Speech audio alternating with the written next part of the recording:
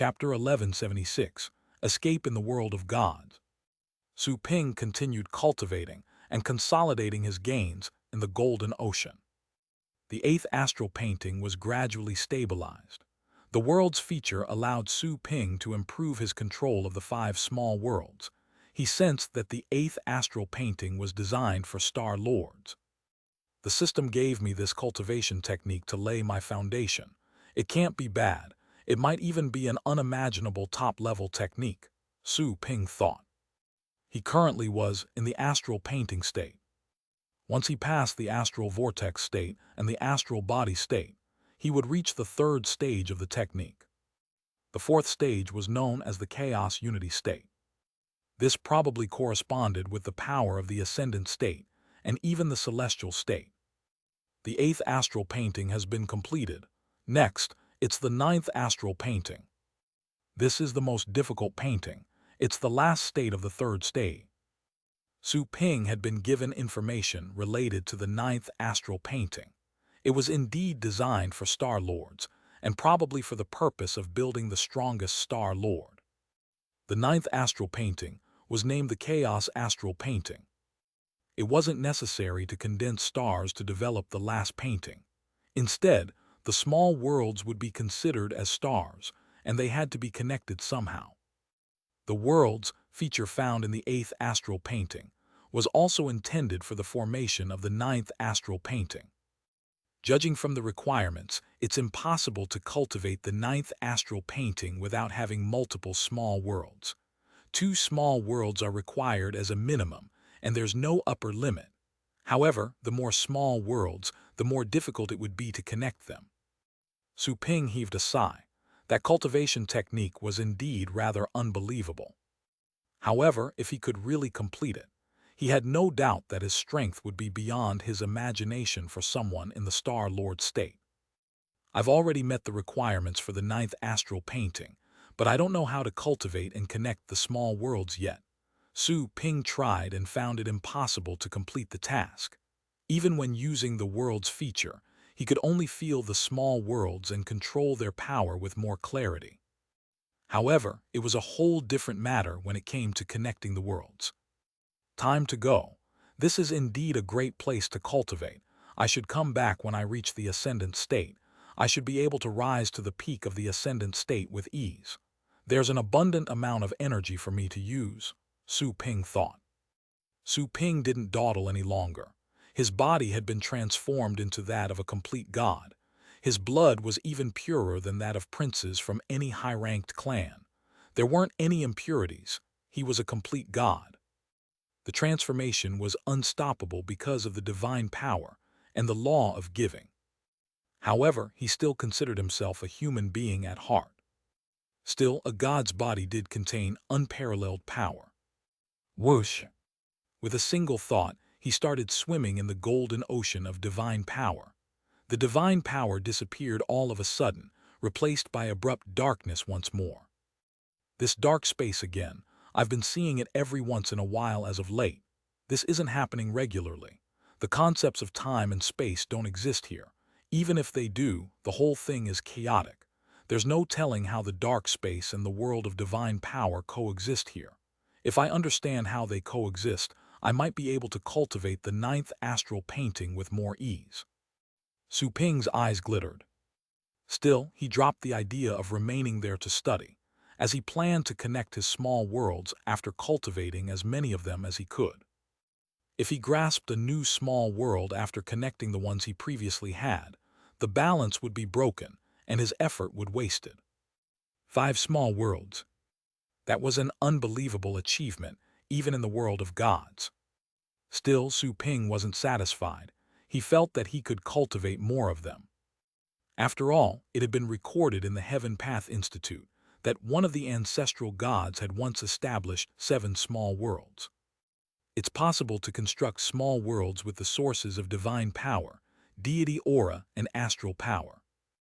Maybe it's also possible to construct a small world with the power of the undead. I should pay a visit to the chaotic realm of the undead next. Su Ping made that decision in his heart. That was the first cultivation site he had ever visited. He robbed the blood crystal to one of the monarchs for the little skeleton to consume. Having traveled to many cultivation sites with Su Ping, the little skeleton had already been optimized. Even though it still belonged to the Skeleton King species on the stats menu, there had been a mutation along the way. Or rather, the little skeleton had improved the upper limit of the Skeleton King's bloodline, making it possible for them to reach the ascendant state. The ascendant state was already a remarkable destination. The little skeleton used to be a mere rank 1 skeleton, hardly able to reach the ocean state, let alone the ascendant state. After all the training and development, Su Ping had helped it transform from the weakest skeleton into a skeleton bearing an ascendant state bloodline. The Chaos Perception Dragon mentioned that I'd be too scared to go out if I went too deep. Have I gone too deep right now? Su Ping looked at the darkness and pondered. He suddenly realized that he couldn't find the way back. Should I return by killing myself? He couldn't. If he were to resurrect randomly, he would only end up somewhere else. I'll look for the exit when I get back to the previous ocean of divine power. Su Ping wasn't at all anxious. He waited patiently in the darkness. There was a special rhythm in the dark space. Su Ping had the feeling that someone was staring at him in the darkness. He felt goosebumps all over his body, but he remained calm. Even if something were indeed hiding there, he could still resurrect after being killed. There was no way to tell how long it had been. Nothing happened. Su Ping thought his eyes blinked, or maybe he didn't. He saw the dazzling golden light again and returned to the world of divine power. Su Ping instantly swam in the divine power, then looked for the exit to return. However, the world of divine power was boundless. Su Ping swam for a long time, but he didn't see any changes. I'm probably the only one who feels desperate while being in an ocean of divine power. Su Ping felt he was being drowned in coins, not knowing whether it was a blessing or a curse. A long time passed, but Su Ping had yet to find the way back, and he encountered the dark space once again. Su Ping kept swimming in the dark space, but he had no sense of direction. He tried his best to swim, but he felt that he was stuck. There wasn't even any wind. Wind was very important as it helped people tell the way. Many animals decided where prey and hunters were using the wind flowing. Without any wind, and because his senses had been blocked, he felt he was being suffocated, as if he were deep down in the sea. A long time later, Su Ping saw nothing but darkness. Right when he was about to give up, he felt that his body was torn apart. Without any sign nor warning, Su Ping's body exploded. He was obliterated. But the next moment, Su Ping chose to resurrect on the spot. The environment was completely dark. What was it? Su Ping was vigilant, but he still couldn't feel a thing. He even suspected that the environment wasn't dark at all. It was just that his senses had been completely blocked, as if stuck under a quilt. The environment could be bright and something was probably observing him. The assault just then was enough evidence for such a theory. My eyes and other senses were blocked, but there's something here. Su Ping couldn't help but feel scared, but he calmed down soon after. He waited quietly for a long time, but he wasn't attacked again. Su Ping thought for a moment, then boldly chose to swim onward. Nobody attacked him again after a long time passed, and he saw nothing but darkness. Su Ping eventually stopped, knowing it would be a waste of time. Most importantly, he couldn't feel the flow of time. His only choice was to keep track by counting numbers. Still, it was possible that time flowed as fast as it did in the outside world. If a day here meant 1,000 years in the outside world, then he would be doomed. I should get out of here first. Even if I find the one who attacked me, I probably can't beat it. It would be pointless. Su Ping shook his head. He was too weak to look into more secrets. There was a boom, as Su Ping chose to blow himself up. Then he randomly resurrected somewhere else. He found himself basking in warm, golden sunshine. His body was falling, and underneath him was a splendid city. He had resurrected in a place high in the sky. He would have surely died from the impact if he were an ordinary person. I must find the young chaos beast first. Su Ping examined the environment carefully. then vaguely determined a direction through the contract. The further away they were from each other, the vaguer the connection would be. Still, no matter how far, he could always feel where his pet was. That was a connection beyond that of blood. It was on the deepest level of one's soul. Whoosh! Su Ping tore the void apart and disappeared. He flashed in rapid succession, but the pet didn't seem to be any closer. Su Ping knew it was probably because they were too far apart. Should I travel by randomly resurrecting? Maybe the location I reappear in will be closer. Su Ping thought about it but eventually gave it up. After half a day of traveling, a vortex appeared in the void and a fierce power came out and enshrouded him. Su Ping's expression had a slight change. Judging by the almighty power, it belonged to another hunter of the Rain clan. They hadn't given up just yet. Su Ping's eyes glittered coldly. Instead of fighting, he chose to detonate himself. Even though he had just finished his training and his combat ability had risen significantly, he was unwilling to expose himself just yet. Otherwise, the Rain clan's retaliation would be even crazier. Indeed, he could break free, but his fellow humans would probably suffer. If they grew exasperated and did something reckless, even the dragon tamers would have a hard time ensuring their safety. "Huh?" exclaimed a man that stepped out of the void. "I haven't done anything yet.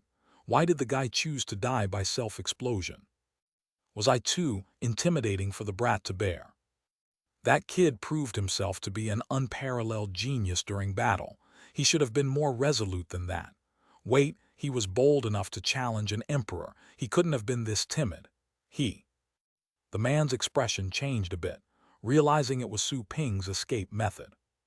Although he didn't know why the guy could escape by blowing himself up, he knew it was probably some unusual technique.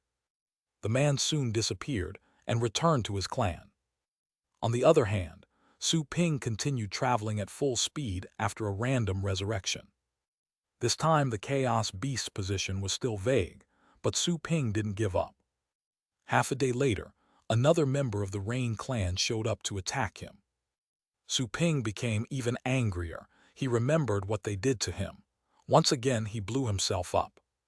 He continued searching for his pet after a random resurrection. The Rain clan continued his hunting efforts. They would catch up to Su Ping within half a day after he resurrected, sometimes even quicker. There was one time when he was spotted right after he rematerialized, so he gathered that he had landed in the Rain clan's territory. They must have been shocked, him daring to show up in their place. Several days later, the news of Su Ping's escape and the Rain clan's manhunt was spread around the world. The human experts, the dragon tamers, and other parties participated. Some were trying to stop him while others went to his rescue. But to their surprise, Su Ping was absolutely unpredictable. Sometimes he was in the southern border of the world for a second, to later appear in the north. Even the emperors would take some time crossing such long distances without catching the attention of the ancestral gods. Still, Su Ping did it. Everyone started wondering if Su Ping had an emperor-level ally, or even an ancestral god proficient in escaping methods. There weren't ancestral gods amongst humans, so the expert either belonged to the dragon tamers or another clan who was hostile to the Rain clan. As a result, the leaders of the Rain clan became rather anxious. They've run throughout the world, and yet they still haven't caught the kid. There's talk about the human kid having an ultimate treasure that allows him to go anywhere. It must be an emperor-level item. The emperors of the Rain clan were deployed, but they also failed. Looks like the Rain clan will suffer. As expected of the second best on the Chaos Talents rank, human beings will rise. Many people across the world were excited as they discussed the matter. 5 days later, Su Ping disappeared and nobody spotted him again. Many people were disappointed. Some claimed that the Rain clan had finally killed him.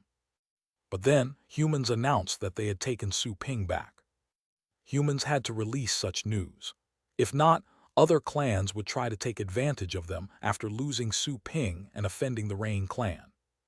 No one knew whether or not their announcement was real. Even more weirdly, the Rain clan became silent too. They didn't show Su Ping's body either. So, Su Ping's death became a mystery. Both civilians and geniuses were discussing heatedly over the matter. In a desolate place, Su Ping appeared. He found it rather unbelievable and thrilling at the same time, because he had randomly resurrected in the place where the Chaos Perception Dragon was found. That was a world of eternal darkness, absolutely different from other regions, always embracing the sunlight. Chapter 1177, Civil War of the Universe. Hardly had he returned when he detected the young Chaos Beast, the little skeleton, and his other pets. But he was wreathed in a strange power before he reached them. Then the world changed, and Su Ping was teleported to another region. A shivering aura was spread out. Su Ping saw the Chaos Perception Dragon, as well as the little skeleton and the young Chaos Beast playing around. The little skeleton and the Inferno Dragon were scared at first, but a good while passed, and they were already having fun with the young Chaos Beast by then. They no longer feared the massive senior beast either. Su Ping guessed that the Chaos Perception Dragon had just taken him there. He instantly said, "Thank you, senior." "When did you come out?" asked the beast in a peaceful and indifferent manner. Still, its voice contained undercurrents that felt like a storm. "Not long ago. It wasn't easy for me to get here," said Su Ping with a bitter smile. The Chaos Perception Dragon gazed at Su Ping with its bloodshot eyes and said after a long time passed, "It seems that you found what you wanted in the Divine Eye. Are you going to leave?" Su Ping nodded. "Thank you for everything, senior. I'm heading back. I hope I can see you again someday." "We belong to different species. Is it appropriate to call me senior?" asked the Chaos Perception Dragon. After feeling dazed for a moment, Su Ping smiled. "Senior, you're kidding. You've done me a great favor regardless of our origins. I hope we can become friends when I become as strong as you, senior, if that's okay with you." The Chaos Perception Dragon looked at him but didn't say anything, simply closing its eyes. Su Ping realized that it was letting him leave. He immediately offered his thanks and then waved at the young Chaos Beast. The little skeleton and his other pets gathered around Su Ping when they saw him.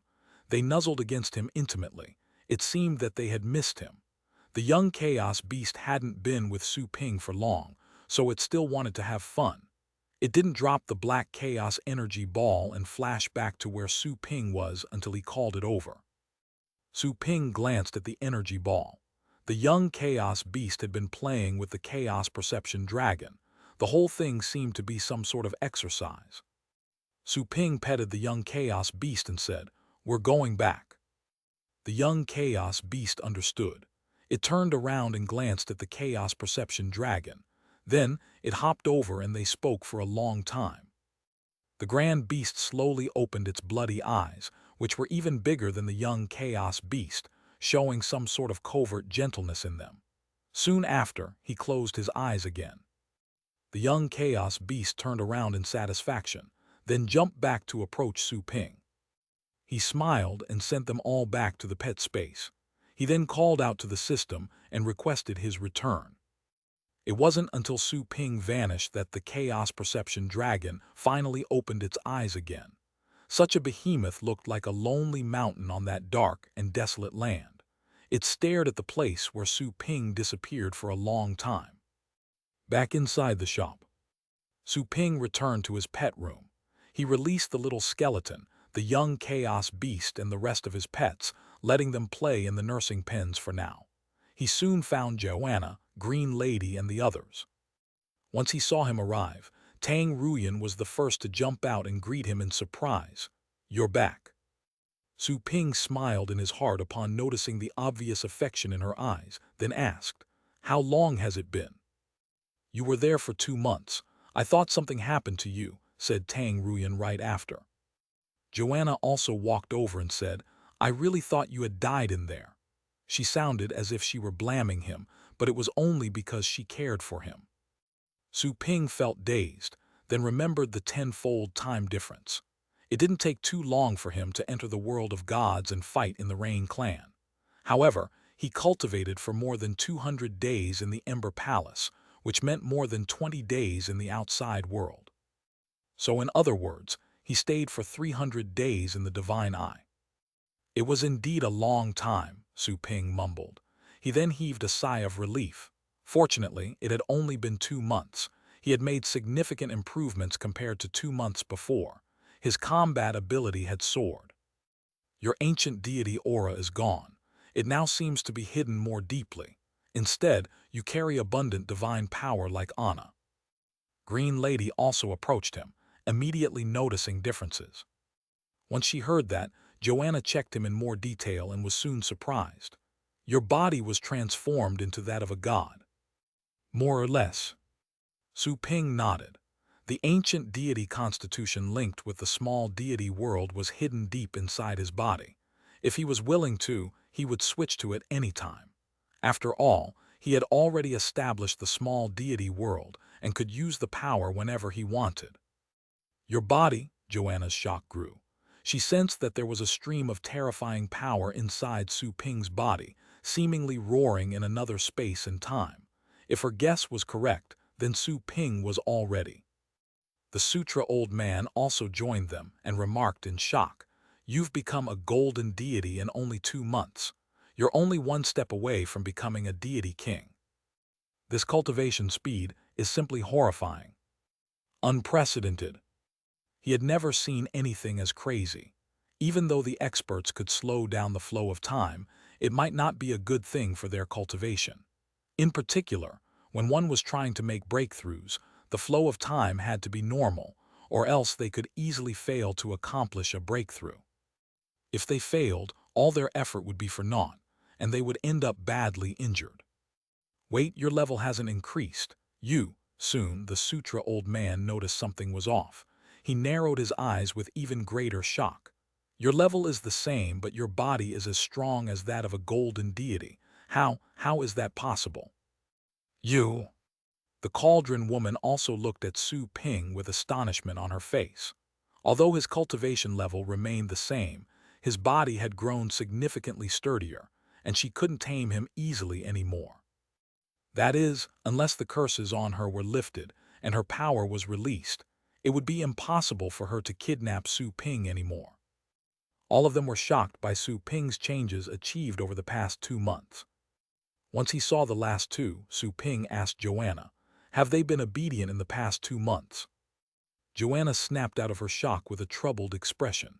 "You're so strong right now that they have to be obedient now. I think that in a while." She didn't continue. She thought that it wouldn't be long for her to also be left behind by Su Ping. The 2 living artifacts showed bitter faces upon hearing what she said. They wouldn't have believed that 2 months prior, but they knew it was an undeniable fact at the moment. Su Ping's growing speed was simply too fast. He was even more unbelievable than the reborn old monster Yi. "Did anything happen in the past 2 months? Any updates on old monster Yi?" asked Su Ping. Joanna shook her head. "Nothing serious. However, the celestial cultivator who has a history with you has been causing quite a mess lately." "Oh?" Su Ping instantly asked, "What kind of mess?" The Sutra old man heaved a sigh and said, "He was in his most vulnerable state when he was just reborn, but we missed that opportunity to kill him. He's been recovering his strength and challenging many people. He's become quite famous. Everybody's talking about him. You can ask your celestial master for details. We don't know much due to the limitation of our identities," said Joanna. Su Ping was intrigued. He nodded, then sank his consciousness into the virtual universe linked to his mind and sent a communication signal to his master. The signal was soon picked up. Shen Huang's projection appeared in front of Su Ping inside a virtual space. "How did your cultivation go?" Shen Huang looked at his disciple with conflicted feelings, as he had been his biggest source of surprise. He knew he wasn't really Su Ping's master and that someone else was teaching him. Nevertheless, Su Ping was definitely one of his most talented disciples. "Not bad." Su Ping didn't go into details. He was incapable of protecting himself until he reached the ascendant state. He certainly didn't want to repeat his escaping experience in the world of gods. He only had 1 life there. I heard that old Monster Yi is causing a lot of trouble recently. Is that true? Asked Su Ping. Shen Huang nodded. Realizing what Su Ping wanted to know, he said, "We missed the best opportunity to kill him. He had been in hiding until 1 month ago, then he got out and killed 2 heavenly lords. Don't worry, they weren't your senior brothers or sisters. They were from different star zones." It said that the 2 heavenly lords were verbally offending him. Still, it's obvious that he's very strong to have slain 2 experts of that caliber at once. He's even stronger than some celestial state experts. Right now, he has established free cities in the chaotic areas beyond the 12 star zones. Countless thugs and thieves of the universe are gathering there. Maybe it won't take long for them to establish a 13th star zone. Shen Huang continued with increasing solemnity, but that's not permanent. If he's given enough time, a civil war where all humans in the universe will be involved might burst out before the universal catastrophe. He certainly doesn't want to claim 1 star zone. He wants to be the king of the universe. Su Ping seemed calm. He wasn't too surprised. After all, the guy was a devil from the age of deities. How could he stand being equal to 12 more experts? I don't think the other Celestials are willing to see that, are they? Who supports him and who opposes him? Asked Su Ping. Shen Huang glanced at Su Ping, feeling somewhat dazed. Even though it was the right question to ask, he thought that Su Ping should have been more surprised. His eyes glittered. Letting the matter drop, he continued, "Indeed, they're taking sides. There are people who support him, those who oppose him, and those who are neutral. Give it a few more decades and maybe the 3 parties will be clearly distinguishable. There will be wars in every aspect. A civil war of a universal scope may break out at any time." Shen Huang didn't continue. He glanced at Su Ping and added, "We're already preparing for war. You only need to know that it's happening. It's actually unnecessary for you to know this. No need to feel any pressure, just focus on cultivation. Even if the sky falls, I'll hold it up for you. Even if I can't, you still have your senior brothers and sisters. You've never met most of them, yet they're all curious about you and want to talk to you. However, I won't let them interrupt your cultivation since we only have limited time." Su Ping nodded in silence. A few decades, there should be enough time for him. "Got it, thank you, master," said Su Ping. "No need to be courteous with me," Shen Huang smiled. Su Ping exited the virtual space after ending the conversation. Old Monster Yi had indeed caused a lot of trouble since he had been reborn. A lot of people would die in the event of a war bursting out. Even a minor conflict in the universe could result in the destruction of hundreds of planets and the deaths of billions of people. Su Ping took a deep breath. He knew he was too weak to fight a celestial at the moment. He hadn't even reached the ascendant state yet, not to mention that old Monster Yi was quite tricky to deal with, even among the celestials. Whoever was capable of slaying a heavenly lord was a fearsome individual. After all, heavenly lords were respected because they could ensure their safety when dealing against celestial cultivators. Su Ping focused his attention, then checked the energy balance in his store. He discovered that the balance had significantly diminished because he had been cultivating with the shop closed. "Looks like the shop has to operate while I train in the cultivation sites. Even if we can offer professional training, it will still earn plenty of energy points from normal training. Otherwise, I'll soon use up the balance." Su Ping didn't know whether or not it would happen again next time he trained in cultivation sites. He might run out of energy for his resurrections if he was caught there for several hundred years. "Get ready for business. The 2 of you will help," said Su Ping to the Sutra old man and the cauldron woman. It was time they were working as employees. The Sutra old man and the cauldron woman looked at each other in bewilderment. However, Joanna, Tang Ruyan and the others smiled. Tang Ruyan opened the door and sunlight entered, illuminating the dim store. The sound of the crowd also came in. Soon after, Tang Ruyan greeted a guest and invited him into the shop. Su Ping asked the still dumbfounded cauldron woman to stand on guard at the door. The Sutra old man was responsible for talking to the guests and answering their questions. After all, he was quite knowledgeable and talkative. While they were busy working, Su Ping left the store and took a brief rest. Wow, what a cute little mouse. Chapter 1178, New Master. A vigorous girl's voice was heard. Su Ping turned around and saw a girl wearing a pink dress and a pointy hat. She was standing in front of the statue near the door with her back bent as she curiously observed. A plump creature was hiding in the shadows of the statue. It was none other than the lightning rat. The creature had purple fur all over its body. Although a rat, it was actually as big as a cat. It was actually getting fatter by the day because it would always lay there and never exercise. The little one woke up and opened its eyes upon hearing the sound, but then closed its eyes again and no longer bothered to respond when it saw the girl who had blocked the sunlight. Some customers had noticed the fat rat laying underneath the statue while Su Ping did business in his store. Some people offered it food, but the critter would simply throw it away in disdain. Whose rat is this? Is it ownerless? The girl looked around but didn't see anyone watching her. She soon noticed Su Ping, so she asked curiously, "Sir, is this your pet?" "It's currently without an owner." Su Ping shook his head. The lightning rat had been lying there for a long time. It had been mopping there, waiting ever since Su Yanying passed away during the battle on the blue planet. Su Ping knew what it was waiting for. However, when some people were gone, they would never come back. Without an owner, dazed, the girl asked with glittering eyes, "Really?" She felt delighted as she looked down at the lightning rat hiding in the shadows. She lowered her back and tried to pick it up. Another fashionable girl quickly stopped her. "Zio Zin, don't. This rat is too dirty. It may be carrying unknown bacteria. They seem to be close friends." "That's all right. It's so cute, it'll be clean if I give it a shower. I can take it to a vet if it does carry bacteria. What if it's sick?" Yu Zin extended her hands towards the lightning rat, disregarding her friend's advice. But the lightning rat opened its eyes exactly at that moment. Coldness flashed within. It extended its silver-sharp claws and slapped the girl's fair hands. "Watch out!" the girl next to her exclaimed in shock. Her dog, full of dark brown spots, roared and dashed out, snapping at the lightning rat's claws.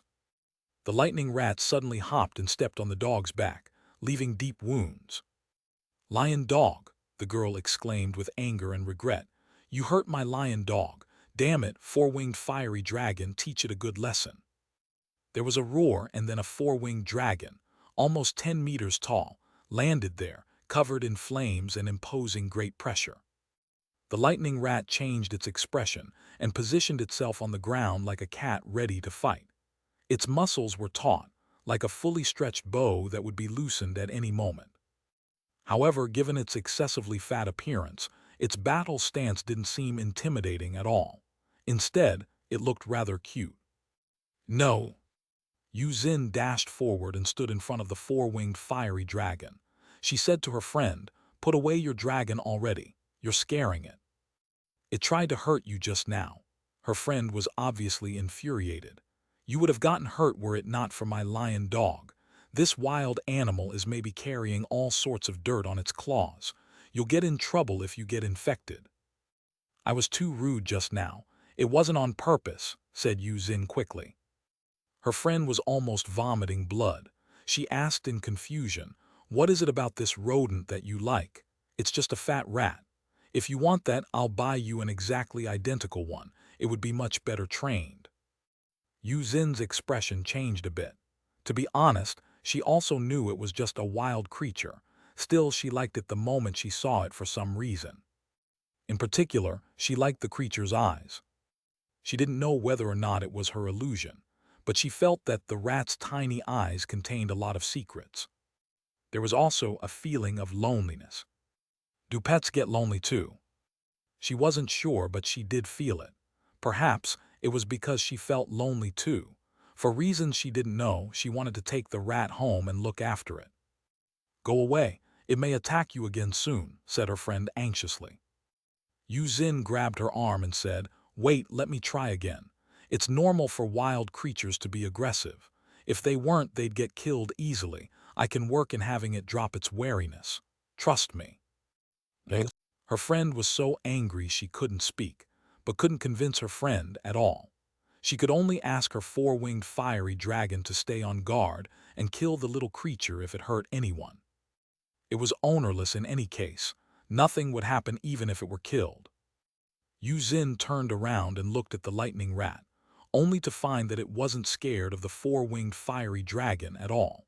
It simply crawled back to the shadow where it stayed, as if that place were its nest. With affection in her eyes, Yuzin slowly squatted and kept her head at the same height as the rat did. They seemed equal in a way. She took some exquisite pet food out of her storage space and put it in her hand. She said softly, "I don't mean to be invasive. Don't be scared." The lightning rat sniffed. It looked at her pet food for a moment, but then withdrew its gaze. Yuzin placed the food closer to the little beast. She smiled in relief upon seeing that it didn't attack her. "Would you like to come home with me? I'll give you a lot of food. I'll help comb and clean you. You'll have a lot of friends to play with." The lightning rat glanced at her, then focused its attention on the pet food. 3 seconds later, it suddenly picked up all the food on the ground and gnawed it. Both Yuzin and her friend were shocked by the astonishing speed. Yuzin took out more pet food with a smile, seeing that the lightning rat was having a good time. "Take your time. I have more food here." She placed more food as she spoke, this time even more closely, as if testing how soon the beast would be on guard. The lightning rat clearly sensed what she was doing. It simply glanced at her and enjoyed the food. It soon finished the food and grabbed another serving. Yuzin chuckled and grabbed a handful of pet food again. This time, she gently extended her hand to the lightning rat after leaving the food. She was attempting to stroke the little fellow. Normally speaking, a wild creature wouldn't accept a stranger's food unless they were friendly and dropped their guard. That was why she dared to have done that.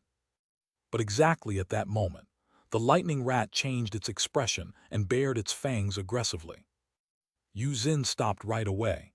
Her friend couldn't bear watching any longer. She snapped, "Such an ungrateful creature, you should kill it." "Let me try again." Yuzin quickly appeased her friend. She kept squatting in front of the lightning rat with hands on her knees. She looked around curiously and asked, "Hey, why are you lying here? Aren't I scared of light? There are so many people here. Aren't you afraid they'll take advantage of you?" The lightning rat seemed to be relaxed again, then continued eating the pet food, showing no interest in responding to her question or even looking at her. Yuzin took out more food after the pet finished. Her friend couldn't stand it anymore. "Your pet food is too precious for such a worthless rat. It won't be worth it even if it's fed to dragons." Yuzin waved a hand. "That's fine, I can always buy more." The lightning rat didn't refuse any of the food. Yuzin attempted to draw closer to the lightning rat. Seeing no reactions, she moved further closer. Then, she slowly took out a necklace, which could confine a wild creature in the pet space. She planned to take it back and ask a trainer to reduce its aggressiveness before she contracted it. However, the moment she took out the necklace, the lightning rat seemed to have noticed something. It seemed to be enraged and was about to charge at her abruptly, with coldness on its claws. Nobody expected that. Also, the lightning rat was too fast for Yuzin to react. Neither could her friend or the four-winged fiery dragon protect her. All of them were in shock. Exactly at that moment, a hand came out of nowhere and clutched the lightning rat that was about to charge. The lightning rat waved its claws angrily while caught in the nape. Su Ping placed the lightning rat back on the ground and said angrily, "Little thing, it's not easy to meet someone who's interested in you. Have some respect." The lightning rat raised its head and looked at him. It regretfully returned to the shadows, knowing that the guy was too strong for him. "The person you're waiting for is not coming back. Don't miss other opportunities. Do you want to lie there for the rest of your life?" Su Ping frowned and asked, feeling it was time the lightning rat accepted reality. Creak, the lightning rat's fur stood up, making it look like a pointy hedgehog. Purple lightning bolts slithered all over its body. It seemed that it would go on a rampage any moment.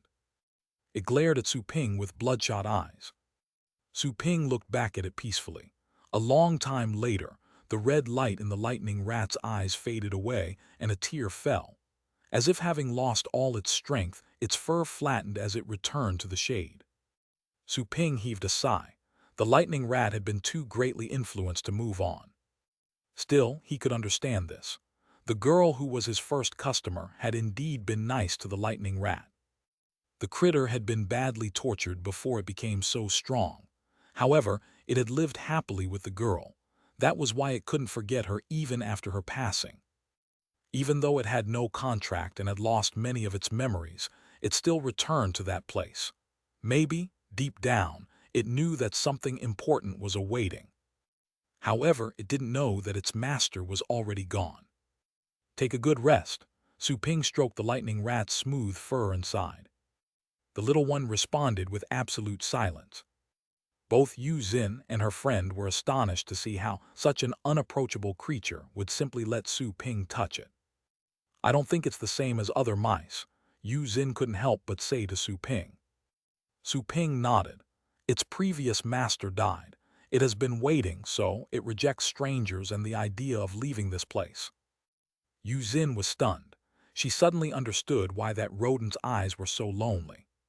So it was waiting for someone.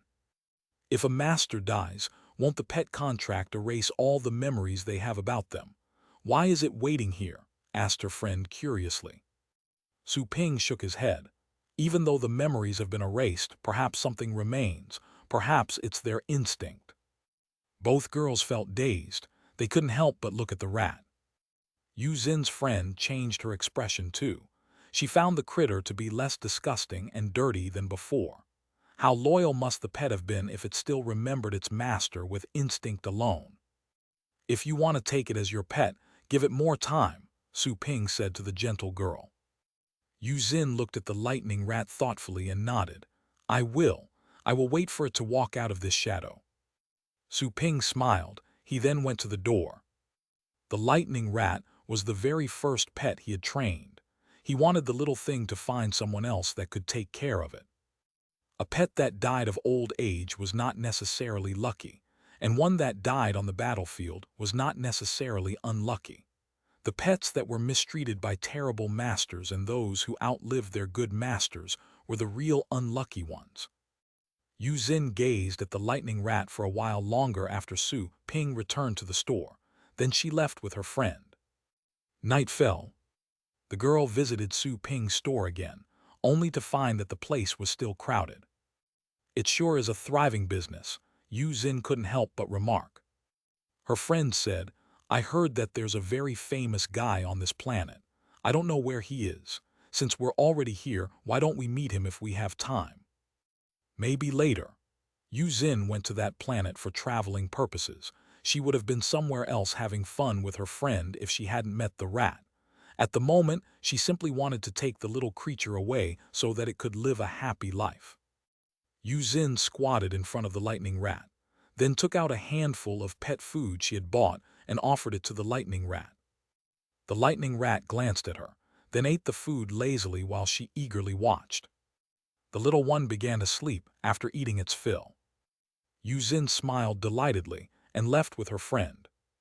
Yu Xin returned the next day and offered more food to the lightning rat until it was full. Then, she turned around and left, without trying to touch it. Chapter 1179, Ancient Palace. One day passed after the other. Why are you so obsessed with that little rat? I've already investigated it. It's just an inferior pet with a horrible bloodline. It's not worth training at all. It'll only occupy your pet spot. This rat is too ungrateful. It has eaten so much food of yours, and it's still too reluctant to go. Her friend could not help but try and persuade her into giving up on the little rodent every time she went to care for it. Days passed. Su Ping chose to train in seclusion again after taking a 2-day rest at the store. He didn't close the store this time, though. He simply found a training room he rarely used and stayed there. That way, he would appear inside the store and avoid scaring the customers when he returned. However, even if he were to return to the lobby, nobody would really be shocked. After all experts were capable of teleporting. Su Ping selected the chaotic realm of the undead this time. Hardly had he arrived when he felt a bone-piercing cold. He opened his eyes and saw a grim and ominous gray sky, as if rotten flesh were hanging up above. The red moons looked bloody and evil in the dim sky. It's been so long. Su Ping heaved a sigh. He smelled the stench of rotten flesh and blood with every breath taken. He was in the middle of a vast forest. However, the trees were rather creepy, blackened as if subject to lightning strikes. Their branches stretched out, making them look like twisted demons. It's true that every world looks distinctly different, Su Ping mumbled, then flew across the sky above the forest. He went to the chaotic realm of the undead for the source of undead power. Answers would only be found by encountering some tough undead creatures. However, unlike the realm of deities and the realm of gods, the chaotic realm of the undead was home to all sorts of monsters he could barely communicate with. Su Ping feared that he wouldn't find any information, even if he ran into any powerful beings. Roar! While Su Ping pondered, a hoarse and scary roar burst out from the woods down below. It turned out to originate from a black and muddy corpse drake. There were dark red circles all over the drake's body which looked like eyes. They actually revealed sharp teeth when they opened. Even the local monsters are cute. Su Ping clicked his tongue and easily dodged the attack. Then, he used his saber aura with abundant divine power, cutting off half of the drake's head with the attack. Black blood and smoke came out, giving off a pungent smell. Divine power arose inside Su Ping's body, and the golden light blocked the black smoke like a shield. The clash of black smoke and golden light produced a sizzle and a lethal venom. Su Ping pointed a finger, darting a beam of golden light into the demon beast. A dazzling golden light burst out of the demon beast in an instant, shattering the creature. A Star-Lord undead creature, too weak. Su Ping glanced at the remains and casually took out a black core, which contained abundant, undead energy. Without him realizing it, hunting beasts a level higher than his were already as simple and easy as eating and drinking. He couldn't even have any fun. After picking up the core, Su Ping moved onward and spread out his senses. He instantly detected the auras hiding in the forest. They were of different sizes and levels. The weakest were only in the ocean state, and the strongest were star lords. That undead corpse dragon surely had been a small lord in that forest. Roar! All the beasts in the forest were excited, since Su Ping had blatantly spread out his senses, plus the undisguised divine power inside his body. Roars were coming from all directions. The ground was also shaking. Many undead creatures lurking in the dark ran to the open. A dozen beasts were already charging at Su Ping in the blink of an eye. There were even pure ghosts and half-ghosts among them. Looks like my divine power is very popular. Su Ping instantly realized why those creatures were excited. Many of them were of lower levels, and yet they were going after him, very unlike their usual battle style. Most of them preferred ambushing others instead of fighting head-on battles like other beasts. Su Ping raised a hand. Golden light glittered on his fingertips, releasing thousands of dazzling blades that executed all the undead creatures. Their bodies rained down from the sky. The pure ghosts simply dissipated after being cut by divine power. No bodies were left behind. I won't be able to get any information until I find at least celestial state creatures. Su Ping dashed forward right after killing those creatures. It would be pointless to waste time on such lackeys in the chaotic realm of the undead. A sharp roar came from the woods after he flew across hundreds of kilometers. It was obviously some sort of sound technique able to affect the soul. Su Ping felt that his eardrums ring, and the effect on his soul was even greater, feeling like a heavy hammer. He was dizzy for a moment. Exactly at that moment, countless trees in the forest were pushed up from the soil, and a black centipede hundreds of meters long dashed out. The beast's legs were like sharp scythes. The most ghastly thing was that it had countless pale, scary human faces on its back. All of them looked as if they were facing their mortal enemy. Su Ping narrowed his eyes. An ascendant undead beast. He didn't run away, he stopped instead. I haven't really enjoyed a fight yet ever since I established the small divinity world. I'll practice with you for starters. The hideous centipede roared, and the countless human faces on its back opened their mouths at the same time. Screams came from all those faces, which entered deep into the soul. Su Ping trembled and felt dizzy again. The scary centipede had already dashed forward. The two sharp blades on its forehead slashed at him, ready to cut him apart and turn him into minced meat. There was a boom. Su Ping felt an excruciating pain after being knocked away. He snapped out of it and saw a wound on the left side of his abdomen, bleeding golden blood. The wound disappeared in the blink of an eye, just as he watched. Su Ping couldn't help but remark, "It heals too fast. I wouldn't have felt a thing if I hadn't seen it." He gained a clearer understanding of his own body. It was really sturdy. "Bring it on." Su Ping charged at the scary centipede. He didn't use his small worlds, simply using physical strength. A shocking battle burst out. Trees trembled violently, and lots of beasts were scared off. Su Ping fought the centipede with the most crude boxing techniques, dealing as much as he received. The fight helped him gauge how sturdy his body was. It was definitely on par with a top-tier artifact. His body was definitely above average in the ascendant tier. In terms of offense, it was below average. Speed was average, and still he was as fast as the scary centipede. Above average defense and below average offense. Only heavenly lords in the ascendant state can beat me now, Su Ping thought. Su Ping heaved a sigh upon remembering the rare materials he had received from the human clan in the world of gods. He owed them a great favor, and could only return it by liberating them. Su Ping's body was kept in peak status thanks to the perfect path of vitality, healing soon after being wounded. The centipede, on the other hand, was already covered in wounds. It didn't look as ferocious as before. Su Ping discovered that divine power suppressed the power of the undead. They were like natural enemies. The wounds caused by his fists took time to heal.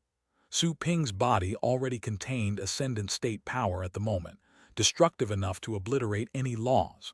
Such oppressive power made it increasingly difficult for the centipede to resist. The centipede seemed to have realized something after fighting for half an hour straight, right when Su Ping was about to test his 5 small worlds. It roared and then escaped. Su Ping was lost for words as he watched the reddened centipede dig into the soil and escape. He gave up the pursuit. The centipede had been greatly strengthened when its skin turned from black to red. However, it was still unable to beat Su Ping. "I wonder how strong I'll be when I truly rise to the ascendant state." Su Ping looked forward to that. Exactly at that moment, a deep pressure was felt. Su Ping raised his head and looked, noticing a shadow in the horizon. The shadow continued to grow in size as he watched, until it revealed itself as a gargantuan bird. The creature's chest had a protrusion with weird faces on it. Smoke was spreading out of some of the faces, as if holding ghosts in their mouths. "This creature is a celestial." Su Ping was quite solemn, as expected of a top cultivation site. To think he would encounter a celestial creature just after entering the site. Most people would never meet the outside world's 12 celestials in their entire lives. Su Ping wasn't planning on hiding. He released his aura. The black bird soon noticed him. It turned its head and flew towards him. "Do you know?" Su Ping opened his mouth and spoke telepathically, right when a terrifying force rushed over and disrupted him. He suddenly felt that there were arms and legs inside his body, which was then torn apart by countless strange hands stretching out of the inside. "What the?" Su Ping felt like cursing, but his soul was also torn apart by some sort of power. He was instantly killed. He resurrected in the same spot. The black bird approached, as if surprised by Su Ping's return to life. "Let me finish." Bang! Su Ping's body exploded again. "FCKU." Su Ping resurrected again and cursed loudly. This time, the black bird realized something and chose not to kill him right away. An immortal god. There doesn't seem to be such a clan among gods. The black bird hovered in front of Su Ping and observed him. Moments later, it suddenly opened its beak and picked him up. "Can't we just talk nicely?" Su Ping was infuriated and speechless. The black bird was truly reckless. All celestials were wise. Even though it wasn't a human being, there should still have ways to communicate. However, it killed him twice without a word. After cursing the black bird with the common tongue of the universe, Su Ping tried asking politely via telepathy, "Senior, do you know where the source of undead power is?" "Senior, Senior, can you hear me? Senior, there's poop on your feather." Su Ping kept trying for a long time, but the black bird didn't respond at all. "Is it going to take me back to feed its children? Fine, I'll kill them all and roast them for food," Su Ping thought angrily. He didn't talk again. The black bird flew really fast. Mountains and rivers on the ground seemed to pass in a flowing light. Su Ping didn't know how long they had been flying. They had surely traversed dozens of galaxies, judging by the angle of the bloody moons. He soon saw a magnificent black mountain before him. There were bones scattered about, stretching for thousands of kilometers in front of the mountain, and there were lakes of blood in the lower parts. There was a splendid palace on the top of the mountain of bones. The black bird then landed outside of the ancient palace. There were 2 stone statues depicting 2 alluring women outside the palace. Their black wings suggested that they were fallen angels. Their faces were soul-stirring. The statues turned back to normal upon seeing the black bird. Their skins were fair and their plump bodies appealing, able to rouse the most primitive desires of any man. Su Ping was dazed for a moment, finding the ancient palace rather familiar. "Have you accomplished the task ordered by the king?" asked one of the alluring fallen angels. The black bird folded its wings and squatted in front of the palace. One of the ugly faces on its chest suddenly replied with a respectful tone, "It's done. I've fetched the item. On the other hand, I encountered this god on my way back. He's rather strange. I killed him twice, but he survived somehow." Su Ping was almost infuriated to death as he looked at the talking face. He had been trying to speak to the black bird's head via telepathy as they traveled, but the creature's brain was on its chest. "What the? A god that does not die." Both fallen angels stared at Su Ping, soon realizing that something was off. His level was low, but his body contained an extraordinary power. Still, that couldn't be the reason why the black bird had failed to kill him. "It's been years since I last saw a god in this place." One of the fallen angel's eyes turned bloodshot. She put her fingers on her lips and licked them with greed and desire. Chapter 1180, The Skeleton King. Su Ping stared at her sexy lips for a while, suddenly wishing he could be her finger. "Stop horsing around. He must be delivered to the king," said the other fallen angel in a scolding tone. She then glanced at Su Ping alluringly before she threw out a black energy chain to tie him up. "This is how you like it." Su Ping was restricted by the chain. He could not break free. He tried for a bit but then gave up. "Follow me." The 2 fallen angels turned around and flew into the palace. The black bird respectfully reduced its body size to several meters tall and followed them. Inside the palace, the place was gloomy and spacious, with bones of all sorts of creatures around the pillars. There were obvious claw and teeth marks on some of the remains. There were also piles of sticky fur and pools of smelly, rotten flesh. Su Ping instantly found the palace familiar. It wasn't until he saw the enormous throne at the end of the palace that he realized it was one of the palaces he had entered through random resurrections on his first trip to the chaotic realm of the undead. He had obtained the little skeleton's bloodline from the treasures underneath the throne. A skeleton wearing a ragged, ancient armor was sleeping soundly on the throne at the moment, hand holding up its chin. "I didn't know it was this dude," Su Ping mumbled to himself, having mixed feelings after he felt the pressure. Back then, he only knew that the Skeleton King was extremely terrifying, but he didn't know how high its level was. After all, the Ascendant and the Celestial Realms were the same in his eyes. "It wouldn't matter how strong you were when I was too weak." However, Su Ping instantly felt how terrifying the Skeleton King was. Even though it was sleeping, it pressured him as if he were confronting the emperors of the Rain clan. It was definitely an emperor-level creature. The two fallen angels respectfully flew down and knelt before the throne. The black bird, on the other hand, shivered and knelt behind Su Ping. Su Ping, however, simply stood there in chains looking around. The fallen angels' expressions showed fear when they noticed this. They transmitted dark power through the chain, and Su Ping felt pressure on his shoulders. His back bent, and the chain caused excruciating pain that made it hard for him to concentrate. "Bitches, what are you doing?" roared Su Ping in agony while holding his head. His roar echoed inside the quiet palace. The two fallen angels and the black bird trembled, scared stiff. They had no idea that such a low-level creature would be bold enough to talk despite the king's overpowering pressure. They raised their fearful heads and looked at the throne, only to see two spots of red light in the empty sockets of the king's skull. The pressure inside the palace became even heavier and squeezed the visitors, rendering the fallen angels and the black bird too scared to breathe. The fallen angel who had enchained Su Ping was shivering. She lowered her head to her chest until it was impossible to go any further. She said in a shivering voice, "My king, forgive me for letting this wretched god disturb you. I'll get rid of him immediately." The skeleton king didn't change his posture, but the red light in his eye sockets became brighter and brighter. The light dwindled soon after, his red eyes returning to a normal size. "Gods!" He gazed at Su Ping with a young yet intimidating voice. "It's been so many years since a god appeared in this world. Weren't all the arrogant and ignorant gods not annihilated in the war?" Su Ping held back the pain caused by the chains. He asked, "You're aware of the godly war.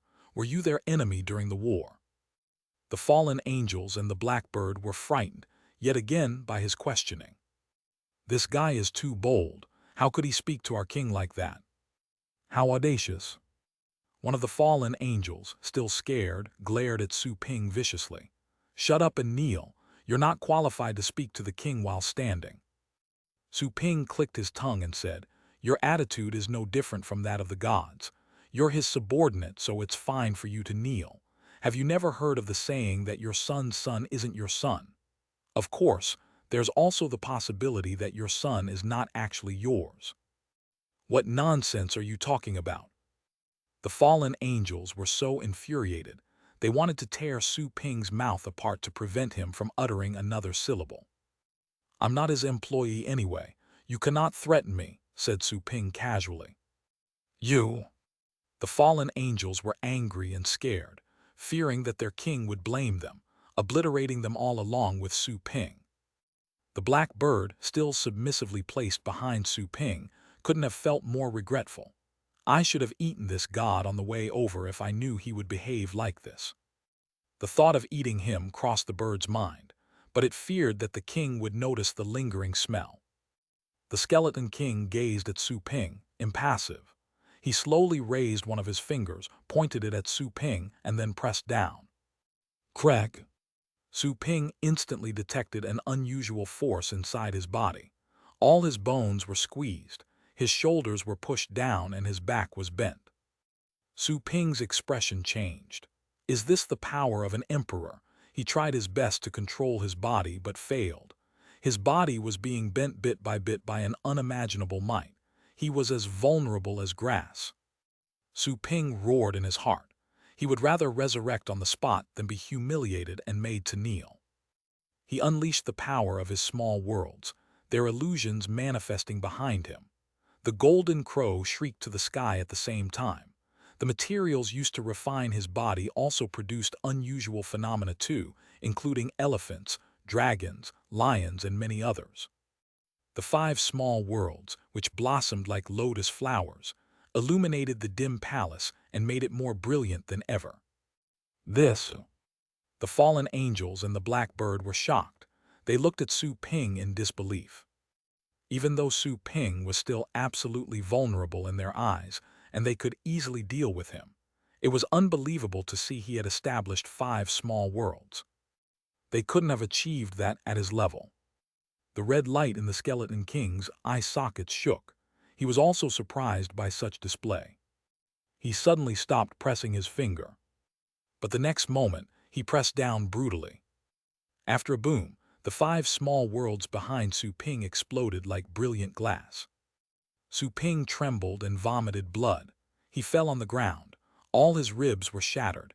His internal organs were dislocated and fissured too. An unparalleled genius god and an enjoyable toy. The Skeleton King put his hand down indifferently and looked down at Su Ping. You can't be alone. Tell me where the rest of your clansmen are, and maybe I'll spare your life and let you serve me. The fallen angels and the black bird shivered, not daring to make a move. All of them kept their heads lowered, touching their chests. Su Ping struggled to raise his head, feeling that he was falling apart. His path of vitality had been suppressed, making it impossible to heal his body. That was the first time he had experienced the power of an emperor in a head-on clash. He was still too vulnerable for such an encounter. If I may ask, do you have a mom? Su Ping asked feebly. The Skeleton King was clearly puzzled, but he replied casually, I was born by absorbing the sole power in the world. The sky and earth count as my mother. Su Ping put on a smile and said, Then, am I lying right on your mother's body and penetrating her? The Skeleton King was stunned, but he soon realized what Su Ping meant. The red light in its eyes dazzled. The next moment, a stormy force was swept out, blowing away the dry bones and the sticky fur. After a boom, the force was imposed upon Su Ping, and he was instantly shattered. His limbs, chest and head were separated and his guts spilled out. However, he was still alive thanks to his remarkable vitality. Furthermore, he would have recovered instantly, were it not for the restriction of that unknown power. Are you letting me do your mother in more positions? Asked Su Ping feebly while still smiling. Bang! Su Ping's head instantly exploded. The Skeleton King was as cold and scary as the abyss. The palace was almost frozen. Little dummy, some of the flesh wriggled and gradually condensed into a tiny mouth, which spoke with obvious mockery. Bang! That bundle of flesh exploded too. Little dummy! Little dummy! All the bits of flesh scattered all over the ground grew mouths and spoke. That was the ability of the 8-9 astral painting of the Chaos Star Chart, which could disintegrate and reorganize any of his cells. Bang, bang, bang. All the flesh exploded. The 2 fallen angels and the black bird trembled in fear with each explosion. They found it absurd. Is this brat a lunatic? Why is he so tough while on the verge of death? Some of the blood splashed on the blackbird and turned into a mouth. This unnerved the blackbird, making it shake its feathers in an attempt to shake off the blood. Alas, the Skeleton King moved even faster. Before the shaking did anything, a force had squeezed the bird, making the blood blow up along with half of the blackbird's wing. The excruciating pain made the black bird want to scream, but it managed to hold back. It was shivering in agony while doing its utmost to be still. Why are you provoking me? Do you want to die? The Skeleton King raised a hand, sucking 5 balls of golden flesh toward him from the floor. Those bits of flesh were still calling him little dummy with their little mouths. The Skeleton King sneered, I won't kill you so easily. I will read your memories, locate your clan, and let you watch how your clan is destroyed. Then I'll hand you to the soul-refining insects. They will nibble you for 1 billion years and make you wish you were dead. Little dummy. The Skeleton King was exasperated, but still managed to hold back. Some sort of power enshrouded Su Ping's flesh. His soul was still intact, even though his body was almost destroyed. At the moment he sensed that a cold wind had entered his mind. The Skeleton King emerged in his mind. Brat, show me all your secrets. You've cultivated 5 small worlds and shown the potential of an emperor. The gods must have a perfect shelter where they trained you. You shouldn't have exposed them. The Skeleton King sneered and ignored Su Ping's clone in his consciousness. It simply dived down. Countless memories flashed around. Soon after, the Skeleton King saw how Su Ping visited their world, noticing the unusual store as well as Su Ping's past, including how he cultivated the 5 small worlds. The memories were displayed, from Su Ping's star state to the ocean state, and from the Federation to the blue planet. Ninth rank, 8th rank, 7th rank. The memories about his every level surfaced. It dated back all the way to the day when Su Ping entered the store. Clang! There was a boom. The Skeleton King trembled, feeling it would soon explode. The whispers that Su Ping heard when he entered the store were like a hammer in his consciousness at the moment, which were about to collapse the Skeleton King's body. While in a trance, there seemed to be a magnificent shadow surfacing in Su Ping's consciousness. The shadow was gradually taking the shape of a splendid building. Boom tilde. The Skeleton King's consciousness fell apart. Right before collapsing, it seemed to have noticed something, which made it shriek in fear. Back on the throne, the Skeleton King seemed to have just woken up from a nightmare. It shouted hysterically, "No!" It didn't even sound like before. The fallen angels and the blackbird were dumbfounded. Phew, phew. The Skeleton King breathed heavily. All of its bones shook. Even though it didn't have any flesh and was nothing but bones, the skeletal being felt it had cold sweat all over. The shivering made the Skeleton King's bones rub against each other, causing noises. It wasn't until a long time passed that the creature finally stopped shaking. It looked at Su Ping's flesh and said hoarsely with fear, You're the chosen one." "What?" Su Ping was confused. He was quite taken aback by the Skeleton King's unexpected response. The guy was all proud and intimidating moments earlier, but he now seemed to have gone through a nightmare. Right after waking up, it was almost falling apart, legs shaking. Is the guy suffering from kidney energy deficiency? Su Ping unconsciously glanced at the guy's empty abdominal area. Chapter 1181. The Neh Soul Ocean. Whoosh! The unknown power restricting Su Ping faded away. The 5 spheres of golden flesh floating in midair instantly reassembled into Su Ping and landed in front of the Skeleton King. Huh? Su Ping was surprised by the Skeleton King's reaction. Wasn't he trying to search my memories? Why is he so panicked after entering my consciousness? Is he ashamed of himself after seeing how handsome I was in my previous life? "I think something is seriously wrong with you," said Su Ping in a low voice. The Skeleton King recovered from the shock and gazed at Su Ping. The red light in his eyes glittered. Even though he didn't have an expression, he was obviously troubled. "You're here to establish the 6th world, right? The method you're using works." Su Ping raised his eyebrows. "Did you really peep into my memories?" The Skeleton King didn't reply. He simply said, "The power source of the chaotic realm of the undead is in the deepest part of the Neh Soul Ocean. The creatures in every universe will be sucked into the abyssal hole in the Neh Soul Ocean after they die. Those souls will float in the ocean. There's a reincarnation path deep inside. They would float in the ocean forever if they're unable to enter the reincarnation path, until they're corrupted by the power of the undead. They either turn into hateful ghosts or become part of the soul ocean. However, the reincarnation path hasn't been fixed ever since it was cut off during the war. So, the creatures in every universe will be stuck there after they die." The Skeleton King added, "This world is getting even more crowded as a result. The local creatures have been feeding off of each other. Although cannibalism will result in powerful soul beasts and undead creatures, the other universes will dwindle if their souls never return and reincarnate. If all the other universes perish and only the chaotic realm of the undead is left." He paused for a moment and said, "This world will also meet its doom. Besides, it will cause another war. The war years ago began when someone tried to block the reincarnation path and stop souls from reincarnating. They hoped to concentrate all souls and absorb them so that they could reach an unprecedented level. Unfortunately, the method was only theoretically possible. When carried out, thousands of worlds perished, and they didn't get the power they sowed in the end." The Skeleton King's eye sockets glittered with red light as he spoke, seemingly regretful.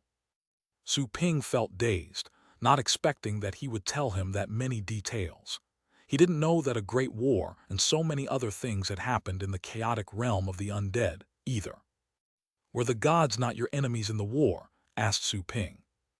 The Skeleton King laughed. "The gods, they were just arrogant and stupid. We wouldn't have ended like this if it weren't for them, but they weren't our enemies. They didn't deserve it. Su Ping was lost for words. You despise the people who despise you. Are you any different from them? You'll understand sooner or later.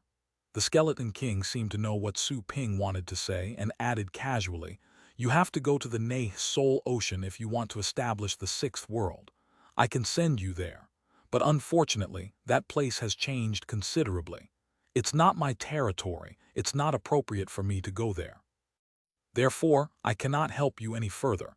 You must rely on yourself. You can resurrect anyway. You may be able to make it if you're lucky. Still, it's much more dangerous than the worlds of gods and deities. It'll depend on yourself whether or not you can establish a sixth world and become the strongest in history. Su Ping slightly opened his mouth, not knowing what to say. The guy's attitude was completely different. Was it because he saw the system when he checked his memories? That was the only possible explanation. The only thing an emperor-level creature could be scared of was the peep-loving system. What did you say? A cold snort sounded in Su Ping's heart. First warning. Su Ping's lips curled, then he continued thinking. The Sutra old man mentioned that the system's store existed in the past, so this Skeleton King might have seen it. You? I don't know anything. The Skeleton King shook his head. Lost for words, Su Ping could only say, then please take me to the border. By the way, we've known each other for a long time. Why don't you give me some farewell presents that you don't need anymore? While remembering the things he saw in Su Ping's memories, the Skeleton King asked with a shivering red light in his eyes, what do you want?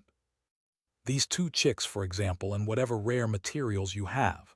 You should know my partners. Do you have anything they can use? Asked Su Ping. The 2 fallen angels raised their heads in shock, watery-eyed and pitiful. Still neither complained. Judging by their king's attitude towards Su Ping, they knew they couldn't afford pissing him off. The Skeleton King said casually, that's no problem. However, it's tricky if you want to take them away. If you do want them, I can seal them in the ascendant state. You'll be able to bind them as pets when you rise to the Star Lord state. Su Ping's eyes glittered. 2 celestial fallen angels as battle pets of my own. But I don't intend to advance just yet. Maybe next time, asked Su Ping. The Skeleton King nodded, no problem. The 2 fallen angels gave pitiful and affectionate looks at their king, unwilling to be abandoned that easily. However, the latter clearly ignored them. The black bird at the rear was stunned. Didn't I deliver this god as an offering to the king? Why did the king offer his beautiful guards to him instead? The black bird was rather panicked, fearing that Su Ping would take it away too for what it did to him. Whoosh! It was clear that Su Ping didn't want the black bird. The 2 beautiful fallen angels were enough for them. He summoned the little skeleton, the Inferno dragon and his other pets, then asked the Skeleton King to pick treasures for them. Hardly had the pets arrived when they noticed the situation. All of them became vigilant, standing protectively before Su Ping, even though they were shivering. They had seen many things along with Su Ping. The current scene was quite terrifying, but they managed to hold back. The Skeleton King seemed less condescending upon checking their reactions. Even though those little creatures were too weak for him, it couldn't have been easy for Su Ping to train them to such an extent. This skeleton doesn't really carry the Skeleton King bloodline. It only carries one which belongs to one of the branches. Now, I bestow upon it the real bloodline of Skeleton Kings. The great being looked at the little skeleton currently protecting Su Ping. He stared at the ragged bone saber on its hip for a moment, then extended his hand to it. The little skeleton changed to a defensive posture and tried to resist, but Su Ping soothed it and made it aware of the situation. The little one was confused. However, it held back the urge to attack and dodge. It stood there obediently. The Skeleton King stroked the little skeleton's head. His fingertips suddenly turned red, the red light gradually condensing into dark blood that flowed down into the little skeleton's head. The blood flowed throughout the skeleton's little body, from its spine, just like a spider network. It didn't stop until the blood reached its feet. Moments later, The blood suddenly solidified like some sort of blood array, which emitted an unusual aura that enshrouded the little one. "We are born kings and we will die kings. When the rotten flesh is gone, our bones shall be immortal," the skeleton king recited in a low voice. The entire palace seemed to be trembling. His voices echoed, causing surging energy tides. The fallen angels and the black bird were too shocked to say anything. "Our king is passing his bloodline to such a weak skeleton." That was the king's bloodline. All three of them were jealous. The inheriting process ended a long while after. The skeleton king withdrew his hand. There was now a hint of redness in the little skeleton's bones. It seemed that the skeletal pet was even more intimidating than before. There were also crystal marks on his bones. They were bone patterns. "From this day forth, you'll be one of the immortal skeleton kings," declared the skeleton king. The little skeleton was dazed for a moment. It suddenly lowered its head, which nearly dropped to the ground. It quickly held its own head and bowed at the skeleton king gratefully. Then it quickly raised its head and looked at Su Ping, seemingly nervous. Su Ping listened with attention, affectionately stroking its little head after figuring out what the little skeleton was thinking. That kid was nervous, thinking that Su Ping would be angry for receiving that huge gift.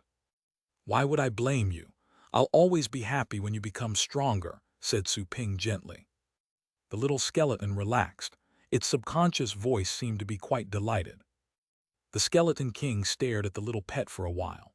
Then he took out more treasures and offered them to the Inferno dragon, the vast sky thunderous dragon, and the others. Some of it was food with a bloodied appearance, while others were smoke-like. They looked like ghosts, which covered the dragon pet and gave its scales extraordinary power. Su Ping looked at the skeleton king in silence. He wasn't afraid that the guy would do anything harmful, because it was unnecessary. A long time passed while everything was done. The skeleton king said to Su Ping, "That's all for now. Do you want to go to the Ne Soul Ocean right now?" "Okay." Su Ping nodded. He then retrieved his pets so they could digest the treasures they just received. The skeleton king glanced at the black bird below. "I'll have it give you a ride to the bottom of the ocean. That place is dangerous even for celestials, but you'll be sent to the depths of the soul ocean." The black bird cried in its heart after hearing that, all its feathers shaking. It couldn't have felt more regretful. It should have just eaten Su Ping when it had the chance. Going to the Ne Soul Ocean was no different from suicide. That place was beyond the skeleton king's territory. They would be seen as invaders. Who would show any respect? Seeing that Su Ping didn't raise any objections, the skeleton king waved a hand to cut an opening in the void. A hazy vortex emerged. He then said, "Get inside. The channel won't last for long." Su Ping nodded and immediately stepped in. The channel was hazy and wet, giving off a coldness that worked directly on the soul. Su Ping felt that the gray mist had dispersed, letting him see the most bizarre view. Space was covered by an ocean. Countless ghosts were floating. It was thousands of times more dreadful than hell. There were enormous whale-like creatures floating in the sky. Their white abdomens made them look like clouds. However, it could be seen upon closer look that there were countless tentacles on those abdomens. The tentacles were the arms of people shivering in the water. Their bodies seemed to have been swallowed by those immense creatures. "Is this the Ne Soul Ocean?" Su Ping was rather astonished. Even though he had traveled to many cultivation sites and seen a lot of terrifying forbidden lands, he was still shocked by that creepy scene. The entire world was an ocean. He was right in the middle of it at the moment. It was just that the water which made the ocean was as light as air. That was mainly because Su Ping's body was extremely sturdy. Otherwise, such seawater would have been as heavy as lead, making it impossible even for him to breathe. The souls of ordinary creatures that had been sent there could only float along with the currents. The souls noticed him observing them and immediately stopped wandering. They charged at Su Ping with excitement. Even though Su Ping always considered himself resolute, he felt that his blood was curdling at the moment. A cold snort was heard before he did anything. Then black light was swept out. annihilating all the nearby undead creatures. They turned into smoke and were absorbed by a feather. The bird placed itself in front of Su Ping and moved forward. It was extremely angry, but it didn't dare vent its fury on Su Ping. Those undead creatures were perfect replacements. "Why are you so angry? Isn't it good to travel with me?" asked Su Ping while chuckling. The black bird nearly vomited blood, teeth gritting, while choosing to ignore Su Ping. It simply regretted not having eaten Su Ping right away. "My king asked me to protect you on the way to the depths of the soul ocean. Follow me. There are many powerful souls here, even I have to be prudent. You'd better hide your godly aura since it's their greatest temptation. I'll seal it for you," said the black bird coldly. It was furious with Su Ping but didn't dare to let it show. It had no idea why its king was giving Su Ping such a special treatment, even offering his own door guards to him. Su Ping's divine power aura was indeed covered, as a beam of black light surrounded him. His long, golden hair turned black and started to emit a demonic aura. Chapter 1182, Abyssal Hole. That was actually unnecessary. Su Ping felt the power that covered him and stopped him from releasing divine power. With a mere thought, all his cells transformed from the inside out, turning from brilliant gold to silver. He changed from a pure god into an ancient deity that carried an elegant aura. The ancient deity constitution had an aura-concealing trait. Adding the path of illusion, it was almost impossible to detect Su Ping. Huh. The black bird was astonished by Su Ping's transformation. The guy is a god. How did he turn into a different species? Also, Su Ping was releasing an ancient aura too. His new identity was as remarkable as that of gods. "Which clan are you from exactly?" the blackbird couldn't help but ask. Su Ping chuckled and said, "I'm a human being." "A human being?" The blackbird was dumbfounded. Still, the creature thought that Su Ping was only messing around, seeing how relaxed he was. Instead of asking further, it said, "It's unnecessary to seal you then." It then casually lifted Su Ping's seal, only leaving a stream of gray undead power, so that Su Ping would melt with the ocean. He was hardly noticeable without careful observation. "Let's go." The black bird led the way, swimming towards the depths of the soul ocean. Su Ping followed him. He understood why gods were so attractive to undead creatures. He had cultivated the source of divine power, which was appealing to all species, including the undead kind. Divine power carried the trait of endowment, able to transform stones into treasures and grass into precious herbs. If anyone grasped such a trait, they could use it to enhance themselves significantly.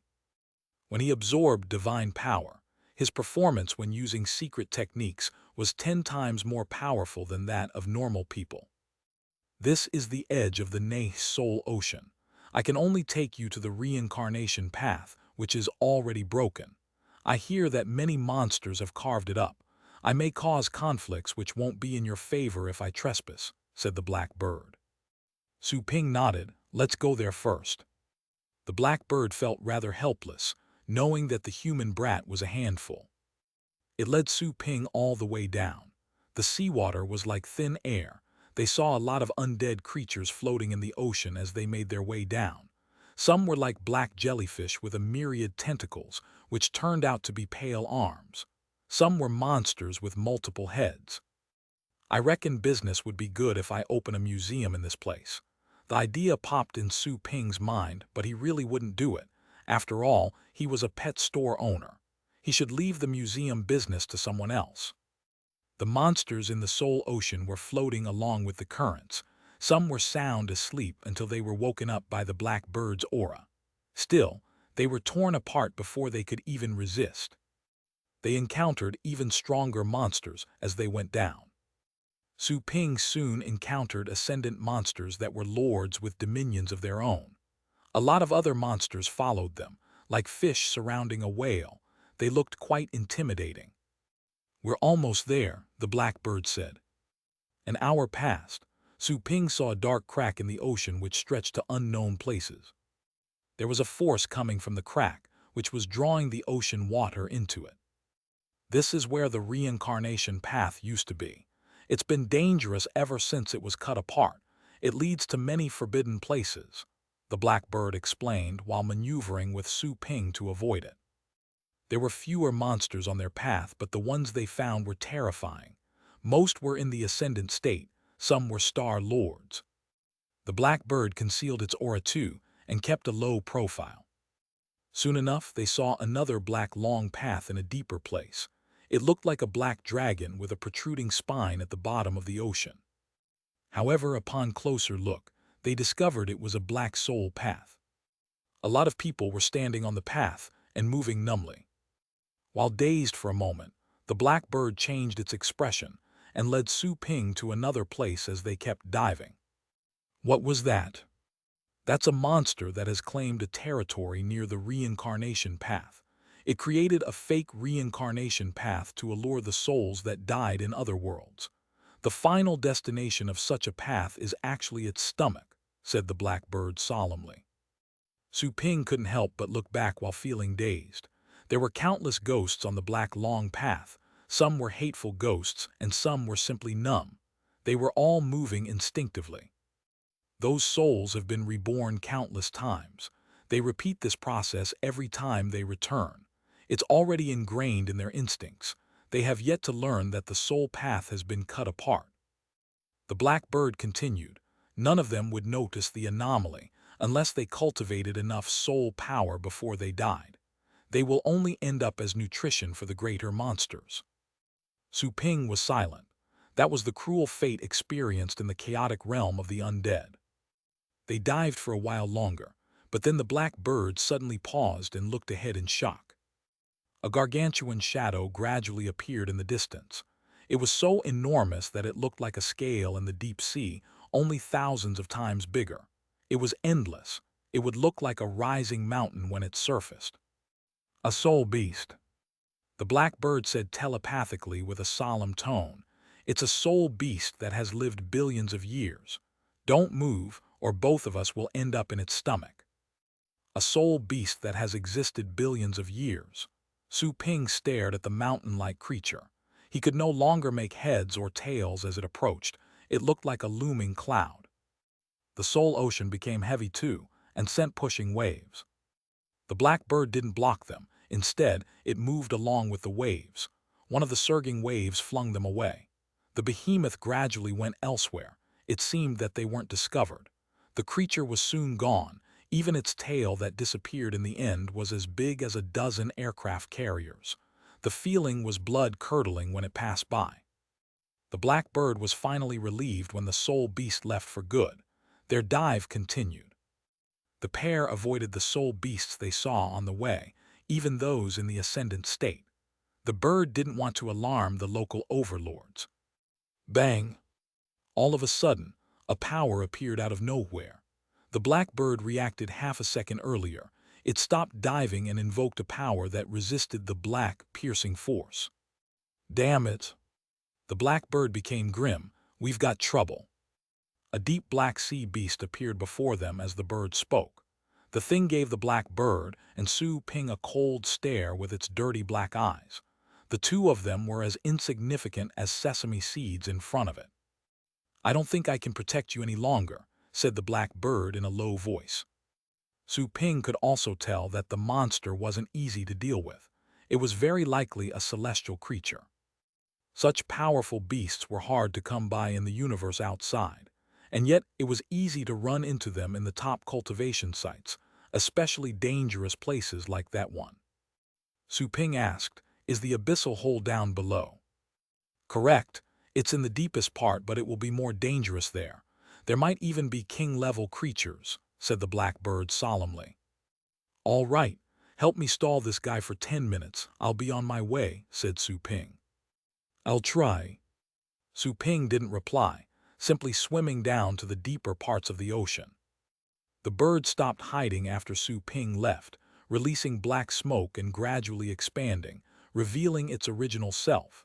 Its size was comparable to that of the monster. The two behemoths confronted each other. Neither made a move. "Kid, I've done enough by bringing you here. Going to the abyssal hole is suicide. Even I wouldn't dare go to that place. There's nothing I can do if you insist on getting yourself killed, whispered the black bird. The tricky bird had actually noticed that monster earlier and deliberately entered its territory. It didn't want to keep diving and come across someone far stronger.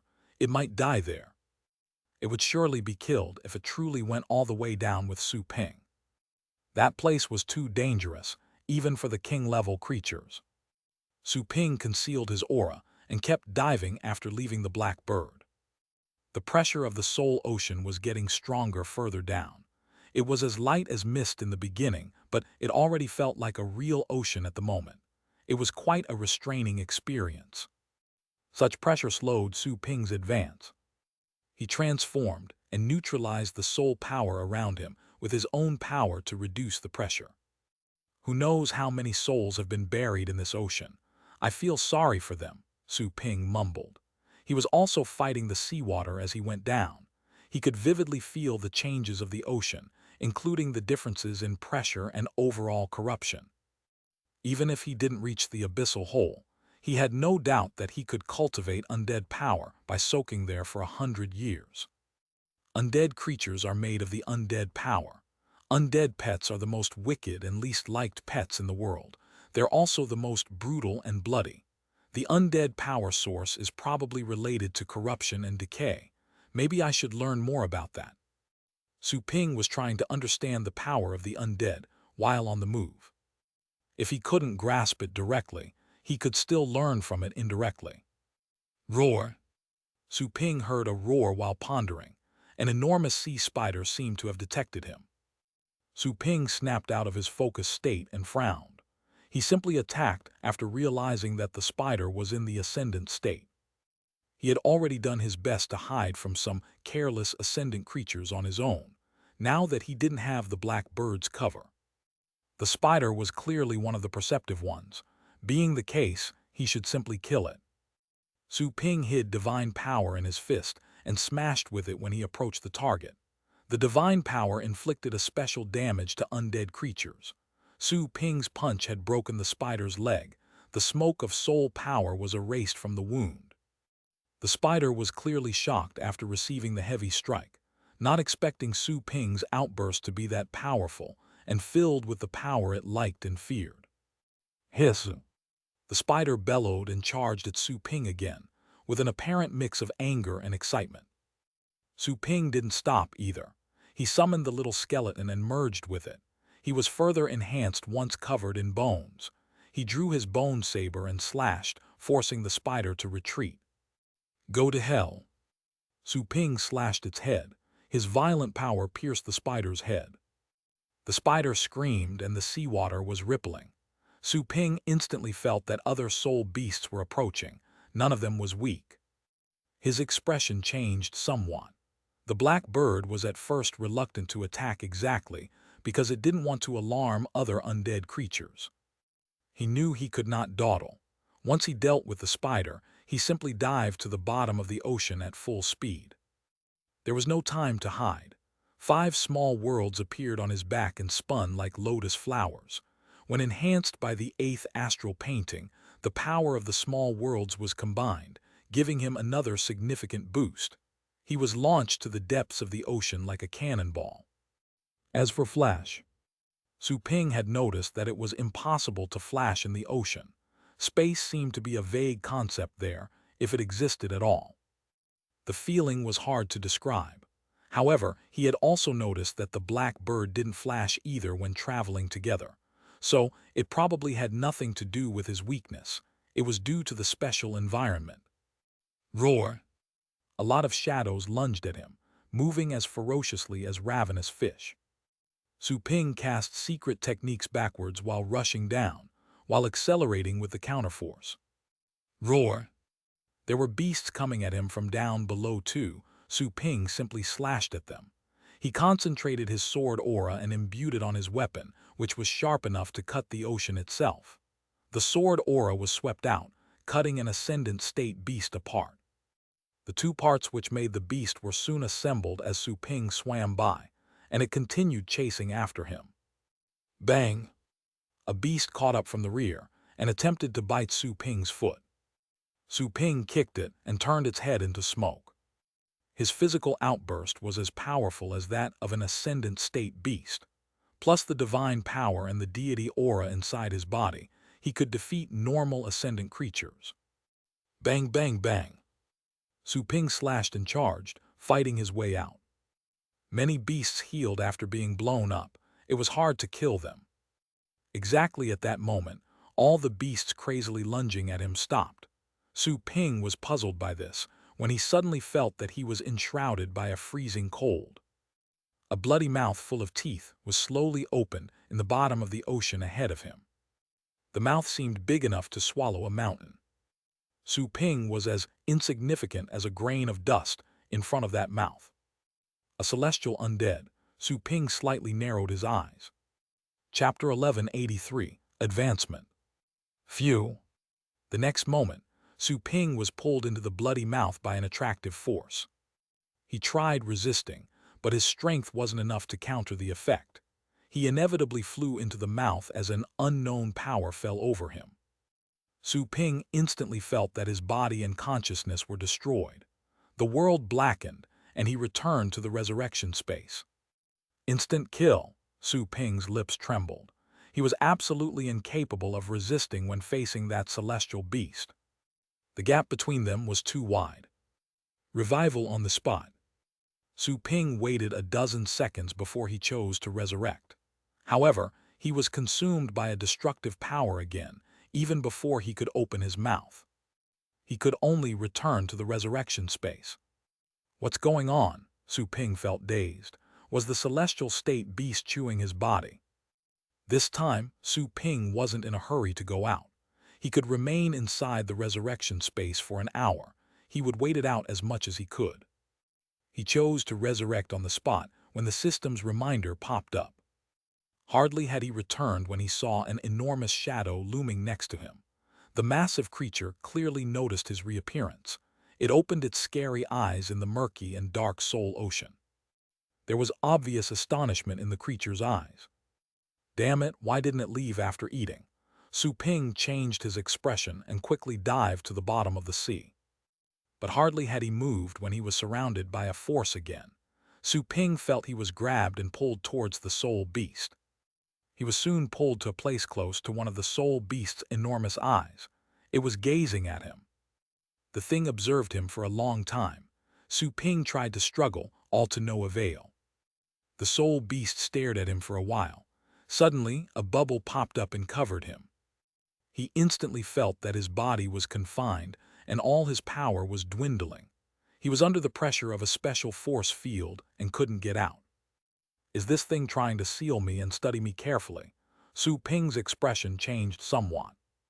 Just as he expected, the soul beast turned around and dived down after being stored in the bubble. Su Ping was pulled along like a tear in the guy's eye. The environment became dimmer and dimmer until it was completely dark. Su Ping focused his power on his eyes, but he could only see things within a 1,000-meter radius. Is it taking me back to its nest? This isn't so bad, though. I don't have to finish the journey on my own. Su Ping's eyes glittered. The soul beast stopped shortly after. There was a complex nest floating in the soul ocean. The soul beast landed right in the middle of it. Many undead creatures were floating around. All of them backed off when they saw the soul beast, only gathering after the greater beast lay down in the nest. Su Ping then saw that the smoke on the soul beast was retracting, gradually turning from an enormous mountain to a being several thousand meters tall. The shrinking continued until it shrank to dozens of meters tall as a magnificent specter. Its body's upper half resembled a brawny man, while its lower half was a beast with many strange limbs. He extended his hand and grabbed Su Ping to observe him carefully. Then, he used his fingernails to squeeze one of Su Ping's arms and then tear it off.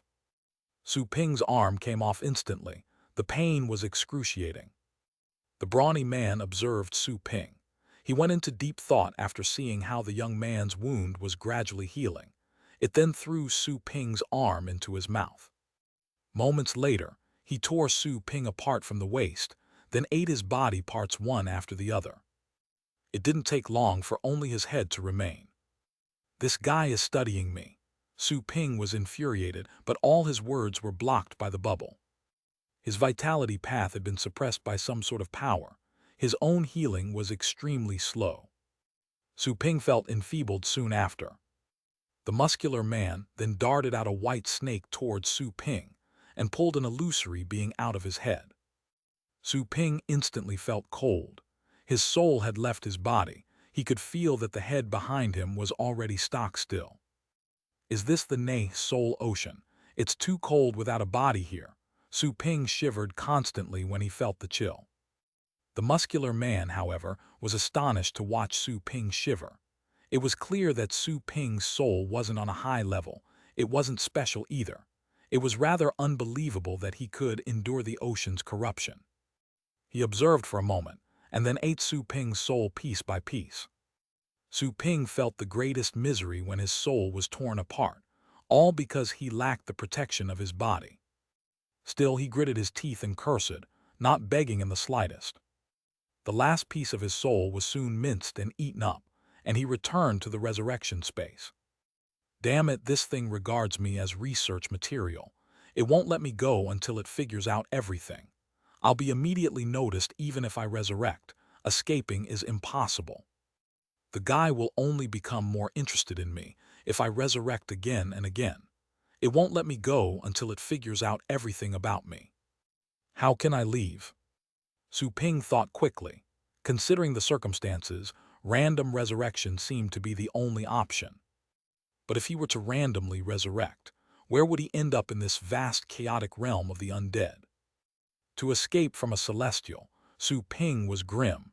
The task was basically impossible. He might be able to do that if he were in the ascendant state, but the gap between him and the celestial at the moment was still too wide. He wouldn't be able to fight a celestial, even if he condensed 7 small worlds. After all, he was only in the star state. Huh.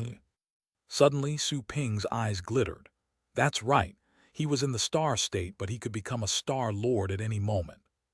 He wouldn't be a match for a celestial opponent, even if he became a star lord, as his combat ability would not increase significantly. However, it's worth trying. Su Ping's eyes glittered. He communicated with the system and displayed the ranking of all species. Even though he was in the resurrection space, it was no problem to talk to the system. Su Ping soon found his ranking. He was ranked at the top among all human beings. That meant that his combat ability while in the star state was unparalleled in the history of humankind. 5 small worlds plus a really sturdy body were indeed beyond anyone's imagination. He checked the rankings of all species, and he saw that he had risen from the 19th all the way to the 6th. I was only in the 19th spot when I had 4 small worlds. My ranking has soared after I established an additional small world. It's true that every small world is like a huge deal. Maybe I'll reach the top 3 if I establish a 6th small world while in the star state. Su Ping's eyes glittered. Once he became a star lord, his combat ability would be comparable with that of other star lords. His ranking would probably drop by then. However, Su Ping wasn't obsessed with being the best in the star state in history yet. After all, there was still a long journey ahead of him. He needed his strength to grow. Besides, none of the best in history could be seen anymore. It was possible that they died prematurely. I never sought a breakthrough because it seemed unnecessary to me. The improvement to the Star Lord state wouldn't significantly boost my combat ability. I've already exploited the Star Lord potential. Given the right opportunity, I'll be able to rise to the Ascendant state. However, it seems to be the only option at the moment. Su Ping took a deep breath. He didn't have anyone to protect him in the Ne Soul Ocean. He couldn't go any deeper on his own, and he had to try his luck. An hour passed rather quickly. Su Ping resurrected and immediately saw the soul beast, who was actually staring back at him, as if knowing that he would return. This guy. Su Ping was grim. He immediately saw a bubble flying towards him, trying to confine him again. However, Su Ping unleashed all his power and revealed the 5 small worlds before the bubble approached. He also released the shackle he had on at the same time. His surging power found an opening, and everything gushed out. Su Ping's aura rose at a fast pace, even causing ripples in the soul ocean. Dazzling golden light burst out. The divine power hidden inside his body was unleashed without restraint, illuminating the dark ocean and making it look golden. All the undead creatures around the nest were stunned. Then they became excited, throwing hungry gazes at Su Ping. The soul beast knew that their reaction wasn't good, its expression changing a bit as a result. It released a power that looked like a black curtain, preventing Su Ping's divine power from being detected by anyone else. However, right when the black curtain had covered him, a golden lightning came down from the sky and struck and pierced the curtain. The soul beast was shocked. It looked at the sky. All the seawater began to revolve, turning into a vortex that led straight to the sky. A vacuum had been formed in the murky soul ocean, with the nest and Su Ping's body as the center. Golden lightning bolts were everywhere, coming from the sky above the vortex. It was a heavenly tribulation caused by advancement. Roar! The brawny beast was furious. Once again, it tried to cover Su Ping's aura with darkness. However, the thunderclouds above seemed to be infuriated. A lightning strike resembling an axe struck down and tore all darkness apart.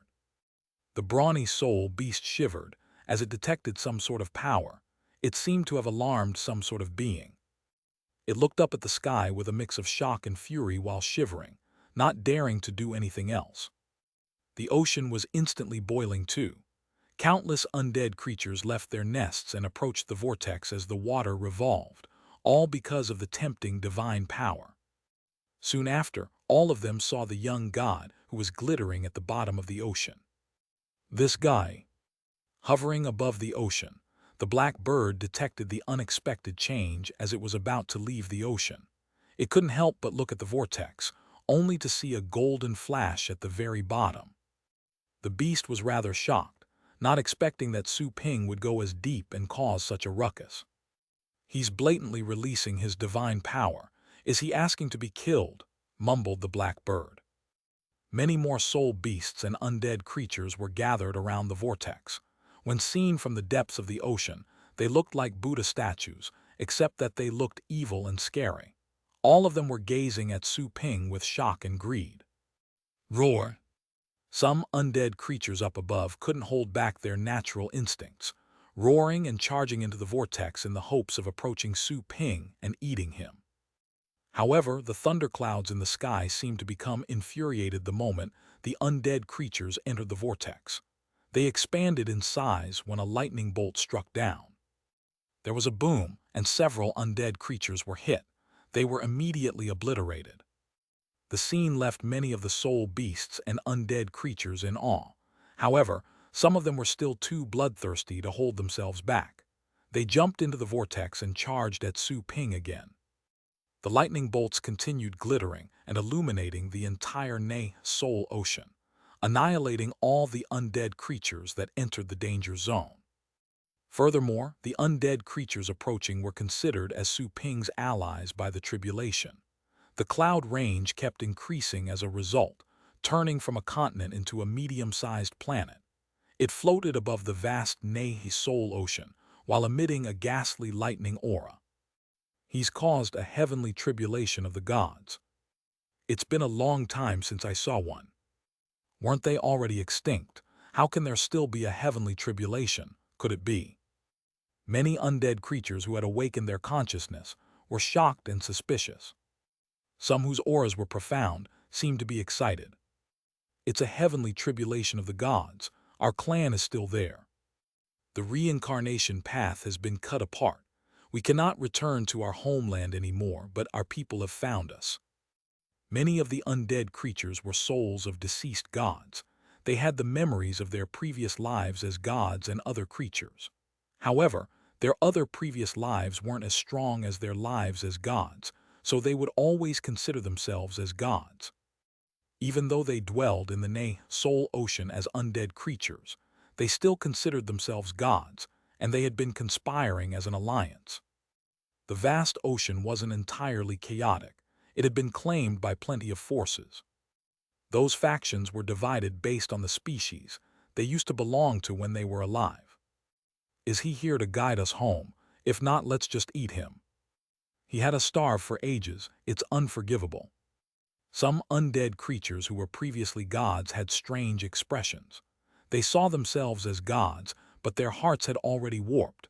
They were as evil as the rest of the undead creatures. Su Ping had broken free from the brawny soul beast at the bottom of the ocean, while the undead creatures and soul beasts were watching. That strong guy no longer dared to get any closer to him, fearing that he would be considered as Su Ping's ally and thus be punished by the heavenly tribulation. Chapter 1184, Spirit of the Gods. So many undead creatures. Su Ping raised his head and looked. There was a huge vortex revolving in the ocean, with countless undead creatures swirling around. Those creatures would surely swarm over once the heavenly tribulation ended. Su Ping took a deep breath. He wasn't scared at all, rather, he shivered in excitement. He turned around and dashed towards the depths of the ocean. The vortex stretched downwards, following Su Ping's movements, maintaining a connection with him. If you want to eat me, just come. Su Ping looked at the furious brawny sea beast and ignored its furious eyes. He rushed out of its nest, then moved deeper into the ocean. He didn't expect the heavenly tribulation to be that massive, either. He had only planned to break free with the help of the tribulation's power. However, it turned out to be much more powerful than expected, enough to give pause to that celestial sea beast. Hulu. The undead creatures surrounding the vortex became anxious as they saw him run off. Many of them had been holding back because they thought they could eat Su Ping after the heavenly tribulation. How could they let their prey escape? Many of the irrational undead creatures jumped down and chased Su Ping in the vortex. Thanks to Vortex's special conditions, the undead creatures floating above could easily reach the bottom without enduring any pressure given off by the soul ocean. However, the heavenly tribulation was instantly triggered when the undead creatures jumped into the vortex, annihilating them all with golden lightning bolts. The tribulation became even larger than before, as though angered by their actions.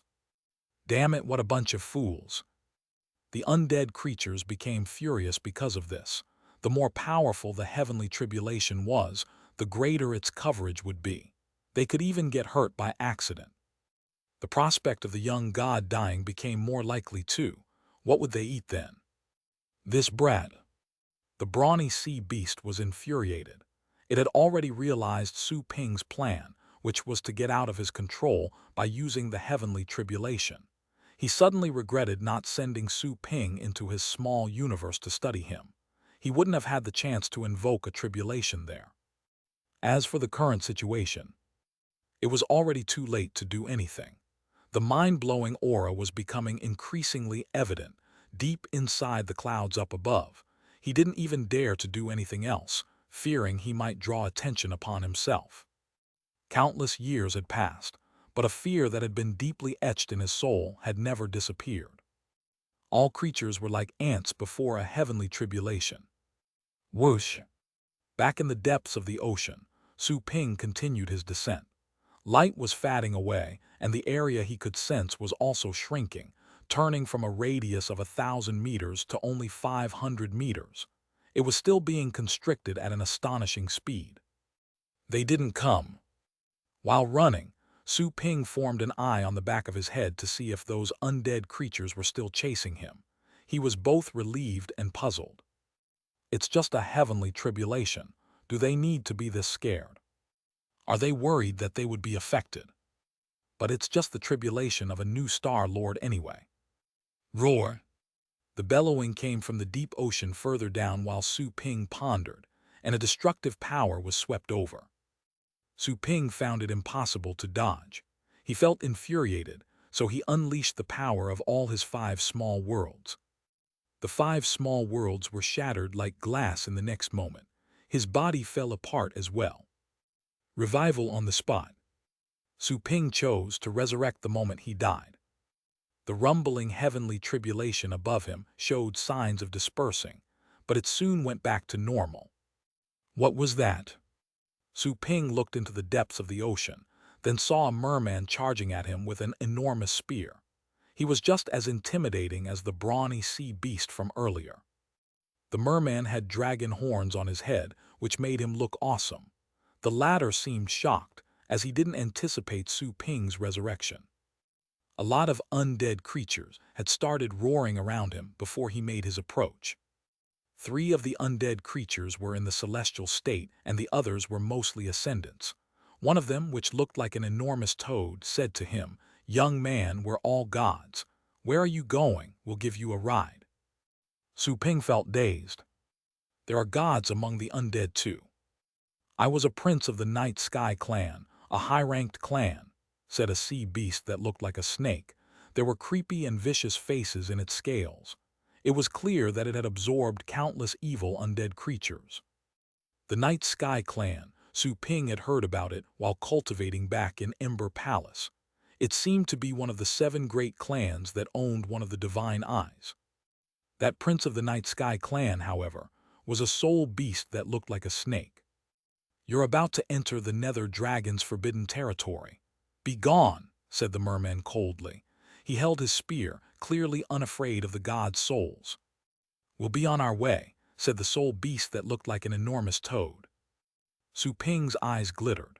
Once realizing their intent, he immediately said, "Guys, truth be told, I want to go to the abyssal hole." Even though the self-proclaimed gods were probably not trustworthy, Su Ping could only rely on them at the moment. He would be able to go there in his own way if they couldn't help. The abyssal hole. Everybody was shocked to hear what Su Ping said, not expecting his destination to be that place. The prince of the Night Sky clan asked, "Why do you want to go there?" "That's the place where the souls of all worlds are absorbed and then sent into this ocean. Are you planning on going to other worlds through the hole? If so, I suggest you give up right now. That's a dead end." Su Ping shook his head and said, "I simply want to go there, not to another world."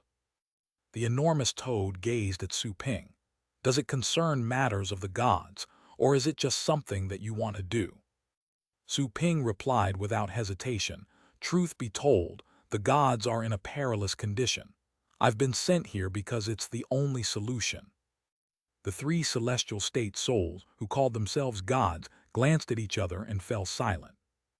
They had heard something about the war that happened countless years before, and experienced the gods' decline, but they didn't expect the gods to be caught in such a dangerous moment. "You've cultivated 5 small worlds at this level. You must be one of the most talented gods in the younger generation. You're so rare," mumbled the prince of the Night Sky clan. "Think carefully. The abyssal hole is where Lord Nether Dragon sleeps. You'll end up as food if you go there recklessly and wake him up," said the merman while sneering coldly, still wielding his spear. Su Ping frowned. It sounded like the Nether Dragon was in a realm beyond the celestial state. He had to be an emperor. The souls of the gods looked at each other in bewilderment after the merman's warning. Moments later, the prince of the Night Sky clan sneered and said, "For the sake of the gods, it doesn't matter even if we have to die." "Indeed, we didn't have a chance to take part in the war. We could only watch our homes be destroyed and our race annihilated. Now that there's a chance to hope, how can we just stand by and watch? I've had enough of this goddamned soul ocean. Even if I never reincarnate, so what? I won't regret it." Other souls chimed in with excitement and fury after the 3 celestial souls expressed their standing. They hadn't been deeply corrupted yet. They still kept their pride and consciousness as gods.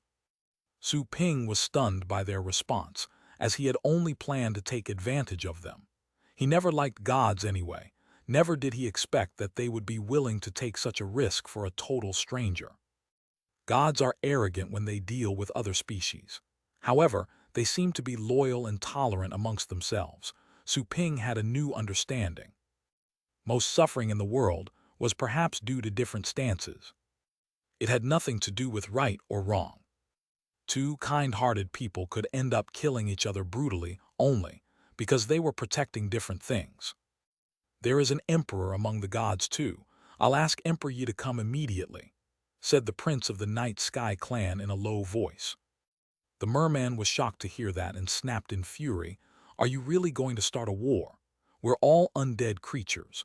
What happened in the past should stay in the past. You should consider the chaotic realm of the undead as your homeland. This is the beginning and the end of all universes. Your identity as gods was just a memory from one of your lives." You're not wrong. However, you never lived as a god. You don't know the first thing about the pride of gods, which exceeds everything. We're proud of being gods. We're proud of being gods. All the souls waved their arms and roared with utmost dignity. Even though they looked twisted and hideous as undead creatures, their common quality looked like a dazzling diamond. They were the pure supreme gods. Of all the lives that I've lived, the one where I was a god is the one I'll never forget. Even though I'm an undead creature right now, I will always look down upon other species," said the enormous toad with a sophisticated expression. The souls of the other gods echoed those thoughts with excitement. The merman changed his expression and shouted angrily, "Lunatics, all of you will die miserably." "How can a god be scared of death?" said the prince of the Night Sky clan with a snort. "We live forever above all worlds. It's something that you'll never understand," cried one of the god's souls. Su Ping looked at them and vividly felt their pride at that moment. He had only felt their arrogance in the past, especially when he faced the Rain clan and other gods. It wasn't until that moment that he experienced the unwavering pride that was hidden under their arrogance. This godly spirit is perhaps what makes them truly great, Su Ping thought. The ocean shook at that moment. Then, the water temperature plummeted and all noise disappeared. Even the rumbling thunder above the vortex seemed to have been blocked. There seemed to be something that opened its eyes and stared at those present, right from the dark bottom of the ocean. The god's souls changed their expression, then looked over nervously. Exactly at that moment, a wave of seawater in the shape of a scary mouth swept over to devour them all. "Oh no, it's the Nether Dragon," the prince of the Night Sky clan said quickly. "Get out of the way." The enormous toad roared and spouted a wave in the seawater as an attempt to destroy the mouth. However, the wave was directly swallowed when it reached the mouth. The only effect was a slight deformation. Right when the mouth was about to swallow them all, a snort echoed throughout the ocean, and a dark figure descended from up above, landing on the mouth and shattering it. It was a man who was 8 meters tall with 8 wings on his back. He looked like a devil from myth, emitting a heavy, intimidating aura of the undead. Emperor Yi, the prince of the Night Sky clan, and the other souls were thrilled to see him. "Emperor Yi, you've crossed the border," said a being with a low and cold voice, deep in the abyss. "Nether Dragon, that was outrageous." Emperor Yi said indifferently and clearly, "The god's souls didn't mean to offend you. Why did you attack them?" "Emperor Yi, don't forget your identity. You're no longer gods, stop fantasizing. The gods are gone and the world of gods has been shattered. You saw the war with your own eyes. Even though you were but a child, I don't think you can ever forget it. All those who saw the war will never forget, not even ants would," said the Nether Dragon from the bottom of the abyss. Emperor Yi snorted and said, "Of course I will never forget it. Even though we're undead creatures right now, we'll always be gods because we once were. There's no need to talk about that." The Nether Dragon snorted back, then said, "You're just being stupid. I would rather not waste my time on you. I'll spare you as long as you get out of my place." Emperor Yi ignored the creature and looked at Su Ping. He sized the latter up and remarked with admiration in his eyes, "There aren't many gods like you these days, right?" Su Ping suddenly felt guilty and ashamed because of his lie. Those god souls were obsessed with godhood and were willing to fight for him even though they had never met before. However, with everything reaching that point, he would cause greater trouble if he were to confess the truth. He could only say, "Indeed, there are." "Why are you heading to the abyssal hole?" asked Emperor Yi softly. After taking a deep breath, Su Ping said, "I want to find a new path and create one of my own. I want to grow stronger and break all shackles." That wasn't a complete lie. He meant what he said. Emperor Yi nodded and said, Our clan must have tried their best to send such a genius as yourself to this place. Fine, we the deceased souls will help you reach your destination. Chapter 1185, Relentless Battle. Emperor Yi, the nether dragon roared furiously. Do you really want to turn me into your enemy? My enemy? Emperor Yi smiled in disdain. So what if all the other species are my enemies? Gods are the lords of all species. You would have been nothing but my servant in the age when we reigned supreme. You're asking to be killed. The nether dragon was deeply enraged. It could not tolerate the guy's arrogance. Su Ping was momentarily stunned by Emperor Yi's words, while putting on a bitter, silent smile.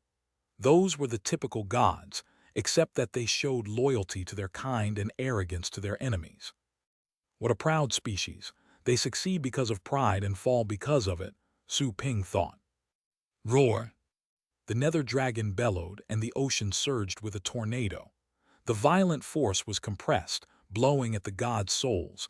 They had to hide behind Emperor Yi. Dark smoke was rising on Emperor Yi's body, which looked like a devil. He gradually expanded, then suddenly took action, sending out a beam of light that sliced through the ocean like a shooting star. The nether dragon slithered upwards, instantly engaging with Emperor Yi in another time and space, which was constantly being distorted.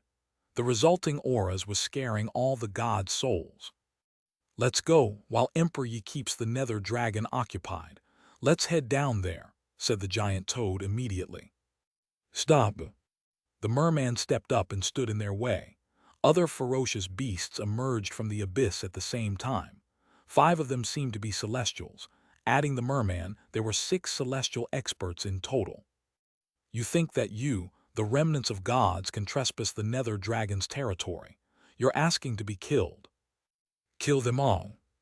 It's been a long time since I've had my fill. I'm hungry. Those undead creatures came in various shapes, but all of them emitted a terrifying aura. 3 against 6. You don't stand any chance of winning, do you?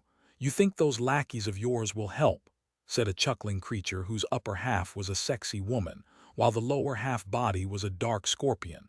There was bloodthirst in her eyes. The Night Sky clan's prince and the others were sullen. Indeed, they didn't have any advantage. Guys, are you scared? Asked the Night Sky clan's prince all of a sudden. The giant toad grinned and said, Scared? Have we ever been scared? It was my clan that led the charge during the war. Who's qualified to charge if not us? They were proud gods even during the war. They acted arrogantly when dealing with other species, both in peace and in war. They were always the vanguard. I'm afraid that you're mistaken. We're not here to fight, we're here to devote our lives, said one of the celestial state souls with a sneer. The ascendant god's souls were no longer timid. They stared at the 6 celestials with determination. Even though they would be nothing more than fireflies in the upcoming battle, they could still glow once if they worked together. You're truly stubborn. We're all souls. The gods you knew were just shells some were reborn in. We've always been the cores of all species. It's hilarious to see you consider yourselves gods, said the merman angrily. You're wrong. Even though souls are the cores of all species, they are distinguished from each other because of their appearances. That's what makes us different. Why bother talking to them? They'll never understand the spirit of the gods.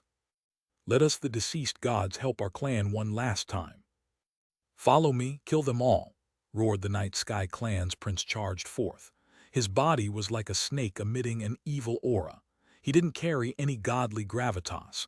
However, there seemed to be some sort of power that made it special as it attacked.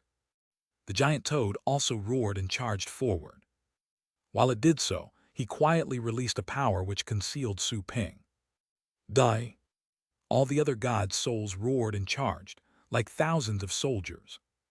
They were fighting their last battle as former gods. The 6 celestials under the nether dragon's command changed their expressions upon seeing them approach. Naturally, they could annihilate the enemies with ease. However, those lunatics weren't just fighting. They were determined to sacrifice themselves. Even though they had twice as many subordinates, they didn't really have an advantage. They didn't want to die along with the lunatics. One's life would be at risk once there was an injury. while dwelling in the Soul Ocean. Heavy injuries were tantamount to eventually being swallowed by someone else. They might even be swallowed by the nether dragon as additional nutrition. Only those valuable enough could survive in that place. Hurry up and stop them. They cannot pass.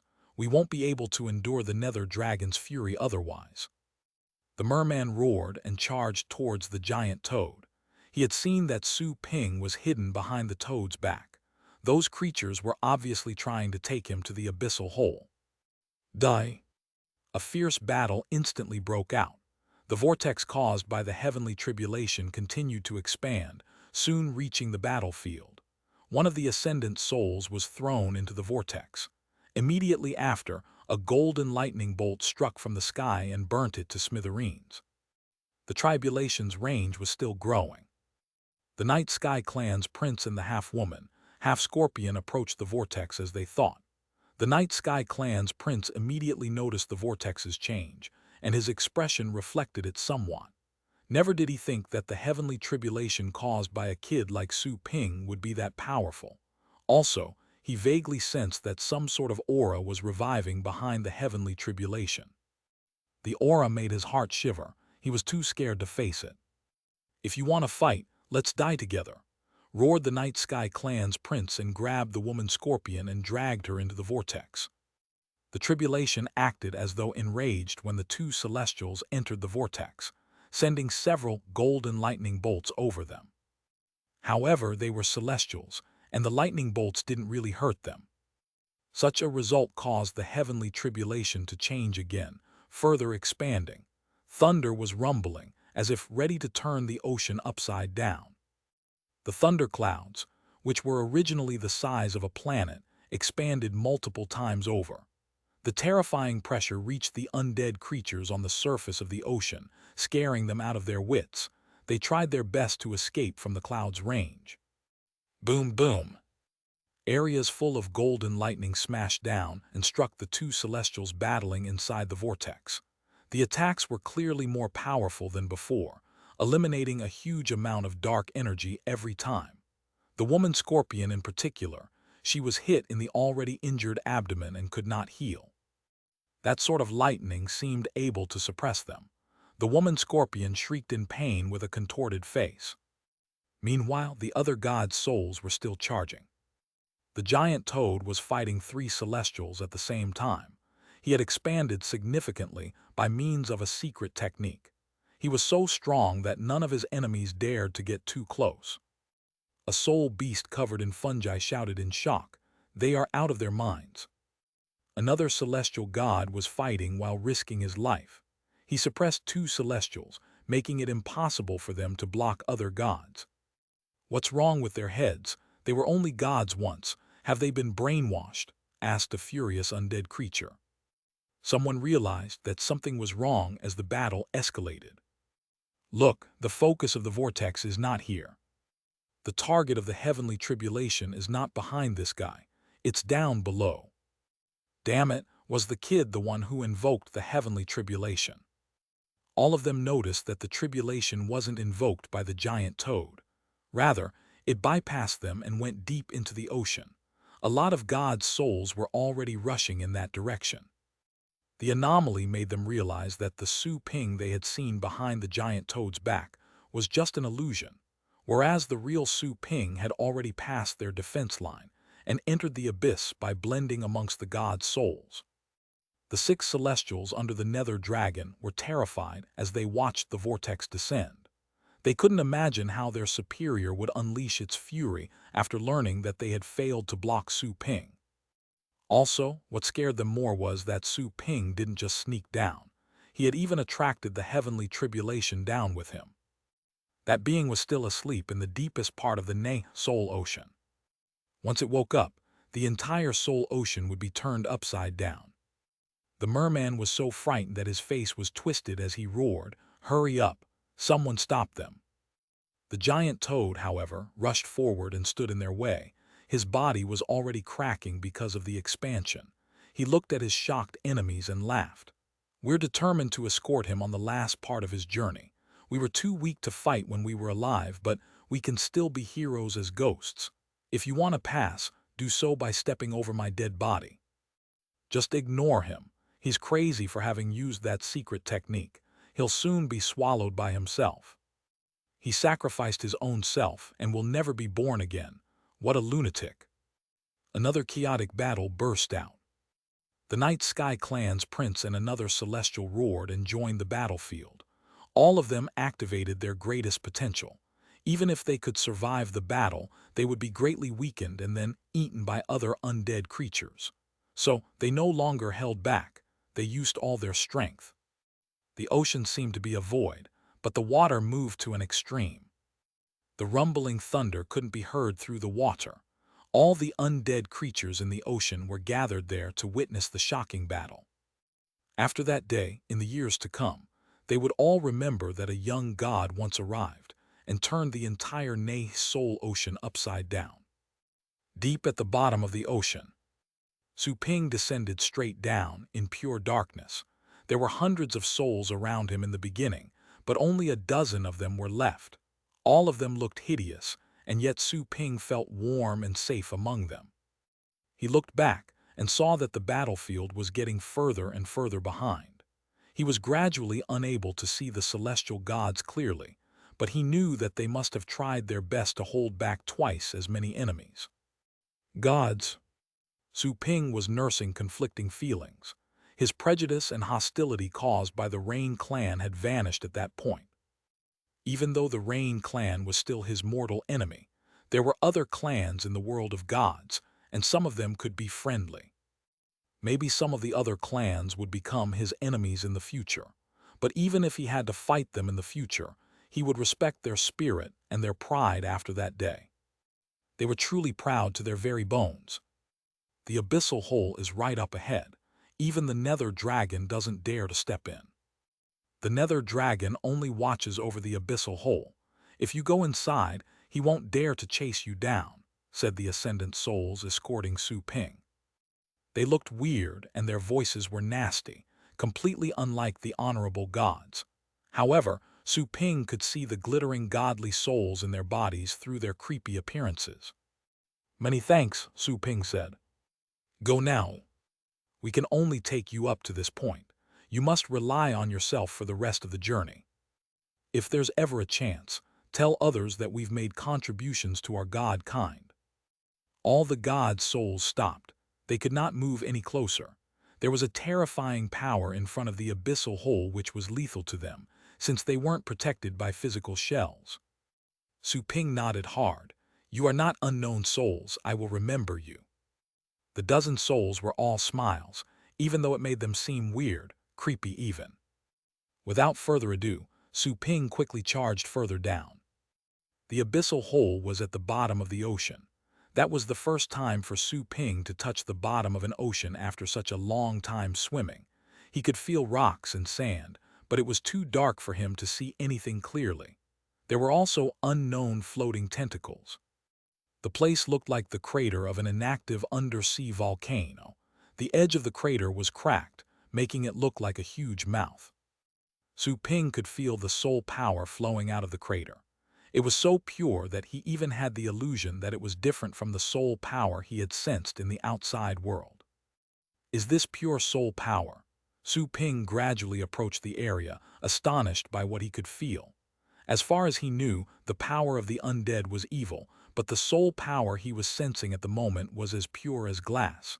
It wasn't evil in the slightest.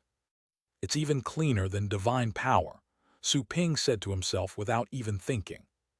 He gradually approached the crater and gazed inside for a moment, feeling that something inside was gazing back at him. He heard thunder when he was about to enter, then suddenly remembered that he was still in the middle of a tribulation. The vortex caused by the heavenly tribulation had persistently chased him down to his current spot. Chapter 1186, Eternity. Boom tilde. The thunder reached such a remote place, all the way from the sky above the ocean. It was as if a dragon were bellowing amongst the thunderclouds. Su Ping raised his head. It was impossible for him to avoid the heavenly tribulation. I'll become a Star Lord once I pass this tribulation. In that case, Let's just get it over with. Su Ping stopped in front of the abyssal hole.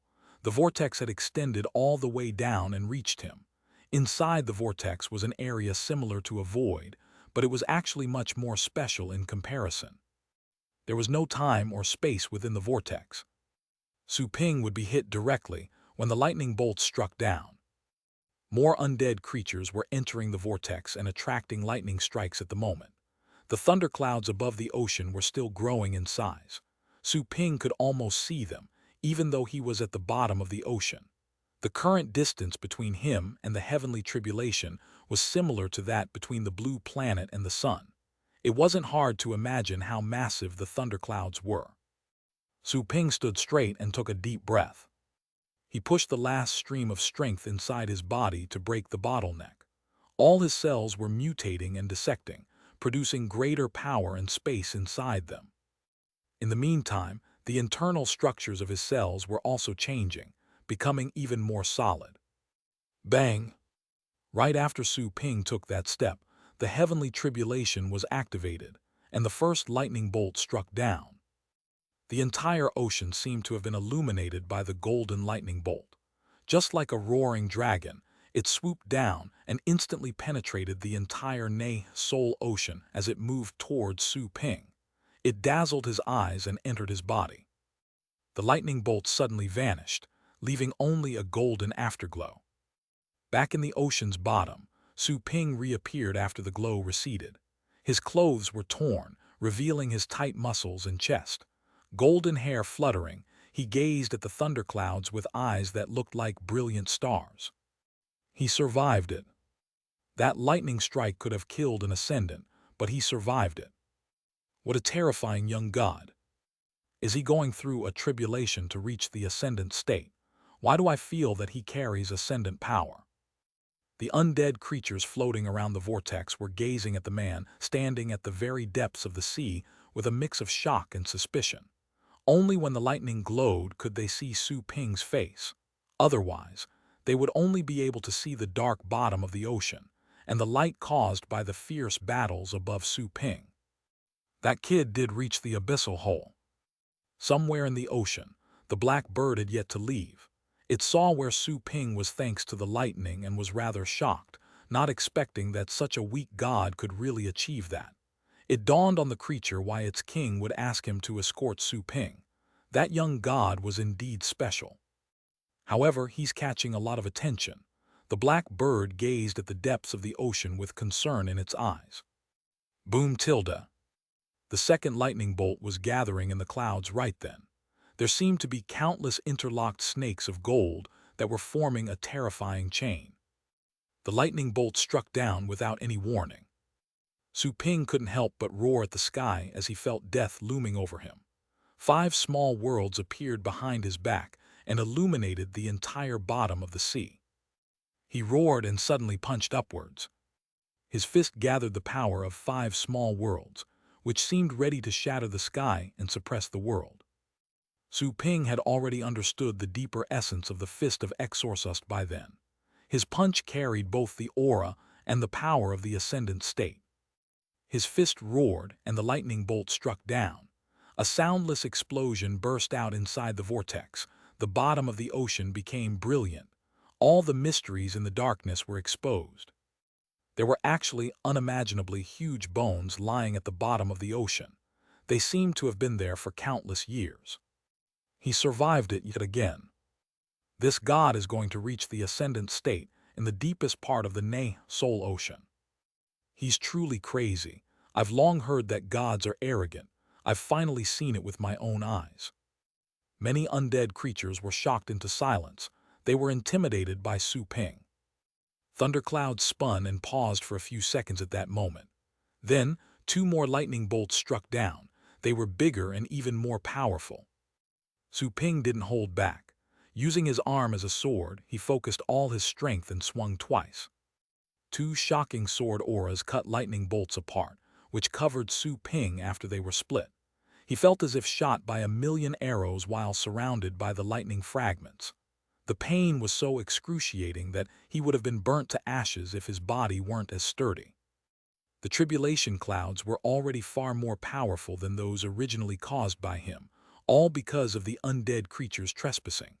Even ascendants would have a hard time blocking the attacks, let alone Star Lords. Not even the tribulations for ascendants could be any more powerful. Su Ping was still standing in his original spot once the lightning dispersed, but he was already heavily wounded. There was blood erupting throughout the surface of his body. He managed to stand straight, however slowly and having difficulty breathing. He then tore off the arm he had used as a sword, as it had already been too damaged to be healed by the path of vitality. The power of the heavenly tribulation rendered all of Su Ping's laws useless. He could only use the power of his small worlds. After tearing off the blackened arm, Su Ping raised his head and looked at the clouds above him. It was his heavenly tribulation, and he had to see it through the end. Bang, bang. Lightning struck soon after. It seemed that the thunderclouds weren't planning on giving Su Ping any chance to rest. Some of them landed on his head, and others would split during the fall, piercing him like thousands of snakes about to tear him apart. This tribulation is too powerful for him. The Night Sky Clan's prince realized Su Ping's limits. He wore an awful expression because of it. They had been trying their best to hold back the Nether Dragon's subordinates, but there was nothing they could do about the heavenly tribulation. Anything they did would only make matters worse. Even though Su Ping had 5 small worlds, he was only a god warrior. Even the major gods would be wary of such a tribulation. He hasn't given up yet, and neither shall we, the giant toad roared furiously. Is the god's fate sealed? Another celestial soul of the gods was devastated. It seems that we failed in the end. This heavenly tribulation is too much for someone in his level to bear. Even though his body has been well-tempered, he cannot resist without enough power inside his body. The merman stopped attacking and sneered. We only need to wait and watch his destruction, remarked a soul beast. Whoever helps him will get killed. Even the heavens have been alarmed, said a specter with faces all over his body, hissing coldly. Bang! Deep inside the ocean, the lightning bolts kept striking non-stop. It seemed that they wouldn't rest until they reduced Su Ping to dust. Su Ping was nowhere to be seen at the end of the lightning bolt rounds. Only the brilliant, golden light could be seen. After a long time, the lightning bolts finally stopped, and the light at the depths of the ocean finally faded away. Everybody had instantly fixed their eyes in that direction, only to be shocked the next second. A man was revealed at the end of the lightning bombardment. He was none other than Su Ping. He wasn't dead. However, he couldn't have looked more miserable at the moment. Only half his head was left due to the attacks. His back had been bent by the enormous force. His muscles were heavily wounded too, and was more of a ghost than a human at the moment. He was standing there like a half-molten candle. There wasn't a single inch of his skin intact. But Su Ping was still alive. His ascendant state body had given him unparalleled vitality. Unless his body was completely shattered or his soul was torn apart, it would be very difficult to kill him. However, he could only remain handicapped without the healing granted by the vitality law. He's still alive. All the undead creatures were stunned. The Night Sky Clan's prince and other gods were astounded, deeply shocked by what they saw. Su Ping had survived the fierce lightning strikes. He was gravely wounded, but he didn't fall. The young genius of the gods was truly extraordinary. Even though ghosts didn't have physical bodies and were incapable of crying, they still felt as if there were tears in their eyes. Is it over? Su Ping's consciousness was humming, while he was shivering and about to fall, just like a willow leaf in the wind. He struggled to raise his head, only to find that the thunderclouds were still hovering up above. They were not done yet. Su Ping smiled miserably. That heavenly tribulation was indeed unbelievable. Even he was unable to survive it. Such a situation came to pass mostly because too many undead creatures entered the tribulation's range and were mistaken as allies, including ascendants and celestials. Never mind. I've already tried my best to survive this long, Su Ping thought. He waited for the lightning strikes to descend, but there was no reaction from the thunderclouds after a long time passed. Su Ping then discovered that the vortex before his eyes began to retract. Meanwhile, the pressure over him was fading away too. Many laws were reviving in his body, which was gradually healing. The recovery became increasingly faster. Flesh and fingernails were already regrowing on his ragged body. From his ankles to his calves, the law of vitality was gradually being revealed. The recovery power allowed him to stand straight.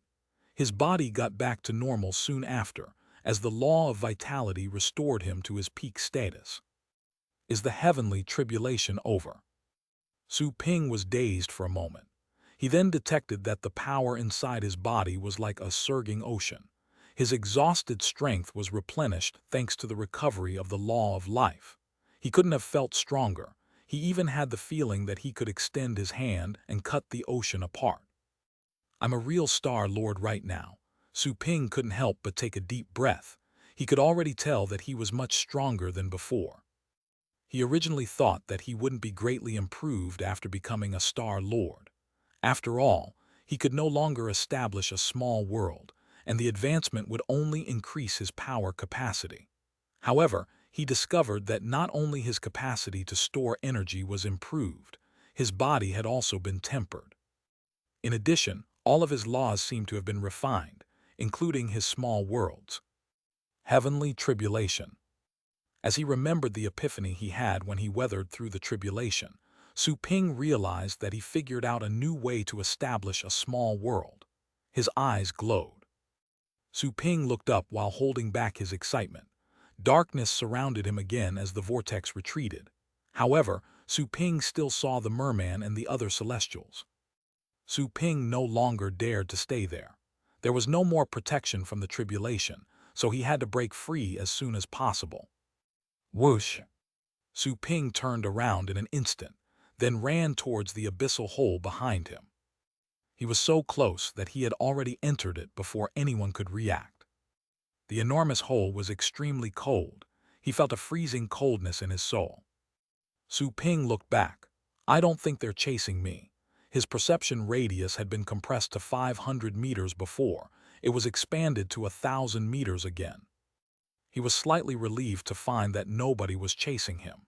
Then, he continued diving to the depths of the abyssal hole. Su Ping felt that the soul power around him became increasingly special as he descended.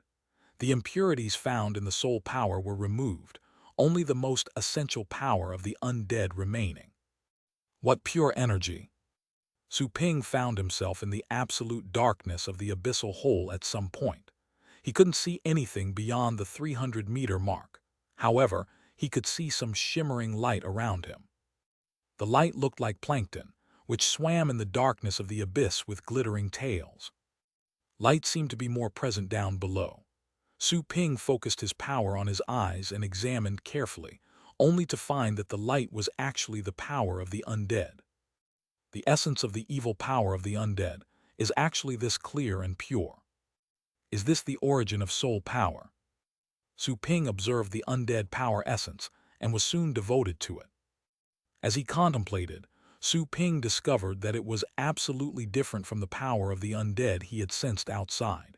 In fact, they were polar opposites. The essence of the power of the undead made Su Ping feel sacred and inviolable. Who would have thought that the seemingly most evil power is actually the purest? They say that the chaotic realm of the undead is the beginning of everything, and soul power is the origin of everything. The so-called reincarnation is just living another life with a different identity in another world. The soul is the only thing that doesn't change. Su Ping's body kept on sinking, going deeper into the abyssal hole, although without any sense of gravity. Su Ping didn't feel any of it. Even if he did, he didn't consider it a big deal. Su Ping was completely focused at the moment on the abundant soul power around him. Many thoughts were in his mind. He soon constructed the prototype of a law inside his body. It was the law contained by the essence of the power of the undead. Divine power is about endowment. It endows all creatures with divinity. Deity power is about construction. It can construct everything, including laws. The power of the undead is about eternity. Time and the world change. Bodies are replaced by another. Only souls are eternal. Chapter 1187, Perfection. In the depths of the abyssal hole, at the bottom of the ocean, Su Ping was floating in the darkness. The underwater battle was already over. Many god souls, including the Night Sky clan's prince, had died in battle. Only some ascendant souls survived. The battle between Emperor Yi and the Nether Dragon had also ended. Even emperors like them suffered injuries. Neither of them could kill the other. It was barely possible for an emperor to kill a peer, unless they were both determined to fight until one of them perished. Nothing could be done if one of them wanted to flee. A long time had passed since the shocking battle. However, there was no track of time in the Nei Soul Ocean. According to the perception of the countless undead creatures floating there, some time had passed. However, many of them thought that it happened the day before, every time the battle came to mind. A lot of creatures that lived deeper in the ocean looked at the bottom every now and then. They didn't forget that the young god had eventually entered the abyssal hole after stirring the entire ocean. No one knew whether he was alive or dead. It would be fine if he was dead. But if he was still alive, another battle would probably be raised once he got out. Outside the abyssal hole, the Nether Dragon's body was coiled around the dark chasm like an infinitely stretching mountain. The soul power erupting from that point brushed its scales. The wounds suffered in the previous battle had been mostly healed after the brushing. What a bunch of idiots! The Nether Dragon opened its enormous eyes, then gazed at the deep and bottomless hole with coldness. Their lives as gods were just one of their countless reincarnations, and yet they identified themselves as gods and betrayed their original species. We have all been born from the abyssal hole. We are eternal souls, nothing like the worthless gods. What a bunch of arrogant idiots, damn it. The Nether Dragon was still angry about the battle. The more he thought about it, the angrier he became. He was both furious and a little bit scared as he looked down. He had been tasked with defending the abyssal hole. Even he would have to suffer if the young god caused a mess down there and disturbed that ominous being. The abyssal hole was a forbidden place for him. The essence of soul power found inside could melt pure souls that weren't protected by physical shells. He would be melted into the purest soul power if he entered, and be essentially reforged.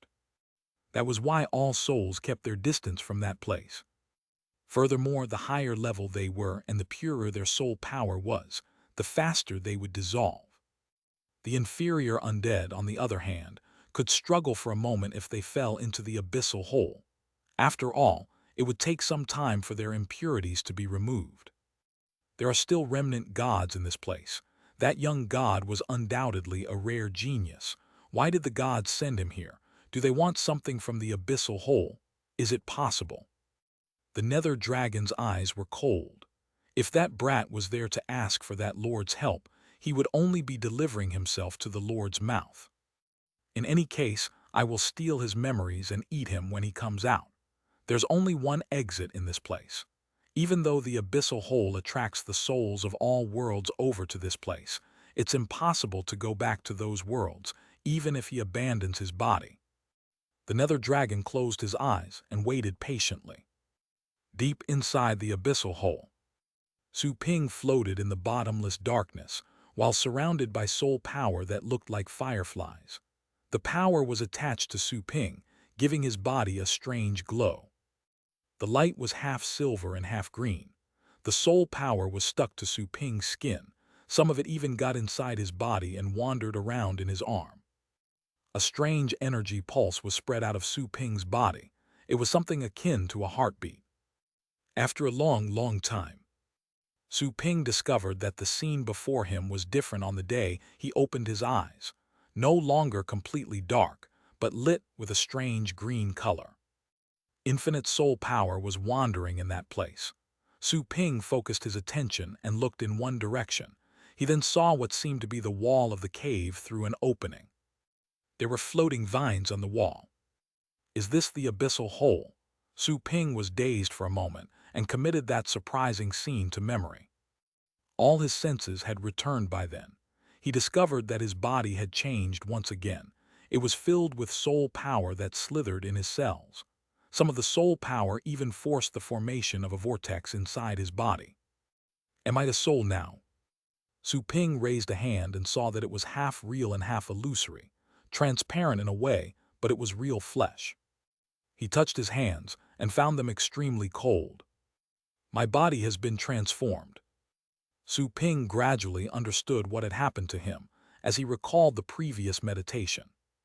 He had respectively acquired the ancient deity constitution and the pure god constitution when he established the small deity world and the small divinity world.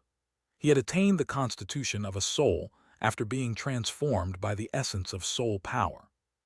The pure essential power of gods and deities had been suppressed deep inside his cells. The essence of soul power was so strong in that place that he couldn't release them. As a result, it was impossible for him to manifest as a god. He could only retain his form as a soul. Even if I am to face intangible ghosts, I can still punch them with my current body.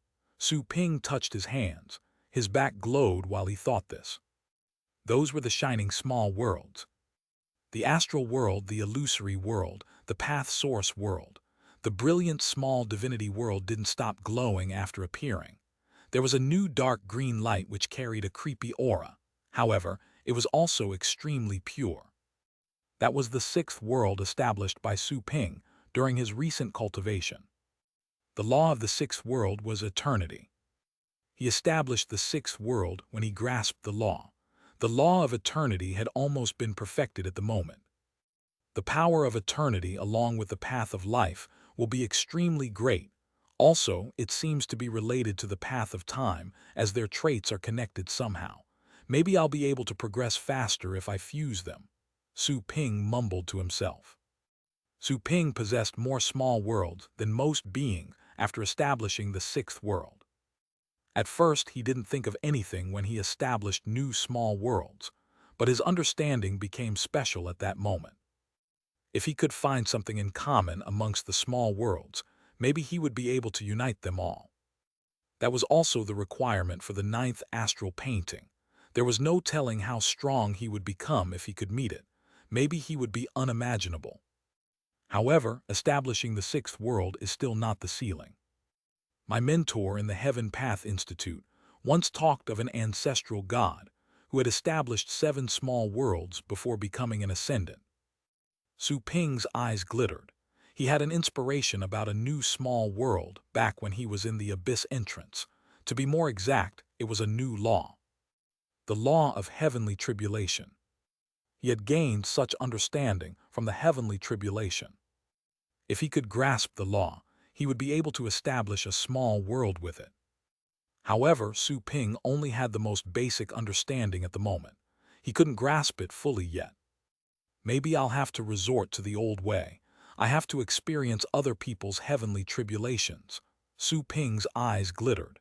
He remembered Joanna and felt eager to return. But he wasn't in a hurry.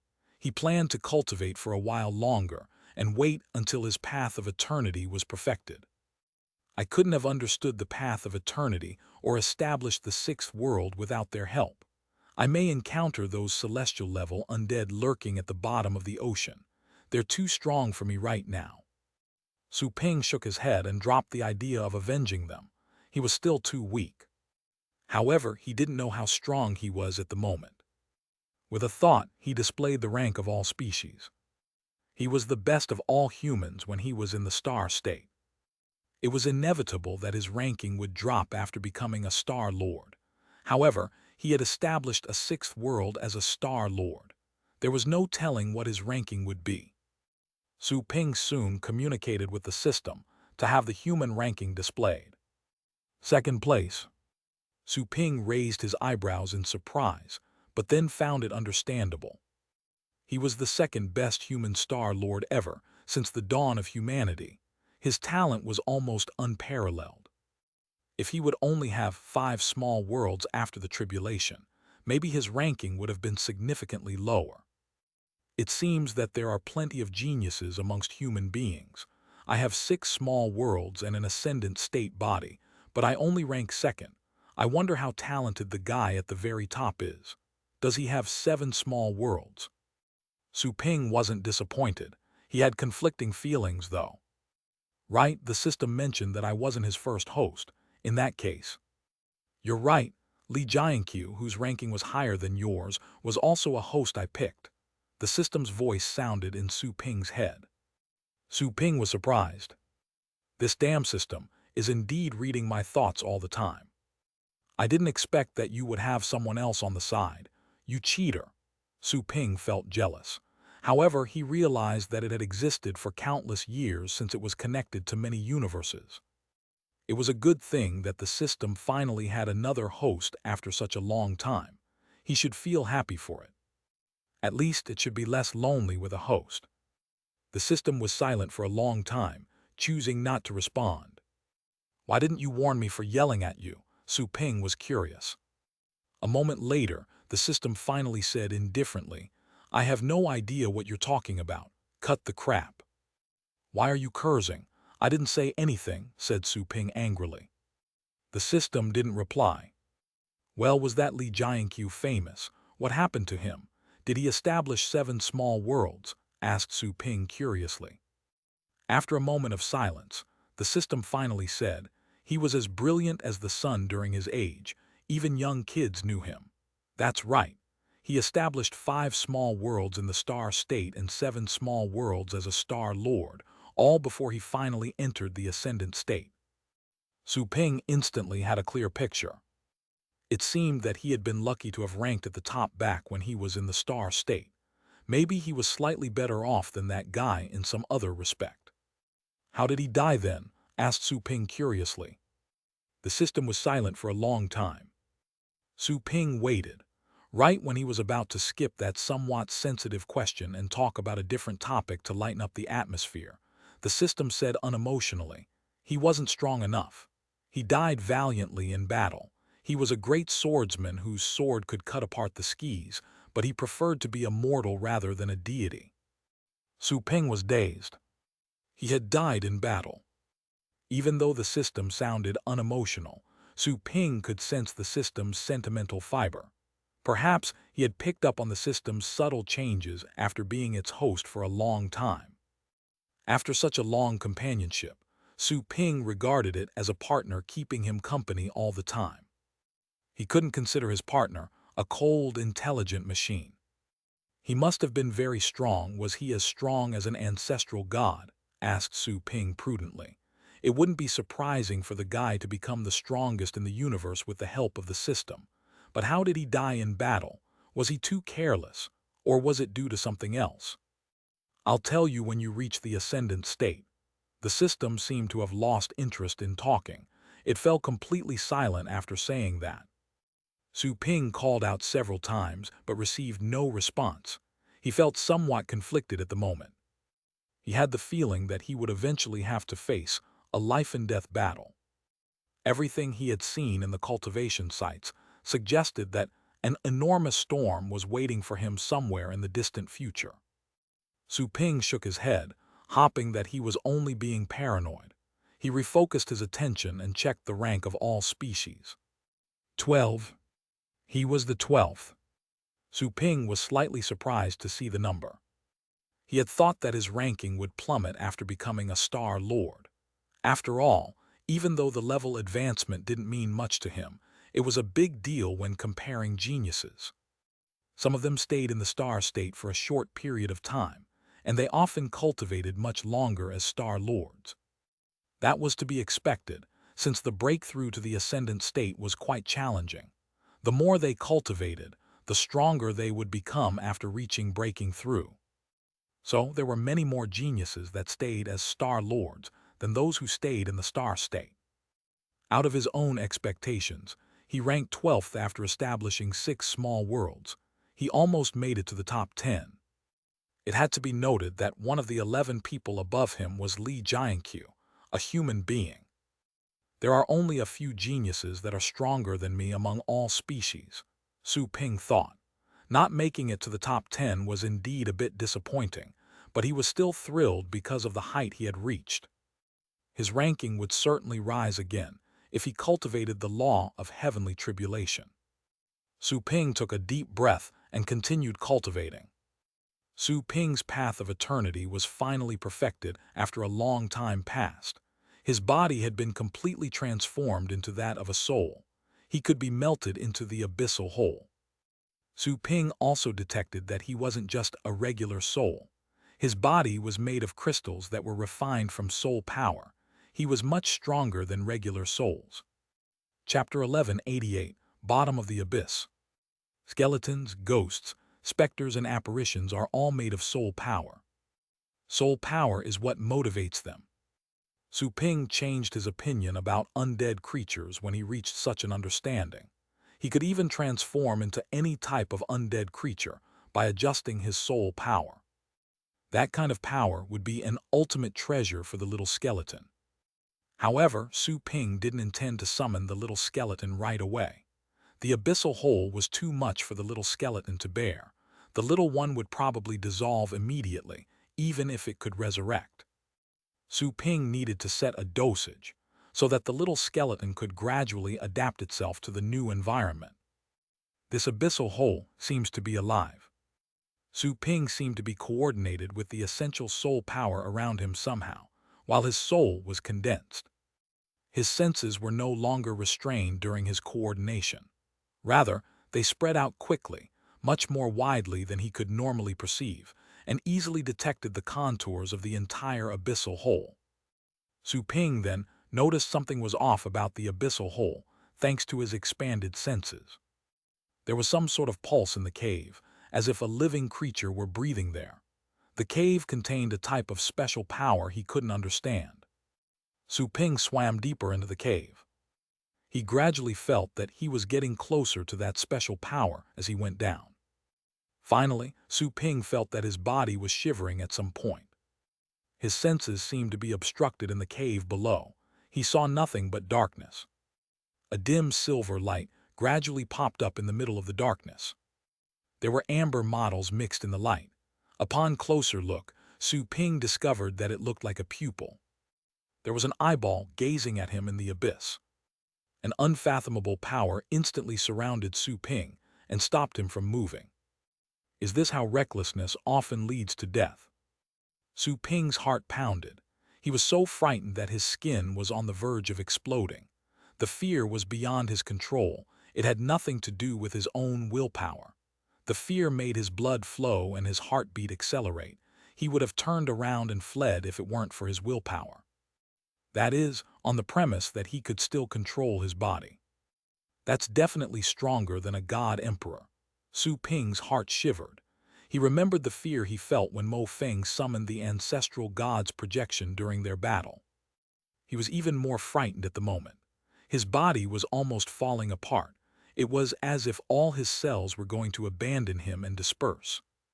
I was only confronting the ancestral god's projection back then. Am I facing an ancestral god monster right now?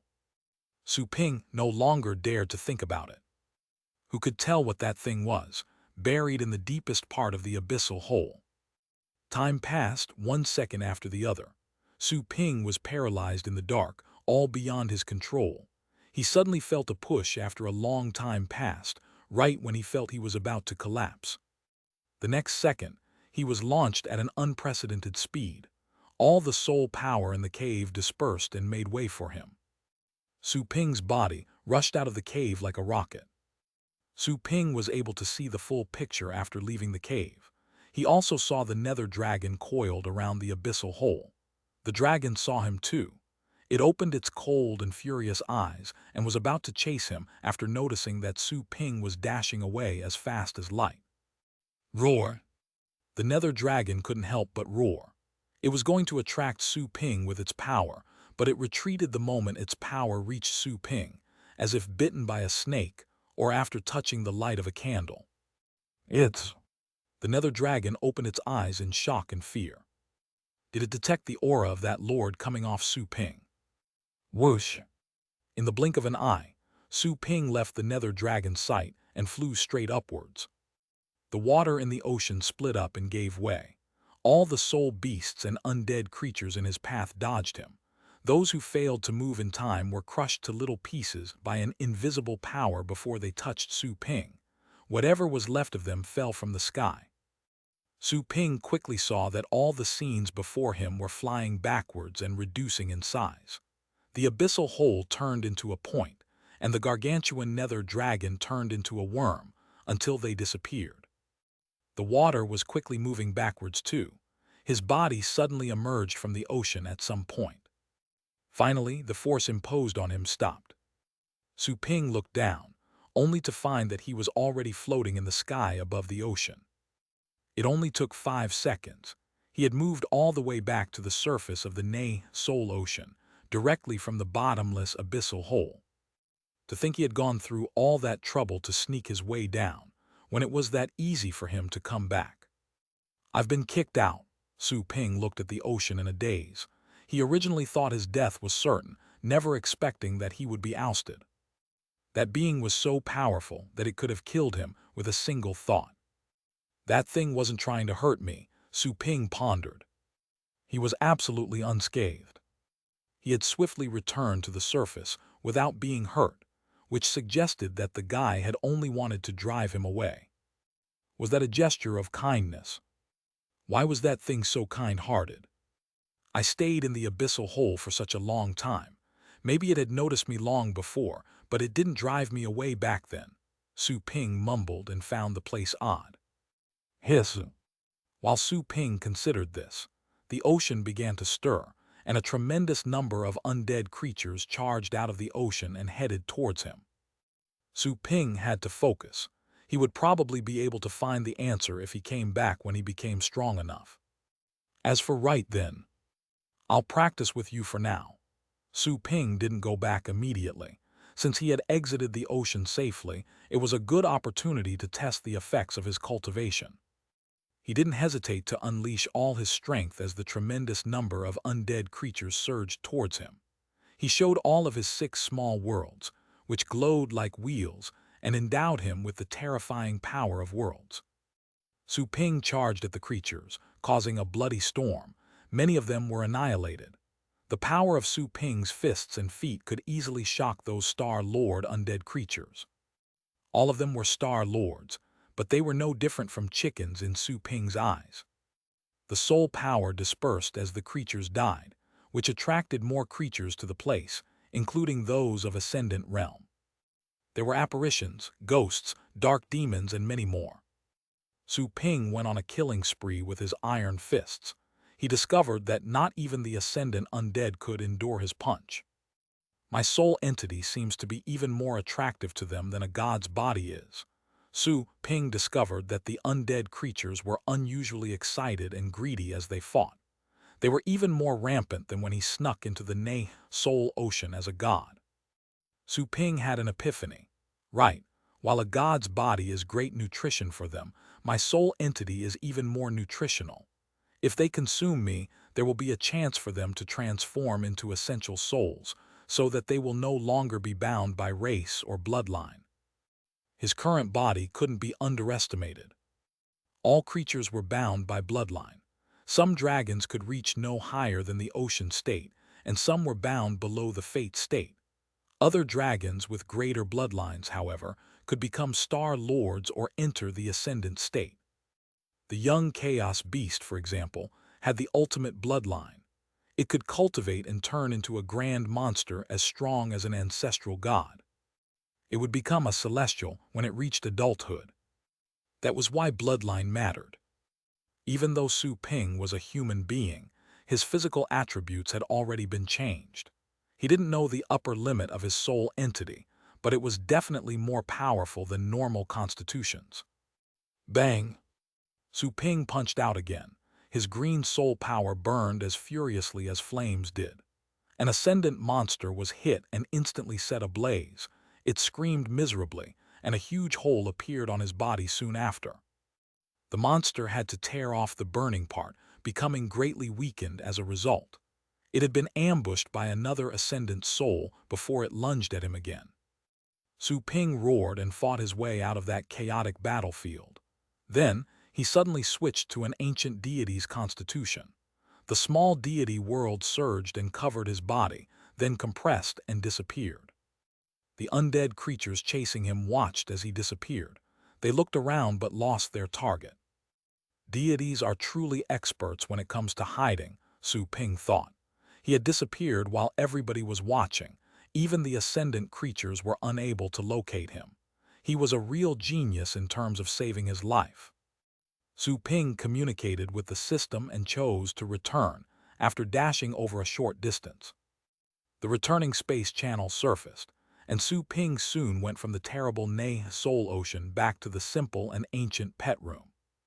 Su Ping was greatly relieved to see the familiar environment. He took off his disguise and concealed his aura, restoring his human appearance. Su Ping opened the door and went outside. He discovered that it was late at night, but it was still very busy outside the store. Many customers were talking while waiting in line. "It is busy as always," Su Ping remarked. He suddenly thought that it was time for the training efficiency of his store to be improved, or the customers would have to spend a long time waiting. "You're back." Tang Ruyan and the others who were resting inside the store noticed him. They only needed to receive the customers during the day and send the pets into the pet storage. They didn't need to do anything else. Joanna could easily heal injured pets whenever they received them. After all, her peak ascendant self was there. It was really easy for her to treat normal pets. Su Ping nodded. The Sutra old man was seated on the couch. He had changed his old-fashioned clothes into a set of casual leisure wear with a pair of sunglasses. He couldn't have looked more fashionable. He pushed his glasses and looked at Su Ping, only to be shocked. "You seem to have grown again." Su Ping was dumbfounded after seeing the old man's attire. "You're wearing sunglasses in the middle of the night."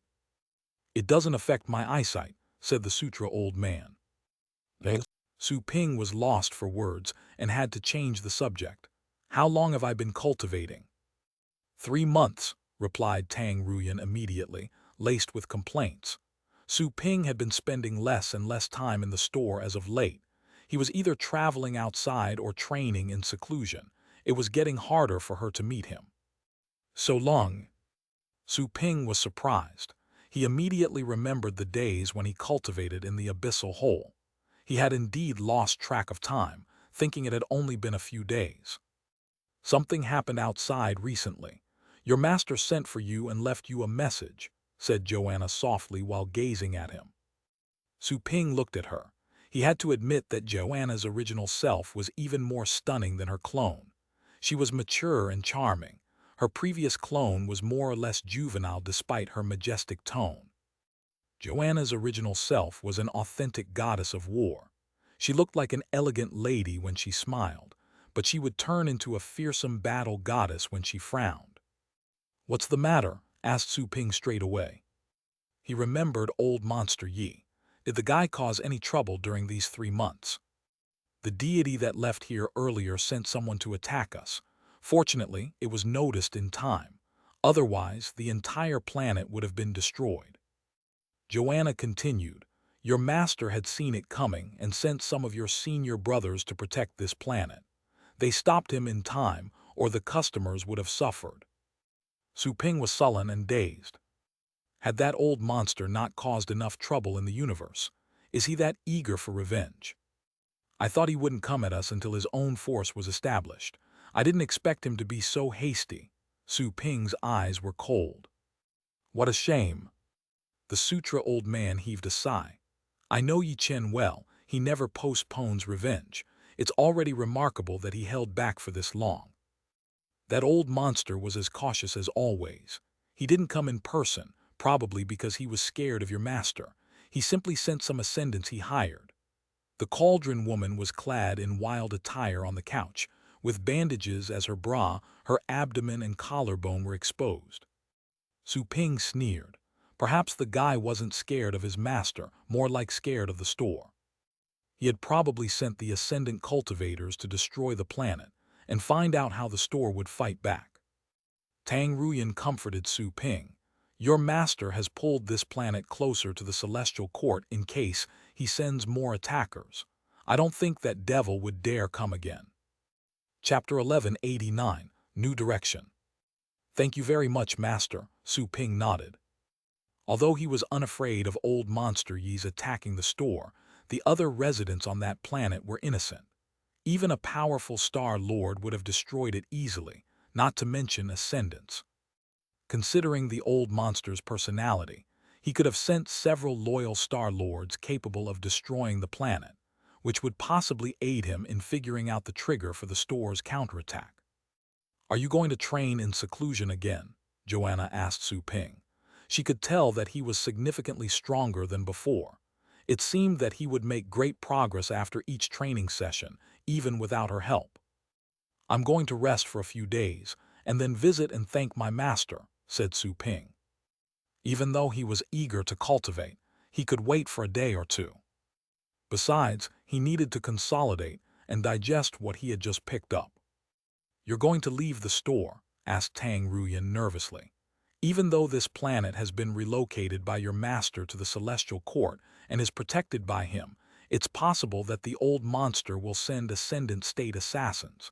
None of the guards present will be able to help you if you leave the store. As for me, she bit her lips. Even though she could leave the store, she was simply too weak. Even a Star Lord could beat her easily, let alone someone in the Ascendant realm. Su Ping chuckled and said, "That's fine. I don't think that the old monster is going to come in person, and even if he does come, my master will be there for him. As for the Ascendant assassins, they cannot hurt me."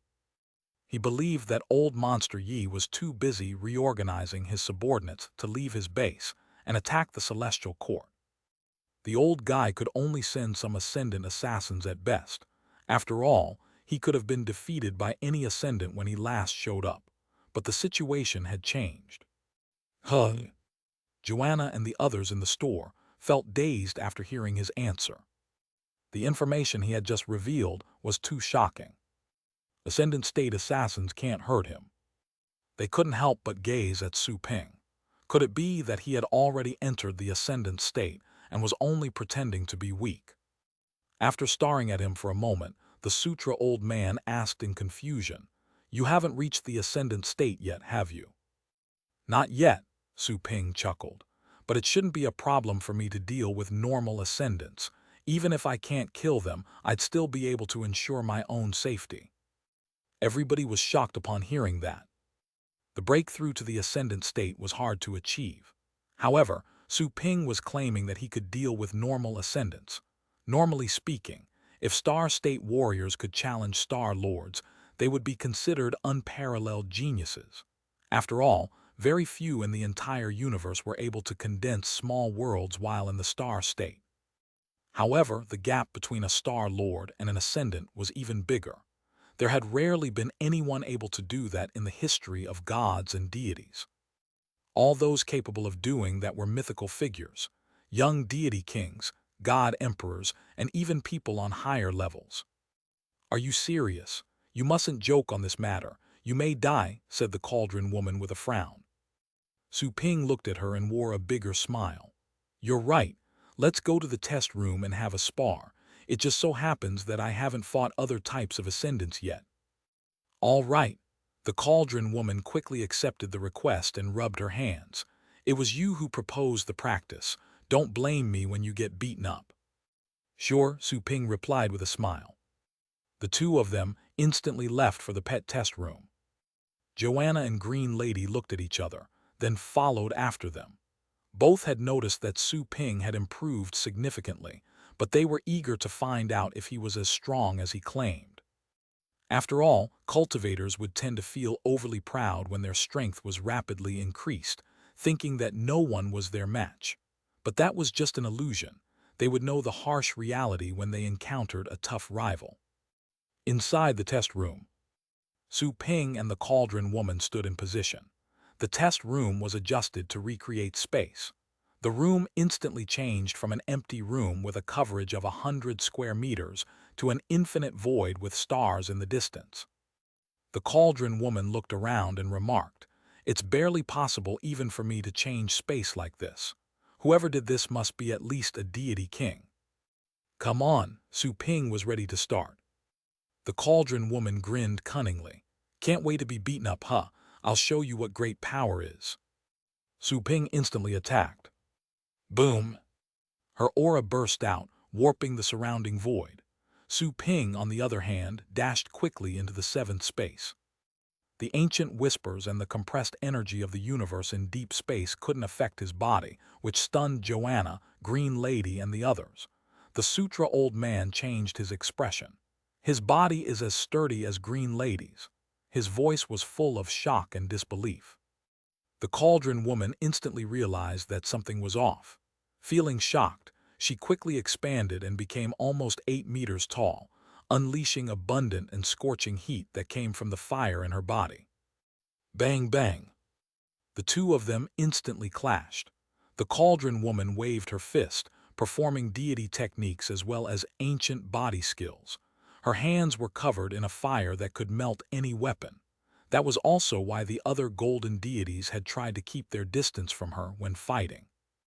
However, the use of fire seemed rather hilarious in her battle against Su Ping.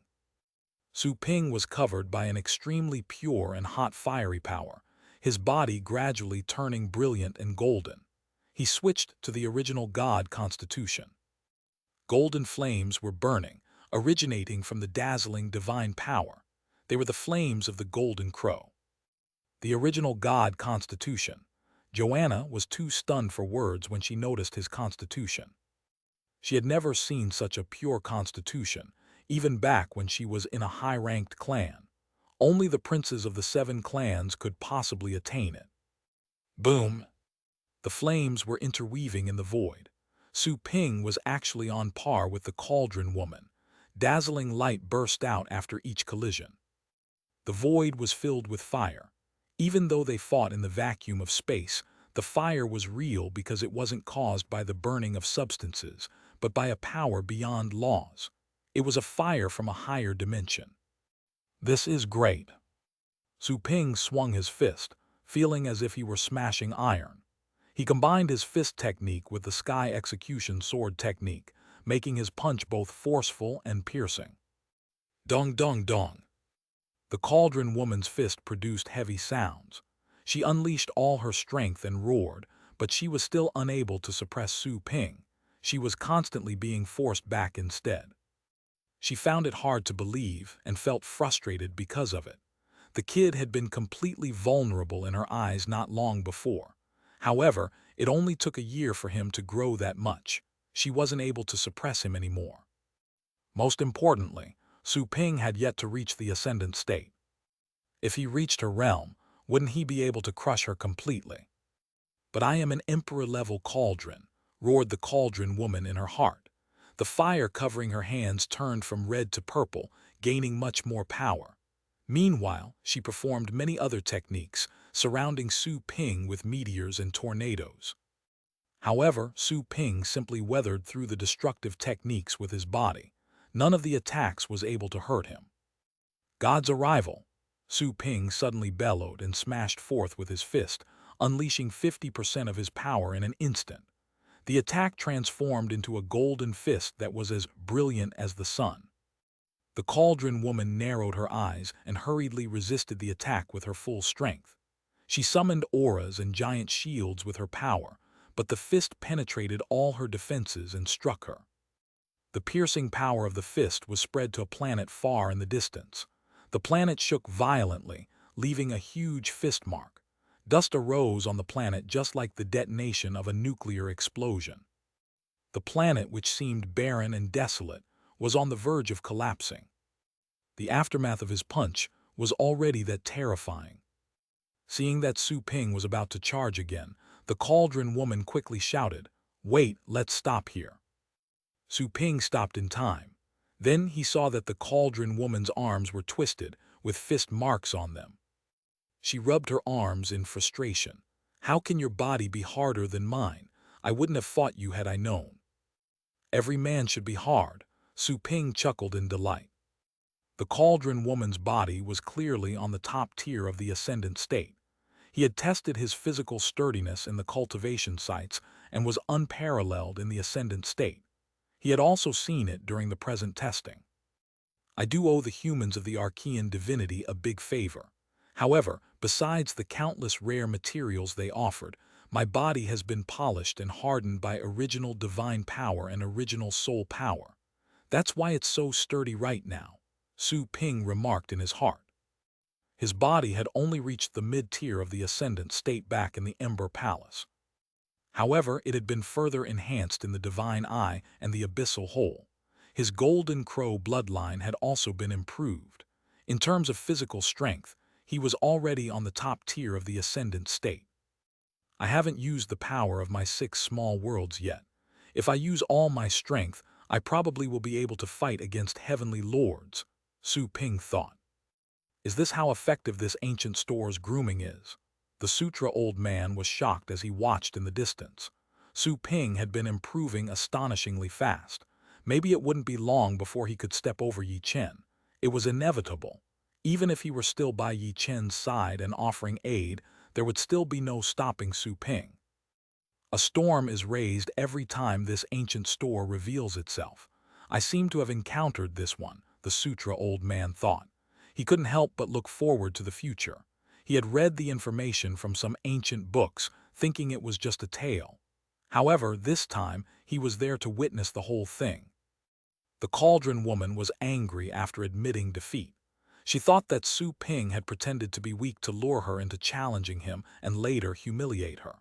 She stormed off once she regained her normal human form, too embarrassed to stay there. Joanna, Green Lady, and the others snapped out of their stupor. They looked at each other with conflicting expressions. They had watched Su Ping grow from a weak human being to a strong expert. They thought it would take him at least hundreds of years to reach their height. However, Su Ping had torn down their expectations. He said he didn't need to eat me to reach the celestial state. Green Lady's eyes glittered. She now believed what Su Ping had told her in the past. Indeed, that young man didn't need her help. He could reach the celestial state on his own. Great, great. On the other hand, Tang Ruyan hopped and applauded in delight. Even though she couldn't understand the battle at all, she saw the cauldron woman admit defeat. She felt both shocked and happy. She had been following Su Ping for the longest time. He hadn't even reached the ocean state yet when he captured her. However, he miraculously rescued the blue planet and traveled to the Federation. He had worked so many miracles that she was no longer surprised. She could only feel proud of him. Su Ping canceled his power and switched to his human body. His divine power and golden light faded away. He smiled at the women who were at the moment feeling happy for him. Su Ping talked to them about recent events after leaving the test room. He opened the door at midnight, hopping to get some fresh air. But then, he only saw the long line of customers. The fat mouse under the statue was gone. Su Ping felt dazed. He turned around and asked Joanna, "Where's the lightning rat?" Joanna replied, "There was a girl who constantly fed the little one. She signed a contract with the rat and took it away half a month ago." He was stunned for a moment. Su Ping remembered the girls he had met a couple of months before. One of them was clearly very fond of the lightning rat. This little fella. Su Ping raised his head and looked at the gigantic moon in the sky. He couldn't help but put on a smile of relief. It seems that it's finally willing to let go. The lightning rat had been staying outside the store for a very long time. Many of the customers had noticed the little fella that always slept outside of Su Ping's extraordinary store and had attempted to take it away. Some truly liked it, and some had other purposes. However, they all failed. Only the girl had successfully changed its mind. She helped the lightning rat escape from the gloom of the past and find a new person to protect. Some things aren't as bad as I thought. They will eventually pass. Su Ping truly felt happy for the lightning rat. After all, it was the very first pet he had trained. He was fond of it. Even the lightning rat could free itself from the past and find a new life. Is old monster Yi truly a big deal? Su Ping chuckled and said goodbye to Joanna and the others.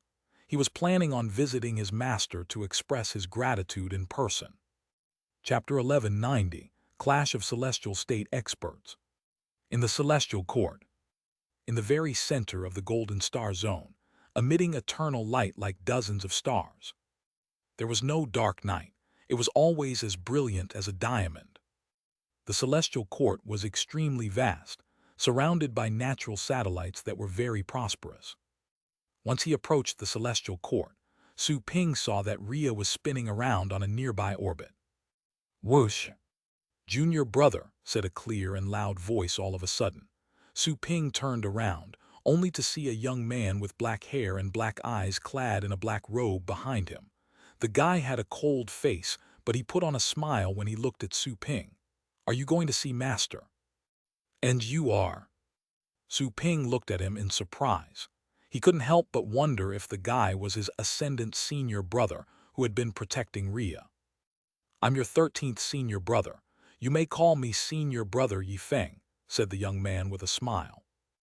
Once enlightened, Su Ping quickly said, Thank you for your help, senior brother. I'm merely carrying out our master's instructions. I've heard so much about you, junior brother. You condensed a small world in the Fate state and then created multiple small worlds.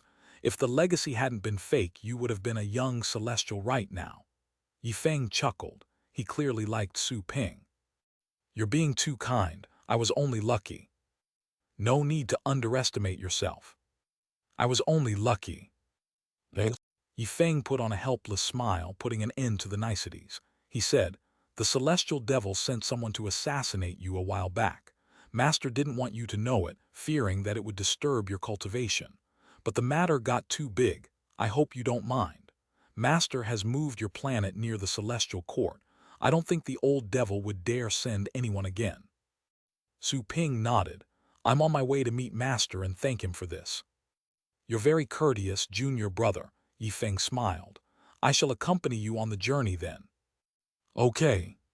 Su Ping and Yifeng went straight to the palace on top of the celestial court where Shen Huang lived. There were a lot of checkpoints and secret arrays on the way. Yifeng simply waved and passed them all. Yifeng decided to find a topic as they traveled. Junior brother, you haven't cultivated for long, have you? Indeed, I have only cultivated for about 50 years in total, said Su Ping. He was no older than 30 in the universe, but he had spent quite a long time in cultivation sites. He didn't really know how long. You're already a star lord before 50 years of age. How young? It's not that hard. Hello. End of conversation. They fell quiet again. Su Ping looked at Yifeng and thought that he should find a topic too, or else he would seem cold and unfriendly. Well, senior brother Yifeng, what have you been busy with? Me, I've been looking out for you as per our master's instructions. Oh right, I forgot. Su Ping coughed, then looked at the passing scenery around him, suddenly thinking that it didn't look bad at all. He said, The celestial court is very beautiful, isn't it? Yes. A long while later, the two of them finally reached the palace. Hardly had Su Ping arrived when he detected an assortment of auras. Several gargantuan spaceships had been docked above the palace. They had unique appearances and seemed intimidating. Even though the spaceships weren't alive, Su Ping somehow found them dangerous. It seemed that they carried a great amount of firepower.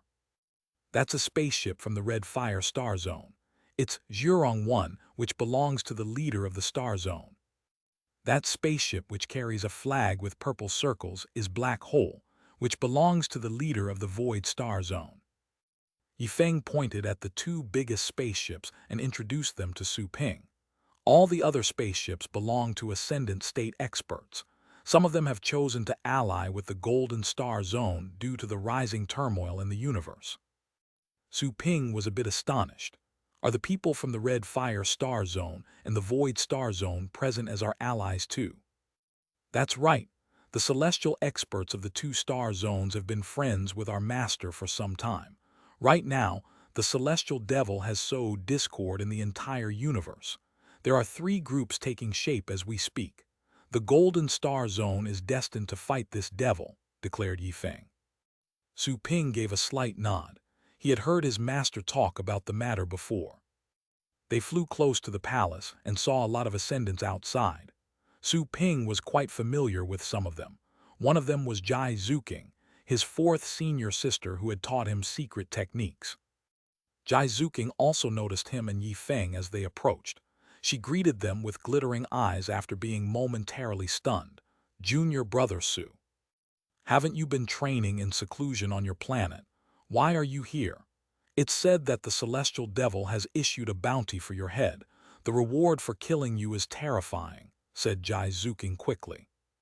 Really? What's the reward? Asked Su Ping curiously. Jai Zuking felt dazed. She was rather lost for words upon seeing that Su Ping wasn't panicked in the slightest. She said, "It's said that whoever kills you will receive infinite wealth and any 10 types of top rare treasures. There will also be an ancient pill that can let Star Lords experience the power of the ascendant state. It will also increase their odds of advancing by 50%. Even the most untalented Star Lord will have a 50% chance of rising to the ascendant state. They'd be the weakest even if they reach the ascendant state. However, this pill has another effect, which is that those who are already in the ascendant state will be enhanced if they consume it. So, it's tempting for the ascendant state experts too." "He has such a treasure," asked Su Ping in astonishment. "He's not bragging, is he? I remember looting his treasury. He should be abjectly poor right now. Where did he find this pill?" "You looted his treasury." Jai Zuking nearly bit off her own tongue. She looked at Su Ping in shock. Yi Feng was also shocked. He looked at his junior brother while lost for words. "Seriously?" Jai Zuking couldn't help but mumble.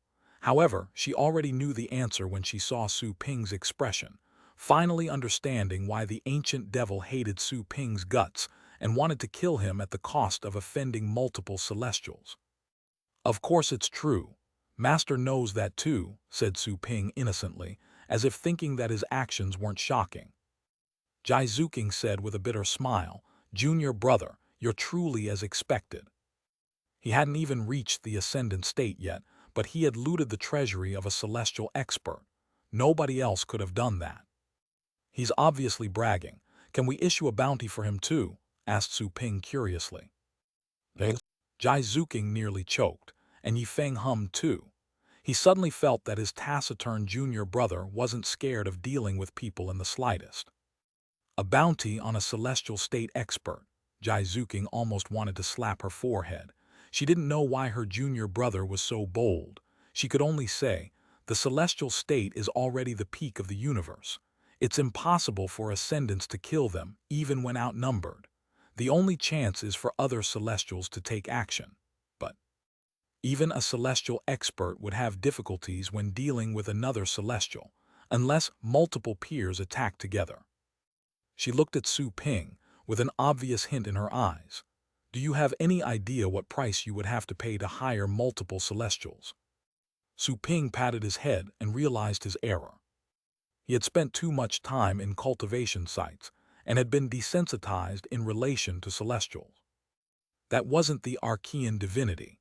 If he were there, it wouldn't be too hard for him to put a bounty on a celestial.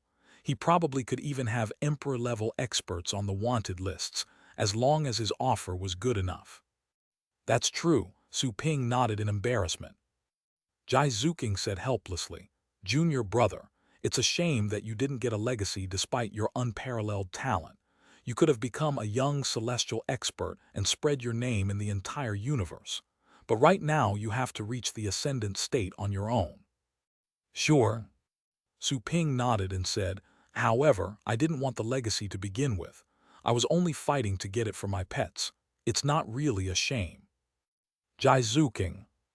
"Yi Feng. Senior sister, why do you look so weird?" Su Ping looked around, only to find that the other ascendants were also gazing at them. To be more exact, they were looking at him. "Have I become so charming since my body entered the ascendant state that even ascendants can't resist me?" Su Ping unconsciously touched his face. He suddenly regretted leaving in a hurry. He didn't have the time to look at himself in the mirror. "Kai Huo and Su Kong are meeting with our master. Let's wait outside." Jai Zuking felt relieved. She feared that Su Ping would say another outlandish thing. She had already noticed that her junior brother was unlike most people. If they were exceptional, Su Ping would definitely count as inhuman. "Oh, okay." A few others approached while the three of them talked. "You must be Su Ping, Shen Huang's famous disciple, right?" said a common-looking ascendant with a friendly smile. Su Ping looked at him. "And you are? I heard that you nearly won the legacy that the new celestial in the universe got. You were the one who invented the theory of multiple small worlds that's becoming popular too. Is it really possible to cultivate multiple small worlds?" asked the ascendant curiously. Jai Zuking frowned and said, "That's my junior brother's private business. He doesn't have to tell you." "I'm sorry, I was only curious," the former quickly apologized. He was clearly scared of Jai Zuking, who was an authentic heavenly lord that once survived the attacks of a celestial state expert. "Multiple small worlds are possible and authentic. I'll teach everybody the specific cultivation method when I'm free. However, it would be pointless for you. It's only useful to your juniors," replied Su Ping. He was frank and serious. Publicizing the method wasn't a big deal for him. After all, it was one thing to know, and a whole different matter to actually make use of it. Also, having witnessed a lot of universes, Su Ping knew full well how weak his universe was overall. Nobody would be able to resist if any catastrophe befell them. "Junior brother, you," Jai Zuking wanted to stop him, but it was too late. She looked at Su Ping with a mix of shock and suspicion. She had heard about cultivating multiple worlds too and confirmed it with her master. She didn't need to think to know what an incredible cultivation method it was. And yet Su Ping was planning to publicize it. It was like teaching the whole world their family's techniques. "It's not a big deal. Humanity would have one more expert if someone grasps the technique," said Su Ping with a smile. Yi Feng, Jai Zuking, and the other ascendants who approached them felt dazed after his answer. They suddenly felt that he had some sort of charisma after seeing how frank and casual the young man was. Is this the generosity expected of a Star Lord? After being dazed for a moment, Jai Zuking looked at Su Ping thoughtfully, but didn't say anything else. "I admire you for your generosity, Mr. Su Ping," said the plain-looking ascendant with solemnity. "You have my admiration," said another ascendant who wasn't fond of talking. He eyed Su Ping in a different way too. The other ascendants that were further away overheard their conversation. They looked at each other. Some seemed respectful, while others looked puzzled, and some were obviously disdainful. They thought that Su Ping was only being pretentious. Exactly at that moment, loud laughter resounded above them, echoing directly in their ears. "Is he your disciple? Ha! He's indeed unusual." Everybody looked up, only to see that the gate behind the man was opening slowly. Then Shen Huang's voice came from inside. "Come on in." He sounded gentle and delighted. Everybody saw the three magnificent celestials seated inside the palace, through the slowly opening gate. Shen Huang was at the center, while flanked by Kai Huo and Su Kang. Kai Huo was tall and brawny, with long red hair. The air around him seemed to be dyed red due to the fire on his hair. Su Kang, on the other hand, was a purple-haired woman who was elegant and mysterious. All of them were looking outside with a smile. To be more exact, they were staring at Su Ping. Su Ping wasn't really nervous while feeling their gaze. He would have felt some pressure in the past. However, he had seen a fair share of celestials and even the emperor-level experts. He couldn't feel any pressure from celestials anymore. Su Ping entered the palace, then humbly and respectfully said, "It's an honor to see you, Master." Chapter 1191, Commandery Contest. "You finally made the decision to become a Star Lord," Shen Huang chuckled. The others all glanced at Su Ping. It was clear that Shen Huang was very fond of that young man. That was why he spoke to him in such a teasing tone. "It's only because I had to," said Su Ping helplessly. Shen Huang smiled and said, "You must have heard about what happened. I didn't plan to tell you, but don't feel pressured even if you found out about it. Just cultivate as usual. Take your time. If the sky collapses, I'll hold it up for you." "I understand," Su Ping nodded. "The little guy the ancient devil hates so much is indeed peculiar." A girl's laughter sounded next to them. Her voice was pleasant and somehow distant. She was exactly the celestial expert of the Void Star Zone. Su Ping couldn't help but look at her, lost for words. Is peculiar really the right word to describe me? Little guy, I heard that you plan to publicize your unique method for cultivating multiple small worlds. Did you really mean it? What do you want in return? The Red Fire Star Zone wants to learn it first, said another man. He was none other than the Celestial of the Red Fire Star Zone. Su Ping said helplessly, Senior, I have a name, it's Su Ping. Kai Huo was rather surprised. He laughed and said, You're indeed bold, Su Ping, is it? I'll remember it. I look forward to the day you become a heavenly lord. Many ascendants from the Red Fire Star Zone that came along with Su Ping were sweating.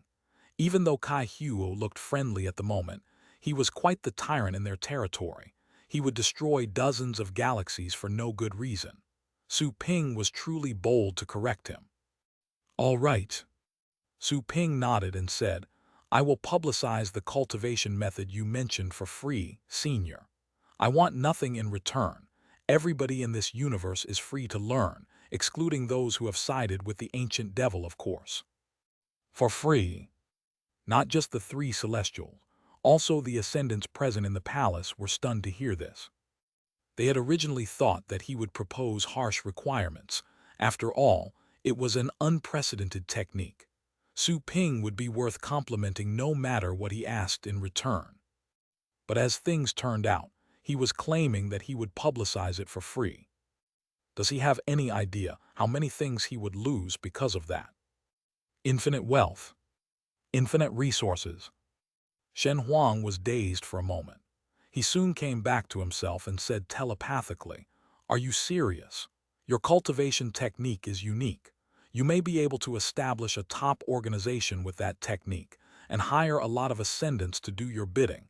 Their juniors and families would also need the cultivation technique. I know, Su Ping replied. Then why do you? Master, as I said, I want the technique to be popularized, so that the overall strength of humankind will be improved. The result won't be as effective if I only teach it to a limited number of people. Even though I may have the prospect to gain a lot personally, that's not what I really want, said Su Ping telepathically. Shen Huang was stunned on his throne, as if struck by lightning. He didn't even dare look Su Ping in the eye for a moment. Little Su Ping, do you mean what you said? Kai Huo stared at Su Ping solemnly, adding a great amount of pressure which prevented the latter from lying. Su Ping looked back at him calmly. Of course.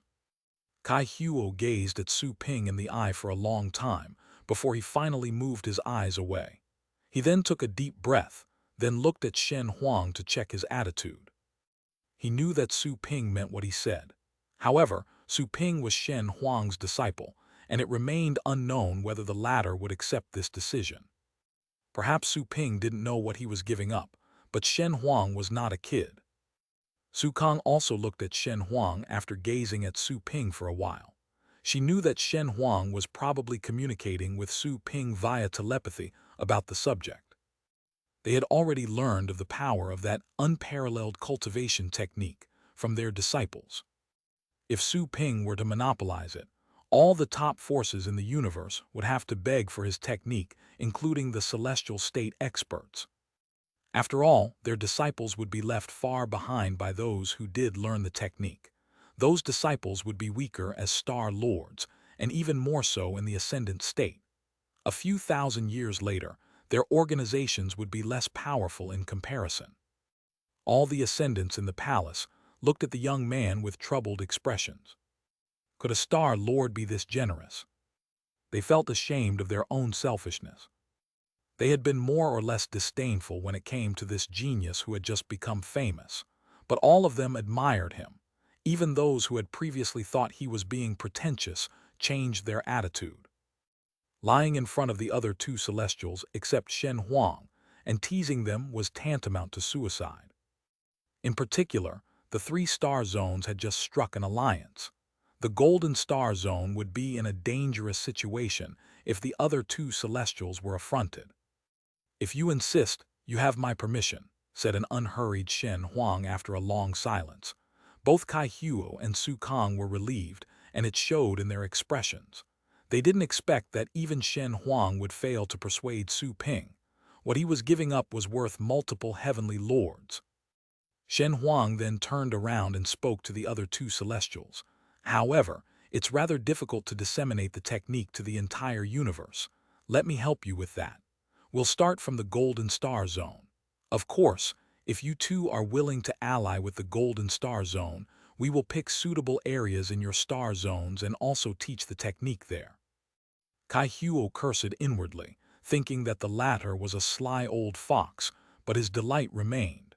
Even though he had to pay some price, early access to the technique would still be a great benefit of their alliance.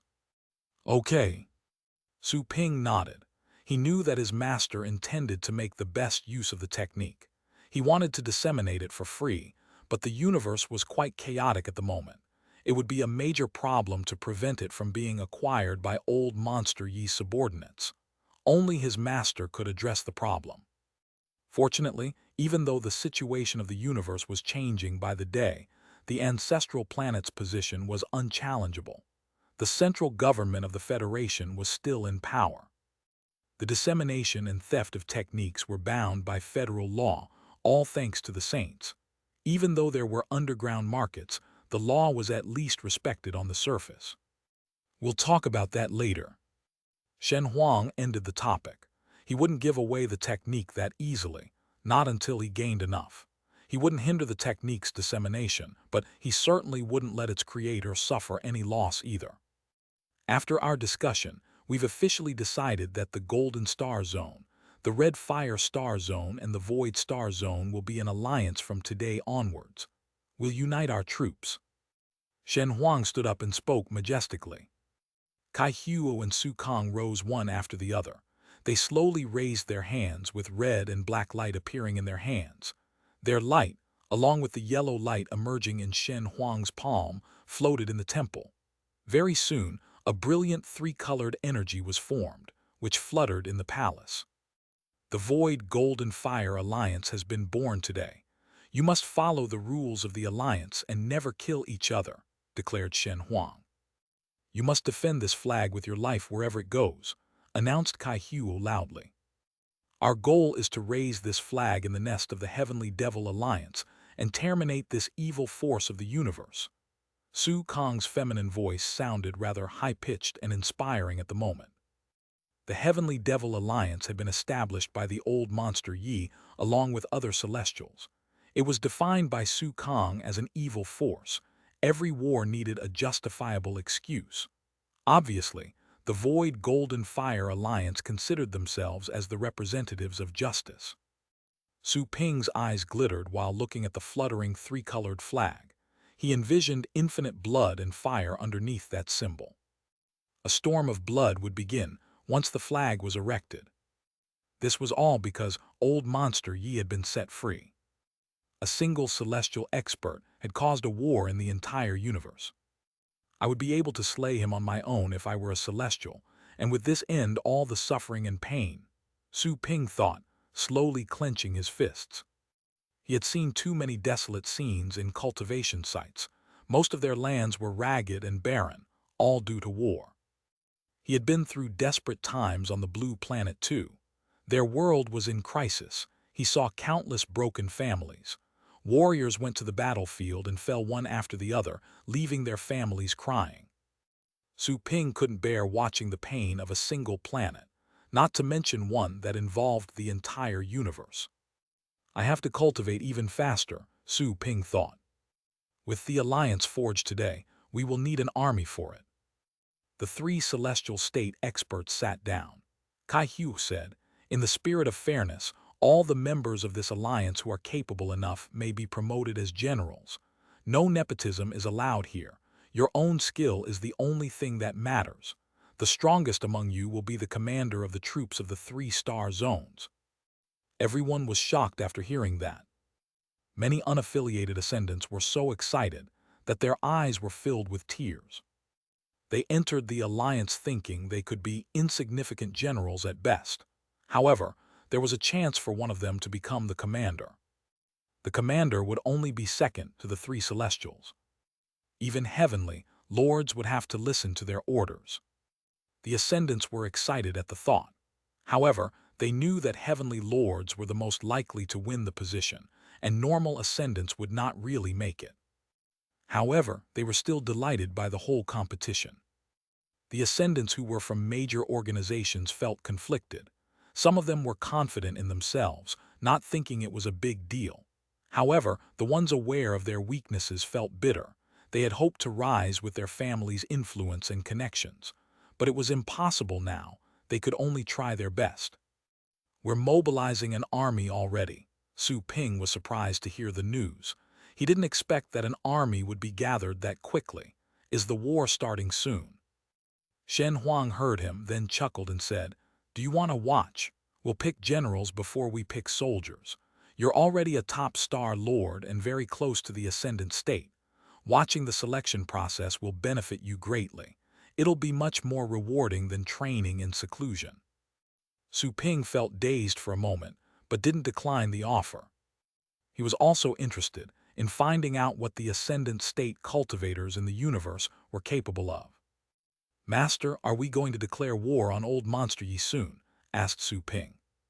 Shen Huang paused for a moment but shook his head. "Not yet. It'll take hundreds of years to train the recruited soldiers and generals and turn them into an iron army.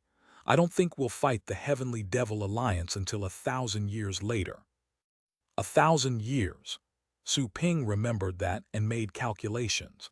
That would give him enough time to cultivate for 10,000 years in the cultivation sites. It would be enough time for him to rise to the celestial state. "Prepare yourselves for the commandery competition. All ascendant state cultivators that are part of the Void Golden Fire Alliance are free to participate. You will be ranked according to your capabilities," Shen Huang said as he addressed all those present. "The contest will begin in the Void God battlefield in 3 days." Everybody accepted the request with excitement. The meeting was adjourned. Su Ping left the palace along with Jai Zuking and Yi Feng. Jai Zuking needed to prepare for the contest, so she bid farewell to Su Ping and left in a hurry. Yi Feng escorted Su Ping back to Ria. Su Ping asked his senior brother on their way back, "You're not going to participate in the contest?" Yi Feng nodded. "Of course, but my responsibility is to protect you. There really is not much preparation that can be done in 3 days. I'll just do my best and fight." Su Ping nodded. "That's true. You must come and watch, junior brother. All the ascendant cultivators of the 3-star zones will be there. It's a rare opportunity for you who has reached a bottleneck," said Yi Feng. Su Ping nodded. Although he had seen some ascendants in the cultivation sites, mostly beasts, they were different from the creatures of his own universe anyway. Once he was back in the store, Su Ping worked along with Joanna and the others. He had consumed a lot of energy recently. He accepted a lot of professional training orders during those 3 days, and he had to deliver them by himself. He earned a lot of energy in those 3 days. It was all in preparation for the next training session. 3 days passed in the blink of an eye. Su Ping left for the Celestial Court with Yi Feng again. Chapter 1192, Battle of 3 Armies. Inside the Celestial Court, a lot of people were standing in the square outside the palace. Most of them were ascendants. Only a few were Star Lords like Su Ping.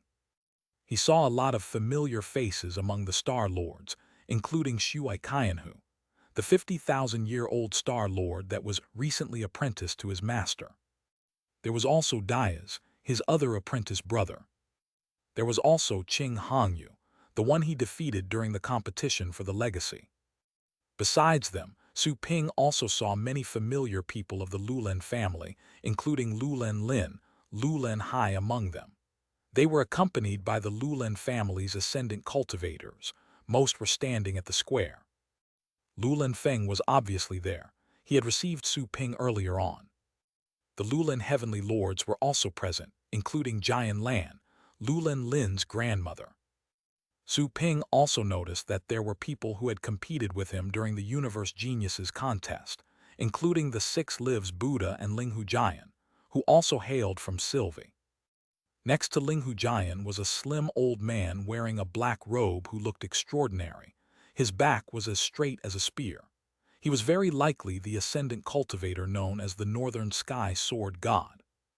In addition, Su Ping noticed a few familiar faces next to him, one of them being Hai Chuo, the Lord of Sylvie.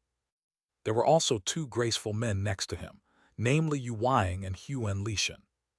He had been to the illusory god monument mysterious realm controlled by Huan Lishan, back when he took part in the universal contest.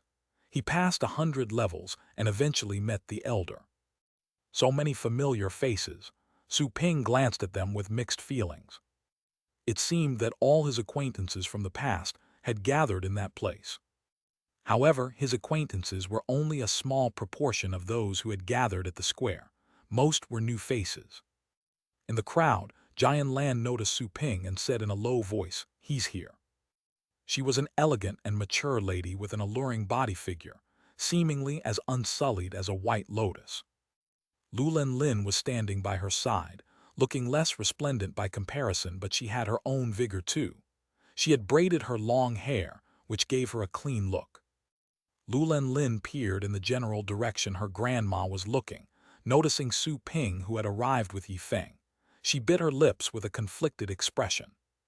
"I heard that the ancient devil has placed a bounty on his head. He nearly won the legacy. Unfortunately, it was a trap. Lin Xiu, the famous star lord from 100,000 years ago, ended up becoming his vessel to reincarnate. It's a shame that such a talent met such a fate," Jian Lan said inside. "He should be safe under his master's protection, right?" Lulan Lin couldn't help but raise his head and ask, concern reflected in her eyes. Jian Lan looked at her and heaved a sigh. "He should be fine as long as he doesn't do anything reckless. I heard that there's someone else backing him. It could be one of the saints from the Holy Land or some unknown celestial. Only he knows the answer." Lulan Lin was compelled to ask, "Are there other celestials in the universe besides the 12 we know?" Jian Lan smiled and said, "Of course. There aren't just 12 celestials in the universe. It's just that some of them prefer to keep a low profile, while others spend all their time meditating in seclusion." Lulan Lin was stunned by the answer. She looked at Su Ping with a troubled face. He was leaving her further behind, considering the backing of two celestials and his own potential. "Observe the battles carefully. It won't be long before you enter the ascendant state with the soul of the destructive phoenix you've acquired. Don't get distracted," said Jian Lan softly. Lulan Lin solemnly stared at Su Ping in the distance, then looked away. "Understood. You can't get what you want unless you're strong enough. That has always been the rule. There are things that you can't keep even if you get them," said Jian Lan softly. "It's him." Elsewhere, Hai Chuo, Huan Lishan and the others noticed Su Ping who had just arrived. Their eyes glittered. Su Ping was a genius, the most famous person to ever emerge from Sylvie. All of them were proud of him. They felt moved when they saw him again. To think that the little kid they had met in the past was already known across the universe, all in such a short period of time. He was already a brilliant star, dazzling even for them. "I knew it. I said he would walk further and exceed us, and that he would become a heavenly lord once he reaches the ascendant state. I wasn't wrong," Huan Lishan smiled. Hai Chuo said with a smile, "Sylvie is truly a nurturing place. Look how bright he shines." Yu Wang glanced at them and said, "Why didn't you recruit him back then? It's pointless to talk about it right now." Huan Lishan chuckled and said, "What do you know? I simply didn't want to squander his potential. I couldn't offer what the cultivation experts could." "Exactly," Hai Chuo quickly nodded in agreement. Yu Wang rolled his eyes. Su Ping went to the other side of the square under Yifeng's lead. "All your senior brothers and sisters are here." Yifeng pointed at them for Su Ping. The latter immediately saw a lot of ascendant cultivators standing one side of the square. Many were looking at him as if discussing something, smiling though. Jai Zuking was even waving at him, without the solemnity expected of a heavenly lord. Next to Jai Zuking were people of different heights. Some were sharp, some were as steady as mountains, while others were as deep and profound as abysses. Yifeng landed in front of them along with Su Ping and clasped hands in salute. It's an honor to meet you, senior brothers and sisters. You too, Brother Yi. The others returned the greeting. Su Ping was also quick to clasp hands. Nice to meet you, senior brothers and sisters and junior brothers. The last part was meant for Shui Qianhu and Diaz, who were standing at the end of the line. The two could only look at each other helplessly upon hearing such a greeting. Diaz patted Shui Qianhu's shoulder and said, "Junior brother, you'll get used to it." Shui Qianhu, I've heard so much about you, junior brother Su. You are indeed an unparalleled genius. Ha ha, said a brawny young man, all smiles. Yi Feng made the introductions. This is Yu Feng, your seventh senior brother. He's very close to becoming a heavenly lord. Zhu Feng waved a hand. Hey, don't say that. You're imposing too much pressure on our junior brother, aren't you? Jai Zuking chuckled while covering her mouth. Old Seven, you're overthinking. Our junior brother is not as vulnerable as you think. He's not nervous even in front of me, not to mention you. Stop worrying. After being dazed for a moment, Zhu Feng raised his thumb at Su Ping. Awesome. You're not afraid of this tigress. What did you say? Asked Jai Zuking, her smile gone. Old Seven needs more spanking. A middle-aged man with a frank and trustworthy appearance shook his head with a smile. He said to Su Ping, Junior brother, I'm your first senior brother. You may call me Senior Brother Song. This is your second senior brother, Chunyu. He doesn't talk much, but he's a nice person. After a momentary daze, he quickly clasped hands and said, It's an honor to meet you.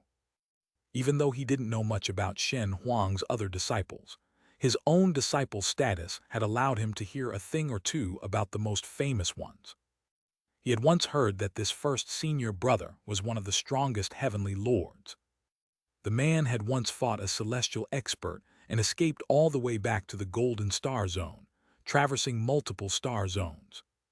His master had been in seclusion back then and couldn't rescue him, and would have died if he hadn't been strong enough. As for his second senior brother, he was a very strong heavenly lord too.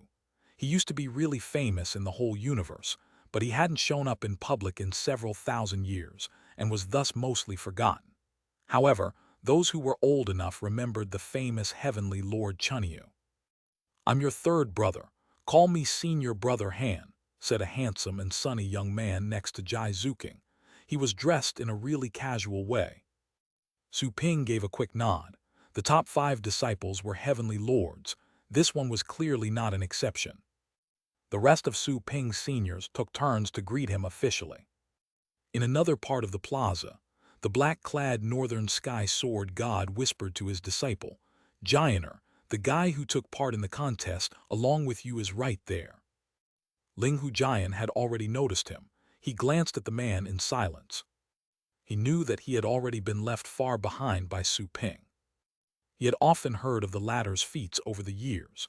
He was amazed by that low-profile man back in the contest. All his senior brothers and sisters are ascendants. What he learns from them is much more than what you get from your own seniors, said the Northern Sky Sword God calmly. But don't feel frustrated. There are thousands of secret techniques in this world. You only need one that lets you kill your enemies.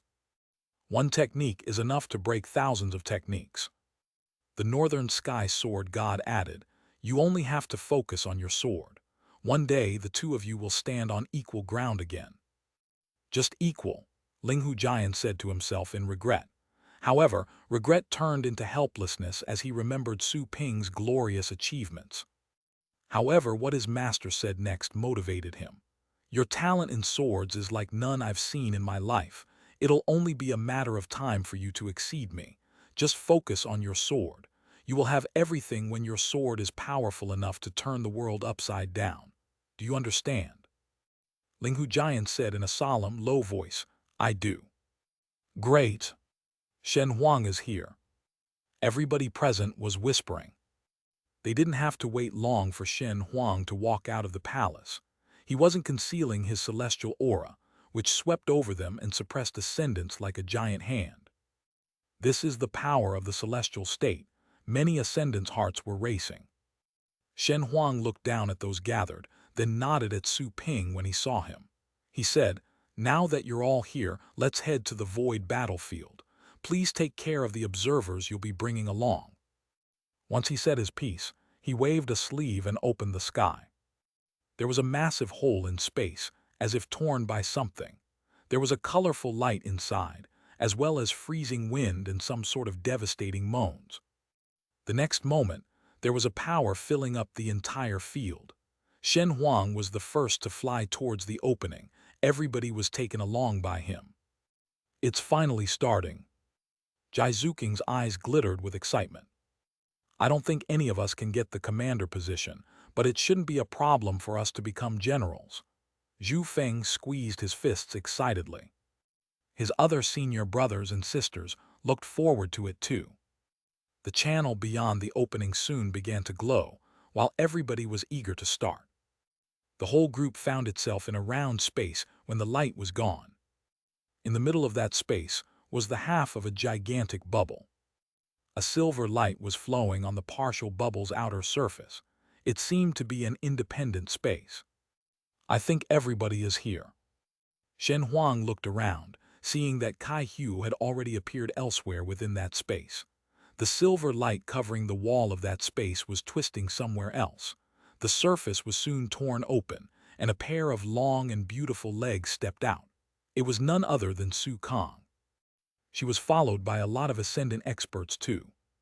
The three of them formed a triangle. Given their current positions, they looked at each other in silence. Shen Huang waved a hand, manifesting plenty of seats arranged in different rows. "Please have a seat," instructed Shen Huang, who drifted to a majestic throne at the very center. The ascendant experts felt that the power acting on them was gone. Each of them picked a seat. Kai Huo and Su Kang did the same. The ascendants of the 3-star zones took seats. The 3 celestials were hundreds of meters tall, looking like gods. They were seated in a way that left the massive half-bubble in the middle. "Should we do this the old way?" asked Kai Huo. Shen Huang said casually, "No objection here." Su Kang said softly, "Let's do it then. It's the most fair approach, even though it takes more time." "All right, let's rank them according to their combat ability first." Shen Huang raised a finger, and an enormous bronze statue appeared above the hemispherical space. The statue was a 4-winged fallen angel with crossed arms and folded wings. There was an oval stone in the creature's arms. The angel is holding a stone. "That's the divine descent stone," Shen Huang announced. "All of you will take the test in turns. You will be ranked according to strength, all to set the pairings for the upcoming contest.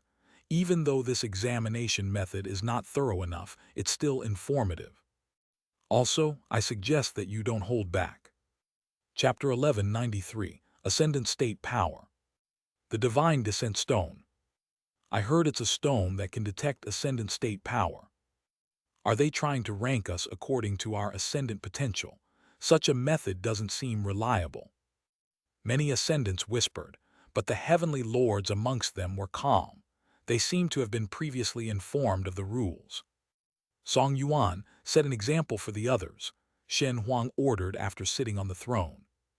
The first senior brother, who was on Su Ping's rightmost side, rose and bowed to accept the request. He then flew towards the fallen angel. Some of Kai Huo's and Su Kang's disciples seemed unhappy, obviously thinking it wasn't fair for Shen Huang to send his disciple first. However, Song Yuan was a top heavenly lord anyway. They didn't complain, even though they were angry. After all, it would be hilarious if they argued with their allies for such trivial matters.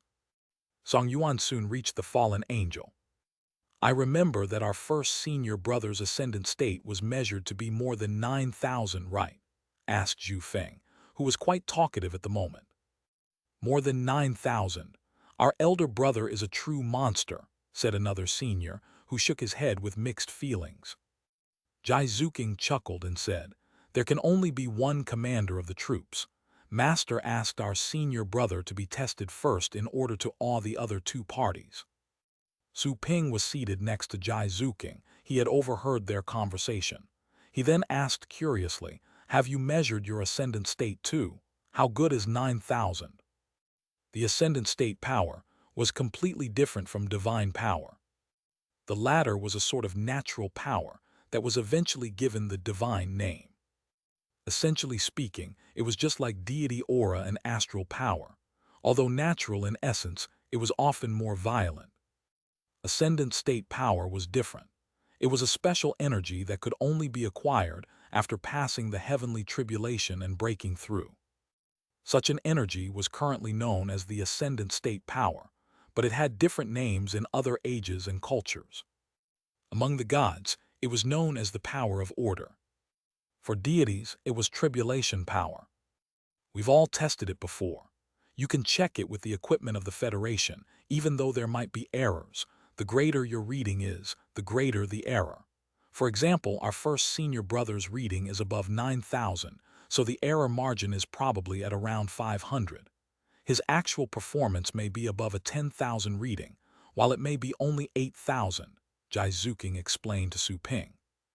Yulong chuckled and asked, "Junior brother, did you know that normal ascendants only have a reading of 500 points on average just after breaking through?" He had looked after Su Ping for a while and was closer to him than the rest. Su Ping felt dazed, only 500 after just rising to the ascendant state. Didn't that mean that his first senior brother was 20 times stronger than a normal ascendant? No wonder, Su Ping gasped in shock. Was that the power of a top heavenly lord? The man was so much stronger than his peers. Zhu Feng smiled. In terms of readings, our first senior brother is only 20 times stronger than a normal ascendant. You'll probably be able to match him when you reach the ascendant state, junior brother. After all, you're probably 100 times stronger than a normal star lord. Even though the gap will be reduced when you rise to the ascendant state, it shouldn't be a problem for you to become a heavenly lord. Junior brother, keep it up. We all think highly of you, said another young and pretty woman. Su Ping recalled that she was his 8th senior sister. Junior brother, you are an unparalleled genius.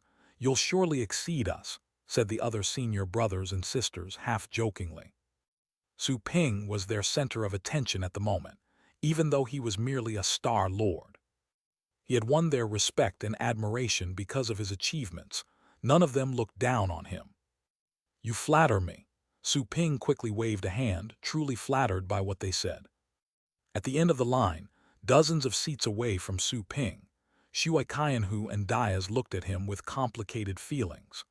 Although their seniors were only being nice in a way, the fact that they praised him so eloquently despite their usual prideful attitudes belied how capable Su Ping was. They too were junior brothers, star lords like Su Ping, but their position was entirely different. Multiple small worlds. Shui Qianhu's eyes glittered and he clenched his fists. Su Ping's performance during the competition for the legacy had shocked the entire world. All of it was thanks to his multiple small worlds. He remembered that Su Ping wasn't as good as him in terms of ultimate laws. At least he had already grasped 3 ultimate laws to perfection. He honestly didn't think he was weaker than Su Ping, except for the fact that the latter had multiple small worlds. He said he would publicize the method to cultivate multiple small worlds. I don't know why he's willing to do that. I should be able to get the real version since I'm his junior brother, Qianhu thought. This guy, Diaz, was envious and jealous when he saw that Su Ping was enjoying himself. He also felt helpless, knowing he had been left in the dust. Even the fellow next to him who had cultivated for 50,000 years had been left behind. If such an expert couldn't catch up to Su Ping, he certainly wouldn't be able to. Song Yuan started his test while everybody talked. A golden, highly compressed light emerged from his body, containing special power waves. The power burst out of his stomach to later spread throughout his body. It became increasingly brighter, flowing to his hands when it was the brightest, all before he laid his hands on the divine descent stone in the fallen angel's hands. The oval stone instantly started to glow, and the fallen angel statue slowly opened her eyes. Underneath her stone eyelids was a pair of deep and dark pupils. Besides the 2 eyes, the fallen angel's wings were also fluttering, feathers appearing one after the other, until 2 of the wings had almost turned completely golden. 2 wings. Kai Huo and Su Kang narrowed their eyes. They knew that Song Yuan was a strong and famous heavenly lord, but they didn't expect him to activate two wings. No wonder he's famous throughout the universe. It's a shame that I haven't fought against him yet. I don't know how strong he is exactly, remarked Kai Huo in a low voice. Senior brother Han, who ranked third, spoke excitedly with glittering eyes. Almost two wings and 1728 feathers. Jai Zuking said with mixed feelings. Our first senior brother is significantly stronger than when I saw him last. Zhu Feng raised his thumb and said concisely, First senior brother is awesome. Su Ping was intrigued after hearing their exclamations of amazement. He asked Jai Zuking in a low voice, Senior sister Jai, is that very impressive? How does it translate to the reading you mentioned? Jai Zuking withdrew her gaze and looked at him with amusement in her eyes. That is very impressive. Normal ascendants could hardly make the fallen angel open her eyes, not to mention activating her wings. Look at the wings. Each contains 999 feathers that carry a special power. Our first senior brother activated two wings and 1728 feathers. That is more than 8,000 points if you convert this into the ascendant state value. One feather equals 5 points. Su Ping was enlightened. But wasn't our first senior brother's reading more than 9,000 earlier? That's when our first senior brother unleashed all his power. Just now, he only tried with a normal output. I remember that his reading was only 8,000 points while in this state. He must be 500 times more powerful right now. Jai Zuking chuckled and continued. Even though our master told us to try our best, this is just the opening anyway. It's unnecessary to reveal our trump cards. The real competition has yet to begin. That explains a lot, Su Ping understood. Song Yuan then clasped hands to salute the three celestials after finishing the test, then returned to where Su Ping and other disciples were seated. As for the other ascendants, they were still discussing. Some had never seen that statue before and were at a loss about the situation. They had to ask their friends about it. First senior brother awesome. Senior brother Han, Zhu Feng, Jai Zuking and the others congratulated him. Song Yuan smiled. I only activated two wings. It's nothing to be proud of. A few figures from the Red Fire Star Zone became angry after seeing that Su Ping and the others were complimenting their senior. They will know what a top heavenly lord truly means when our third senior brother goes there. This competition is absolutely unnecessary since our third senior brother is here. They should just give the position to him. It's time we show them the power of the Red Fire Star Zone. Unlike the ascendants from the Golden Star Zone, the ones from the Red Fire Star Zone were outspoken and arrogant. They didn't have many friends in the universe due to their personalities. Someone from the Red Fire Star Zone jumped out after Song Yuan left. She was Kai Hu's first disciple. To everyone's surprise, the first disciple was an alluring, sexy woman. However, her attractive face was awash with coldness and solemnity, which made her even more appealing. I am Liu Xia. Just like Song Yuan, the woman reported her original name. Many young ascendants found her unfamiliar since she didn't use her title. They had never heard that name before. She's the Night Reaper, said a shocked person in the audience, although in a low voice. Is this what she looks like? It's said that all those who have seen her are dead. It's been more than 100,000 years since she emerged in the universe. The Night Reaper is always heard of but never seen. She suffocates all her enemies at night. She was a frightening devil 100,000 years ago. I thought she would be more patient. Song Yuan shook his head with a helpless smile after seeing her. His brother Han chuckled. First senior brother, I heard that you fought with her before. Who won? Jai Zuking covered her mouth and said, Don't you know him at all? He can't beat women. He either lost or ran off. Song Yuan rolled eyes at her angrily.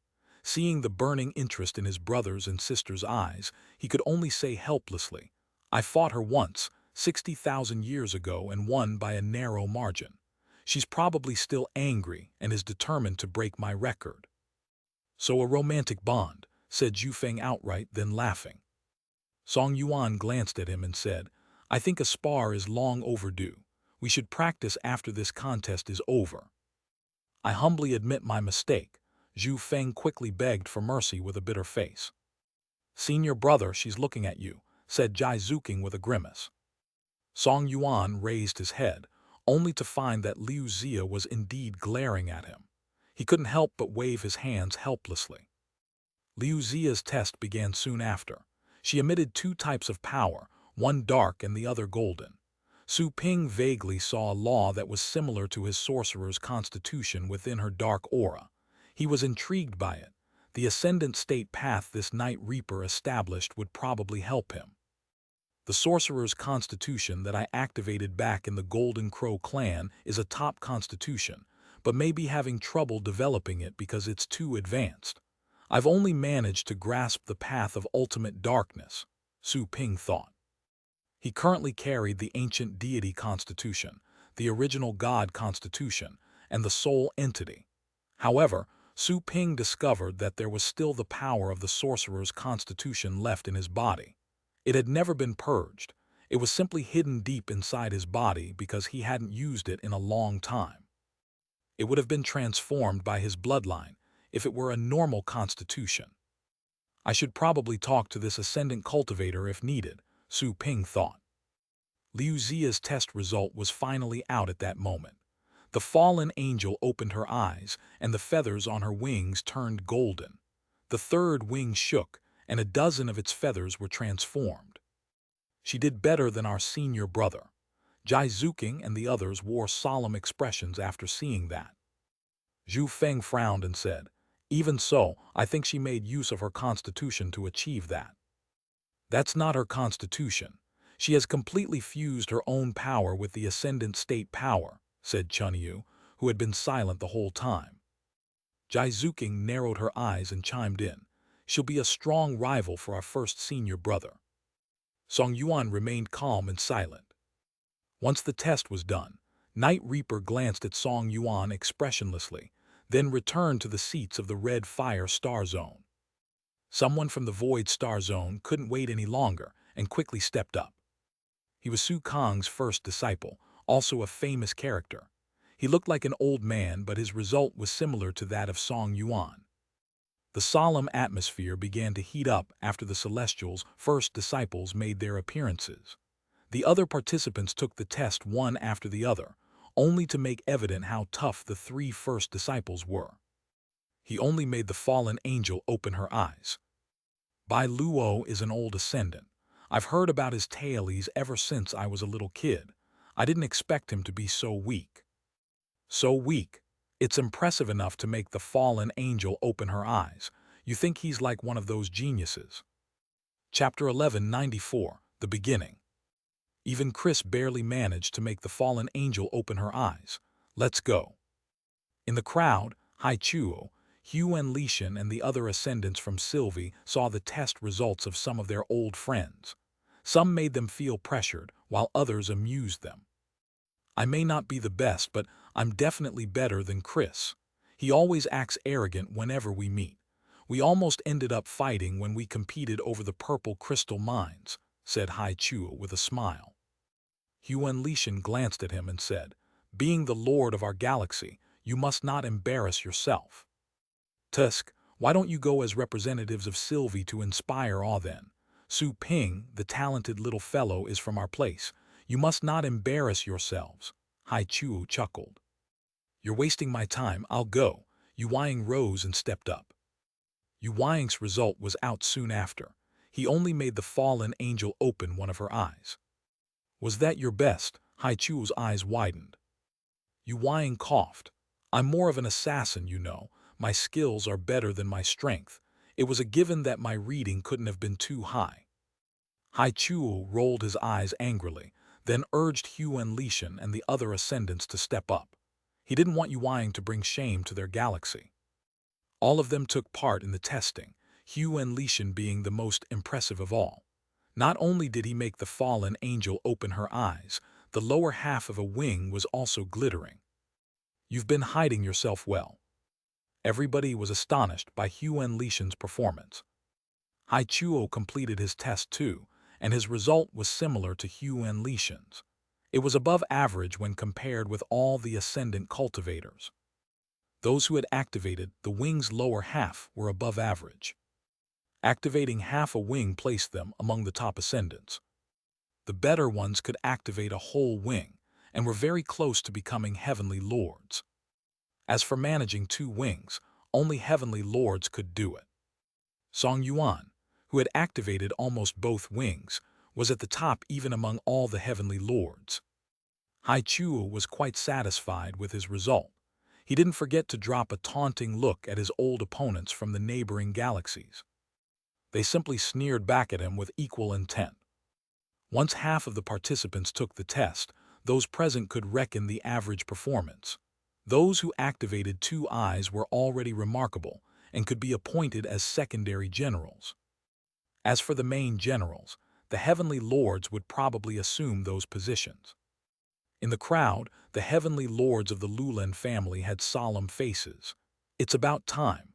The Lulan family should participate. Let me go first. Jian Lan looked at the people next to her. Some of them were her brothers, some her nephews, and others were even her extremely gifted grandchildren. There were altogether 5 heavenly lords in the Lulan family. Theirs was a top force with the most heavenly lords, except for the organizations run by the 12 celestials. Furthermore, the 5 heavenly lords were family members. They weren't guest experts. The upcoming war would affect the entire universe. Aside from the saints on the original planet, almost all the forces had been involved. Few could remain neutral. For various reasons, including their connection to Su Ping, the Lulan family had decided to join Shen Huang's alliance. Grandmother, Lulan Lin looked at Jian Lan with light in her eyes. Grandmother, go for it. Jian Lan chuckled. She had lived countless years and had participated in various sorts of matches when she was young. She didn't need any cheering. She petted Lulan Lin and said, I will show that little kid that the Lulans are worthy of him. Lulan Lin felt dazed, then she blushed. Jian Lan rose and dashed toward the statue. The participation of a heavenly lord had instantly caught a lot of attention. She's Heavenly Lord Jian Lan of the Lulan family. Heavenly Lord Jian Lan is as graceful as ever. She might seem pretty, but she once slashed apart a river of stars. That area is still desolate to this day. Her sword aura has lingered there for tens of thousands of years without ever fading. Many ascendants whispered. In pure white, Heavenly Lord Jian Lan flew toward the fallen angel. She casually extended 2 fingers like a sword, which concentrated ascendant power at the tips. She then pointed at the divine descent stone moments later. A dazzling golden light was instantly spread by the stone. The fallen angel quickly opened her eyes. Then, the wings behind her back unfolded and became brilliant. 1.5 wings were glowing after only a short while. Ascendants only needed a quick glance to count 1623 feathers in total. Almost 2 wings. Heavenly Lord Jian Lan turns out to be among the top of her peers. No wonder the Lulan family had her take the test first. Heavenly Lord Jian Lan always keeps a low profile. I always thought that she was just mediocre among those of her level. I didn't know that she was this strong. Many ascendants were astounded. Her performance definitely placed her among the top 10. All the top experts of the 3-star zones were present. Her result was already remarkable. Everybody is fighting for positions in the army. The Lulan family cannot wait any longer, observed senior brother Han. Jai Zuking narrowed her eyes. I fought against her 80,000 years ago. She wasn't this terrifying back then. I heard the rumor that she left for Mirror City in the 9th space. Seems like the rumor is true, said Song Yuan calmly. The Lulan family is not bad, remarked the taciturn Chunyu. Su Ping looked at the Lulan Lin family. He remembered that Heavenly Lord Jian Lan was Lulan Lin's grandmother, but he didn't know she was that tough. Lulan Lin happened to be looking back at Su Ping. Their eyes met. She quickly turned away out of fright. Heavenly Lord Jian Lan was casually returning to where her family was. The other heavenly lords of the Lulan family also took the test. Even their weakest had also activated 1.5 wings. In terms of ascendant state value, their readings were around 7,000. Some of the experts from the Void Star Zone stepped up after the Lulens finished. They were from the Yuanshan family, one of the 7 biggest families in the universe. The Yuanshans were really close to Su Kong, but they had huge conflicts with the Lulens. They took action right after the Lulens were done. Su Ping learned about the Yuanshan family business from his senior brothers and sisters. They were focused on selling and managing both mines and planets, whereas the Lulens' forte was on developing armor for pets and battle pet warriors. Both families did have additional reach in other markets, though.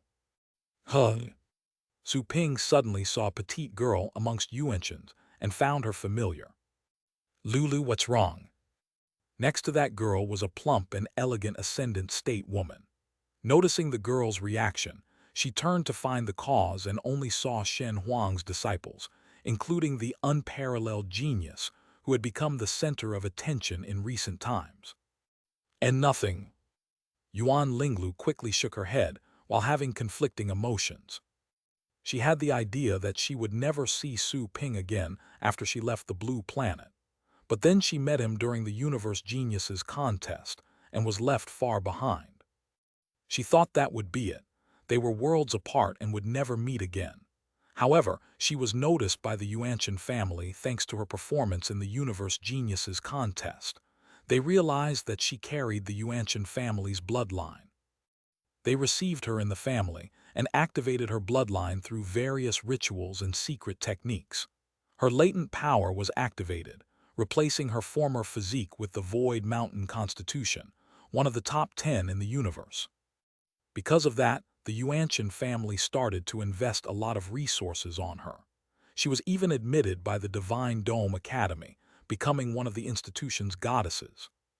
She thought that her life would be brilliant henceforth, but she heard Su Ping's name time and again until she got to see him there. He was like a shadow in her life. I heard that Su Ping came from one of the original planet's duplicates just like you. Did you know each other back then? Asked the ascendant woman softly, too shrewd to be fooled. Yuan Linglu bit her lips and nodded. Was he your enemy? The ascendant state woman looked away as she asked in a low voice. Countless incidents from the past flashed in Yuan Linglu's head. In the end, she shook her head and gnashed her teeth. No, he never thought I was a big deal. She felt bitter. She didn't think she was Su Ping's enemy, mainly because the gap between them was too wide. Even though she was a star of the Yuanshan family and could become a heavenly lord in the future, she wasn't nearly as brilliant as Su Ping. That's great. The ascendant woman was secretly relieved and was no longer tense. And even if he was, you must make peace with him. There is perhaps an unknown celestial supporting him. He is also as valuable as a top heavenly lord thanks to his technique for cultivating multiple small worlds. Yuan Linglu bit her lips. She had heard of Su Ping's value 1,000,000 times. The geniuses she was acquainted with and those in the academy would talk about him all the time. Su Ping's name had spread throughout the universe ever since the Geniuses contest. It seemed that Su Ping's era had dawned upon the whole cosmos. Wherever she went, she would hear people talking about the unparalleled genius. I know, said Yuan Linglu in a low voice. Deep down in her heart, she hoped she could learn the unprecedented method to cultivate multiple small worlds too, being a Star Lord herself. The Yuanshan family's tests were over. They were on par with the Lulen family. Time went by, one ascendant after the other took the test. Some of them were unknown, but achieved remarkable results, while some of the considered famous had performed mediocrely. Finally, the tests were over. Shen Huang retrieved the fallen angel statue holding the divine descent stone. Su Ping had learned from his seniors during the testing that the statue was an artifact recovered from some ruins in the depths of the universe. The ruins had been explored by Celestials, but no one knew what else they had found. Here's a ranking based on your performance just now. You should know your capabilities well, said Shen Huang on the throne. Every army needs a commander, and the strongest among you shall be appointed. Now, please step out if you want to compete for the position. Everyone was exchanging looks after hearing that. All of them had thought that the commander would be picked before the generals were, so they were more excited than surprised. The show was finally on. The fight for the commandery would undoubtedly be the fiercest. Song Yuan chuckled after hearing his master's announcement. "It's our turn. Just stand up, no need to be courteous." "Honest we shall be then, first senior brother. I hope you won't go easy on me if we run into each other," said Jizuking while chuckling. Then she stood up. "I would also like to try," said senior brother Han with a smile. Chunyu rose in silence. Most of the seats around Su Ping were empty after they stood. He had been sitting between his third senior brother and fourth senior sister. Many of his seniors were heavenly lords. Altogether, 9 of his seniors stood up.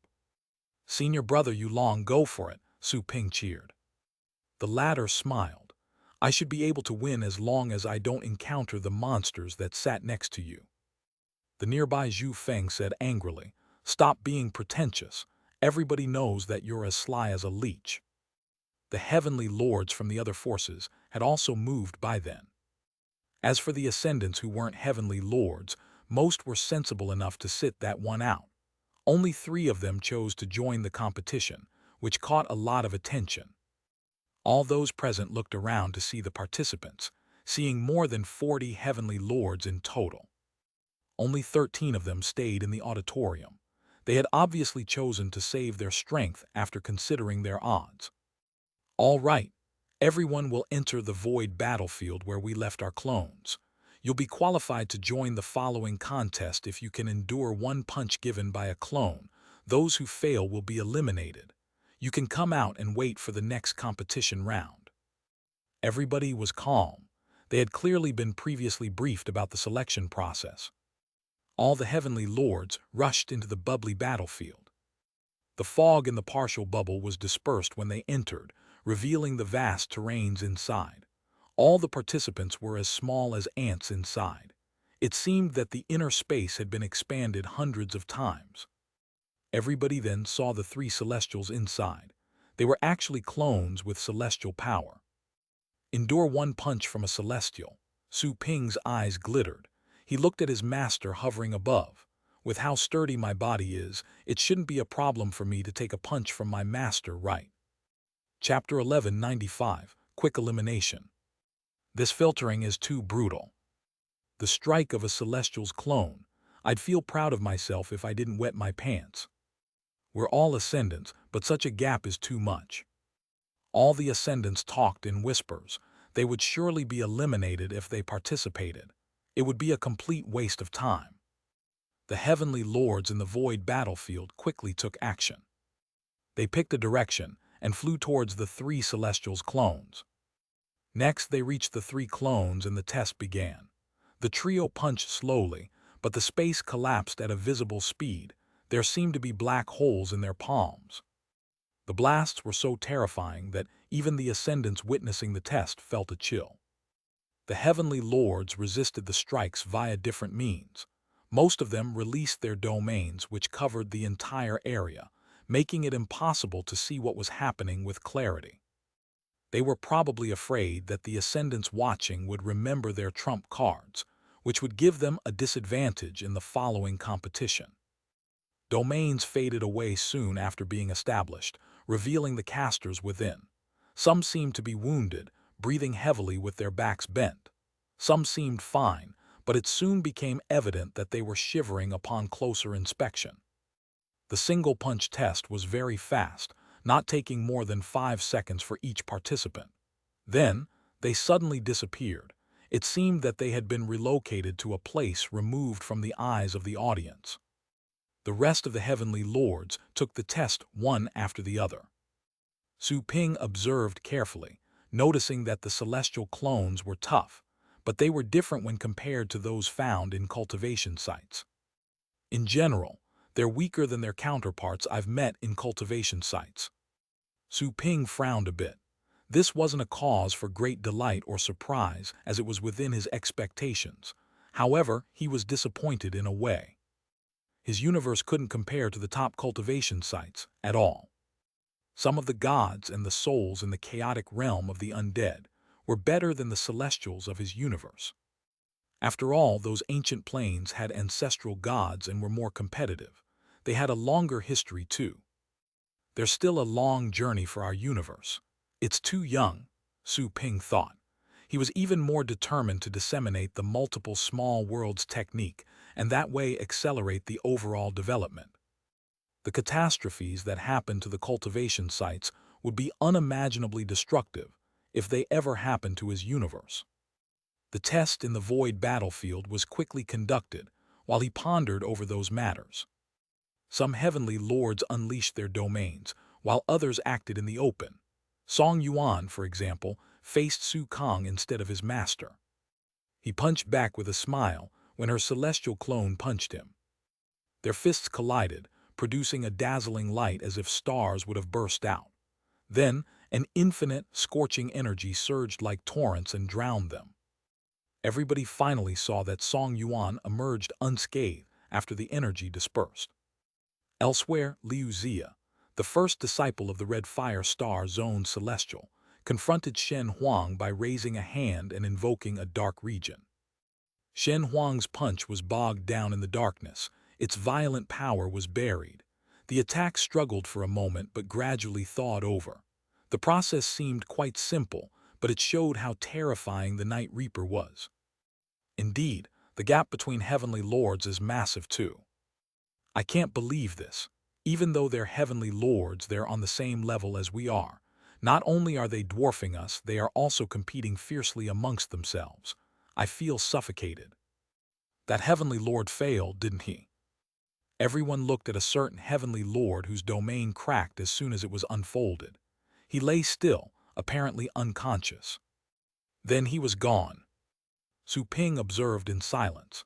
He no longer worried, seeing that senior sister Jai and the others wore relieved expressions after the test.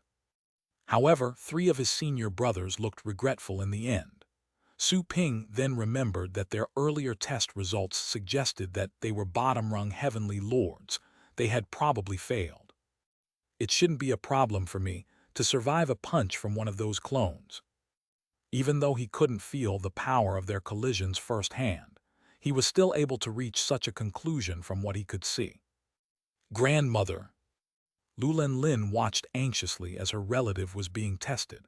Heavenly Lord Jian Lan was rather calm when she faced Kai Hu's explosive punch. She drew her sword abruptly, raising a sword aura that dazzled everyone's eyes, even though this happened on the battlefield. The sword aura passed, and the universe seemed to have been restarted. All the power was gone. Heavenly Lord Jian Lan was standing still, without showing signs of exhaustion. She seemed to have withdrawn her sword at some point. Lulan Lin was relieved to see the result. All the heavenly lords went through the testing as time went by. The 3 celestial clones disappeared from the void battlefield. Then, a fog emerged inside the bubble and blocked everyone's sight. Some people were ejected from that dome. This process didn't stop until more than 20 people flew out. The heavenly lords that left the bubble looked at each other in bewilderment. They felt both frustrated and lucky when they saw some familiar faces. "Please have a seat. The battle for the commandery is about to begin," said Shen Huang casually. The other ascendants realized that the ejected heavenly lords had been eliminated. It seemed logical, as none of the Celestials' first disciples nor the remarkable heavenly lords were among the ousted. More than 20 heavenly lords have been eliminated. Unbelievable. How cruel. I wonder what will happen during the competition for generals. We won't be eliminated before we have a chance to fight, will we? Many ascendants were worried, feeling bitter and helpless. 3 of the eliminated senior brothers and 1 senior sister returned to their seats. The others immediately comforted them. "You've done well enough." But they weren't too frustrated, even after not making the cut. They were able to assess the gap between them and their first senior brother, and they had mostly wanted to test their strength. There could only be one commander. Naturally, they didn't think they could win. However, it was still beyond their expectation that they didn't even pass the first test. They had no chance to practice with the heavenly lords of other star zones. Su Ping looked at the Lulen family. Heavenly Lord Jian Lan wasn't eliminated, but 2 of their heavenly lords were ejected. Only 3 people had advanced, including the Lulen's famous leader who was said to be a top heavenly lord. His result in the test was as good as that of Song Yuan's. Those heavenly lords were eliminated too easily. The test is too hard. Diaz and Shuai Qian, who looked at the scene. Diaz couldn't help but clench his fists excitedly. Shuai Qian, whose eyes glittered, feeling increasingly eager to try Su Ping's multiple small world technique. He would surely become a top heavenly lord if he established more small worlds before he rose to the ascendant state, and wouldn't be eliminated like the ones just then. I must be the best, Shuai Qian, who was unwilling to be left behind by anybody on any level. The fog in the bubble dispersed after Shen Huang's announcement, and the scenes on the void battlefield changed too. Rivers and mountains were rearranged. It was extremely vast. The heavenly lords who had advanced resurfaced. They looked as insignificant as dust particles. Based on your result when testing your ascendant state power, you're free to choose your opponent. Those with higher rankings will pick first. Those who are picked cannot refuse, Kai Huo announced. Many ascendants were shocked by this, not expecting that the previous test was actually a preparation for the challenges. No wonder Shen Huang had asked them to try their best. They would naturally pick the weakest if they could pick their opponents, so that they could advance without becoming too exhausted. Su Kang then waved a hand, manifesting the names and rankings of the heavenly lords who had advanced. Liu Xia from the Red Fire Star Zone was at the very top. She remained calm. All the ascendant had a clear recollection of the results, even without Su Kang's announcement. Considering the number of people still present, it wasn't easy for them to figure out when they would get to pick. You may pick your opponent first, said Kai Huo with a chuckle. Liu Xia gave a slight nod. She then looked at the somewhat near Song Yuan with hostility in her eyes. Song Yuan looked at her while putting on a bitter smile. She's not going to challenge Song Yuan, is she? It would be a spectacular show if she did. Wow, is it going to be this exciting from the very beginning? Many ascendants were excited, as they had heard of the history between them. Also, Liu Xia had clearly been hostile to Song Yuan in the earlier test. While everybody looked forward to their clash, Liu Xia approached Song Yuan with an indifferent expression and moved her lips. Song Yuan's bitter smile returned after hearing her telepathic message. Liu Xia walked past him, then approached a middle-aged man who ranked second to last in the test, announcing her choice. The middle-aged man wasn't too surprised. He simply heaved a sigh. Just as I expected, those heavenly lords are rational. It's not worth it to fight over personal grudges. The commander position is the top priority. The commander would be too powerful and important. The 3 main factions want the position. It would be stupid for her to act willfully at this moment. I knew the Night Reaper wouldn't pick him. That she-devil is too cold-blooded to let fury get the better of her. Many ascendants sighed, not feeling too surprised about such a decision. The other heavenly lords were also quick to select their opponents. They had mostly chosen rivals that were easier to deal with, and they were unwilling to reveal their trump cards in the first round. Even so, the Lulens and the Yuanchins chose to clash. They didn't go for lesser opponents. The leader of the Yuanchin family picked the Lulens family leader, and Jian Lan picked another heavenly lord from the rival family. Have they given up the commander position? They must truly love each other. They don't let each other go even at moments like this. I don't think so. Maybe they have other reasons. It's possible they want to settle their grudges this time. After all, they'll become allies and would have to set their grievances aside.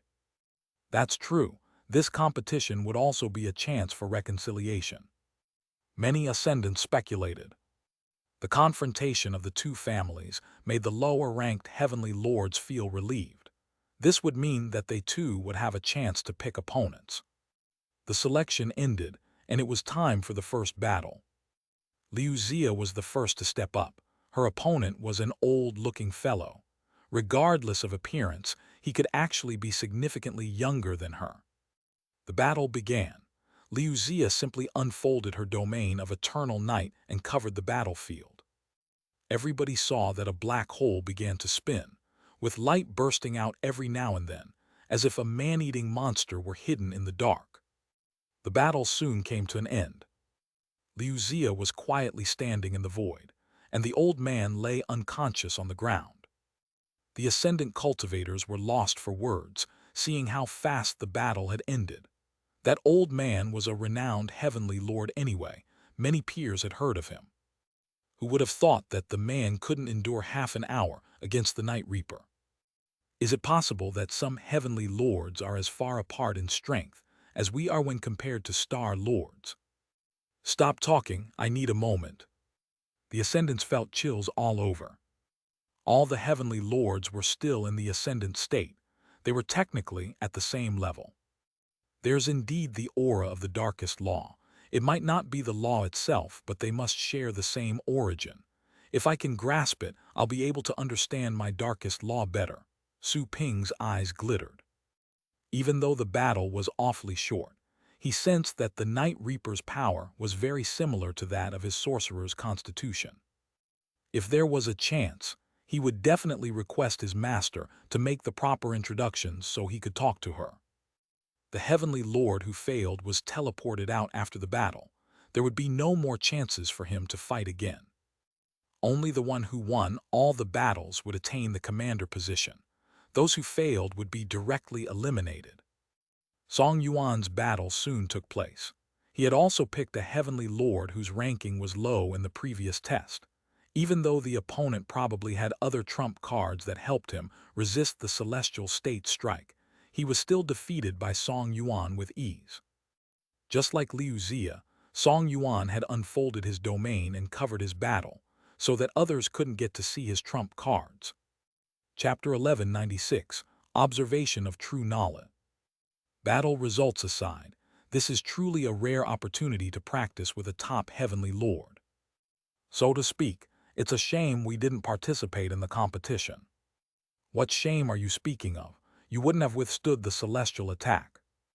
But I would have at least been able to see how powerful the celestial state strike was. All the ascendant state cultivators were discussing. The two heavenly lords who had failed left the arena feeling utterly frustrated, angry, and embarrassed. They had been defeated by the Celestial's first disciples. Still, they didn't feel good to be defeated as brutally by people at their same level. "Disciple, come here." Su Ping heard his master's voice while he watched the events. He felt stunned when he looked back, only to see Shen Huang smiling at him. He hesitated for a moment, but then he rose and flew over. Su Ping's actions caught the attention of his seniors sitting next to him, and were surprised to see him fly towards their master. However, their master's passive attitude made them realize he had been summoned. "Looks like our master is truly fond of this junior brother," many disciples thought. Shuai Qianhu and Diaz, on the other hand, stared at Su Ping with a mix of puzzlement and jealousy. "Greetings, sir." Su Ping reached Shen Huang's throne. His master's image had expanded as he made his approach, ending up being merely as tall as the former's boot and having to look up. Shen Huang smiled and lifted Su Ping to stand in the armrest to his right. "Can you see it?" Shen Huang asked with a smile. Su Ping felt a bit dazed. He shook his head and said, "Their domains blocked my eyesight. I can barely feel a thing." "Huh?" Shen Huang's eyes glittered. Not just Su Ping. Even the other heavenly lords were unable to sense anything except what was in plain sight, given the coverage over the void battlefield and the domains blocking. He smiled, not overthinking about this. He said, "You're now a star lord, a top one at that, considering your attainments. You've been invited here to watch the battle because it will prepare you for the ascendant state. You'll be able to understand more of the battles when the ascendants fight for the general positions. The battles of the heavenly lords may be too sophisticated for you at the moment, but don't beat yourself too hard if you can't understand. Just try to remember them. What you see now will be seedlings of knowledge for the future. when you rise to the ascendant state. You'll gain a lot of experience when fighting heavenly lords. Su Ping felt dazed by the prospect, feeling hesitant for a moment. Now I'll open your eyes for you, just watch the battle, said Shen Huang softly. Su Ping then felt that he was being lifted at a fast speed, seemingly passing through many clouds until he entered the void battlefield. Later, he saw a hazy gray world in front of him, which was also removed quickly. He felt that he had fallen into the domain, and was then able to see the two parties fighting. One of them was Su Kang's first disciple. The tall old man looked much younger at that moment, all the wrinkles gone from his face. Still, his hair remained silver and he still wore old man's clothing. His opponent was a heavenly lord from the Yuanshan family, who was controlling the power of two illusory dragons. The power was very special, made of countless laws. Each of their scales was a manifestation of laws. The old man fought with one hand behind his back, and the other holding a purple crescent blade, which revolved and fought the dragons. Is this what heavenly lords are capable of? Su Ping was dazed. He didn't know how Shen Huang had done it, but he was able to see the battle inside the domain. Laws are being manifested. I think there are thousands of them, fully grasped. Some of the laws on the dragon's heads and claws were perfected. Their claws, in particular, have the 4 ultimate perfect laws. 3 perfect laws were gathered on the heads. The most powerful one of them seems to be a law the old man created. The ascendant state power is circulating inside the dragons. Is this an ascendant secret technique? Su Ping was rather surprised. Undoubtedly, the Yuanshan's heavenly lord had formidable attainments. The thousands of laws used to create the dragon scales had certainly taken a lot of time to consolidate. Adding the laws forming the creature's torsos, there were altogether 7 of the top perfect laws. There were other perfect laws used on joints and tails, except that they weren't as powerful as the 4 supreme laws. What terrifying achievements! However, I don't think he's making the best use of his power. Even though his laws are arranged in the shape of dragons, there are still flaws. Besides, the dragons are too big. I would probably choose to do something like this old man. Su Ping considered this while he watched. Judging from the battle, Su Kang's first disciple was having an easier time during the fight. The man was only controlling a purple crescent blade of seemingly simple structure, but Su Ping could tell it was much more complex than the dragon's. When a 10-kilogram saber cuts an opponent's neck, what matters is the iron right at the edge, which only weighs 10 grams. That's overlapping perfect laws. The old man's purple blade seemed simple, but it was actually the stacked effect of 10 perfect laws overlapping. It also had ascendant state power, which counted as the weight of the weapon. The purple weapon glittered in quick bursts and forced the dragons to retreat. The creatures could only fight the blade with their claws. Their bodies would crack once hit. The dragons had plenty of weaknesses, and their creator seemed to be well aware of the fact. That was why he had arranged them in a special manner, so that any blast imposed on them would be evenly distributed. Still, they were unable to resist the destructive purple blade. Those are 2 valid ways to use power.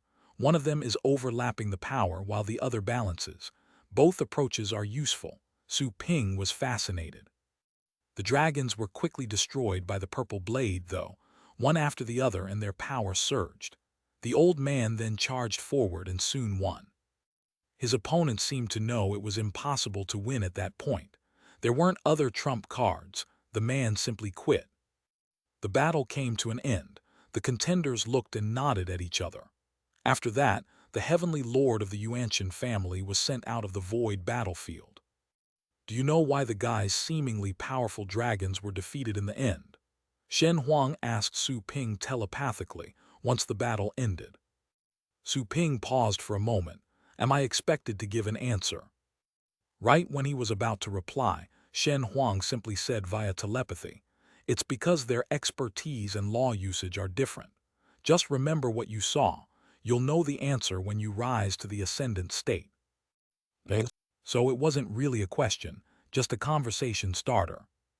Master, I know you don't understand right now. In fact, it's unnecessary for you to understand. You only need to commit to memory.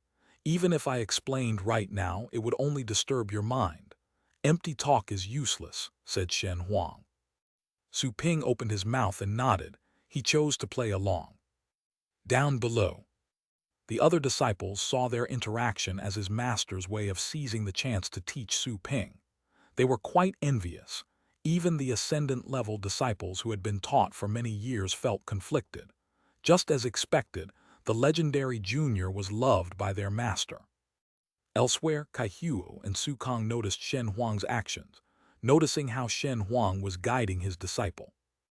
The situation was a bit unfair in their eyes.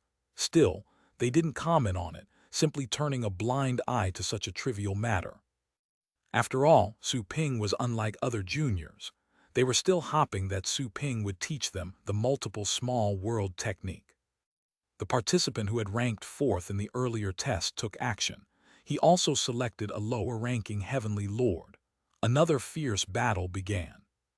Su Ping watched their moves quietly, finding that the two experts had styles of their own. One of them enhanced himself with laws and was good at melee-style attacks. The other was similar to the previous winner, the old man. He overlapped his laws and constructed a huge cat, which was agile and even more unpredictable than the old man's purple crescent blade. Su Ping had a good time watching the battle. He had learned a lot. The people on his level weren't in want of power, but of ways of using it. Power was just the foundation. Given enough resources, even a piece of garbage could be endowed with a tremendous amount of strength. However, those who were at the peak had comparable strength. What mattered was their understanding and usage of laws. It was just like in company dynamics. The bottom-level workers sold their strength, the middle-level workers sold their skills, and those at the top had neither strength nor skills. Still, the latter knew how to harness both strength and skills. Only thoughts were rare. That was why they could stay at the top. I never got a chance to observe when I fought ascendants back in the cultivation sites. My sole focus was to simply finish them off as quickly as possible. Looks like I still have a lot of room for improvement. Su Ping was thrilled, thinking that the trip was totally worth it, being a good chance for him to assimilate his recent experiences. The second battle soon reached an end. The heavenly lord controlling the big cat was the victor. Shen Huang glanced at Su Ping in silence. He asked the boy Ping to watch battles beyond his level, not because he wanted the latter to immediately learn something. That would be a task for when he reached the ascendant state. He didn't want to be too hasty. It would be great if Su Ping didn't force himself to process the information and waited until he broke through. Remembering was enough for the moment. Su Ping had more chances to see how heavenly lords battled as the matches carried on. Some of the fighting methods were inevitably repeated, even though there were varied levels of expertise. He also saw Lulin Lin's grandmother fight. Jian Lan was one of the top heavenly lords too, and was qualified to pick. She imbued laws in her weapon, which was then melded with nature. Thus, her attained laws are one with nature, allowing her to channel nature power. Su Ping was deep in thought. He finally knew that his sword technique was not worth mentioning after seeing heavenly Lord Jian Lan's performance. He had the power, but he didn't know how to make the best use of it. I see.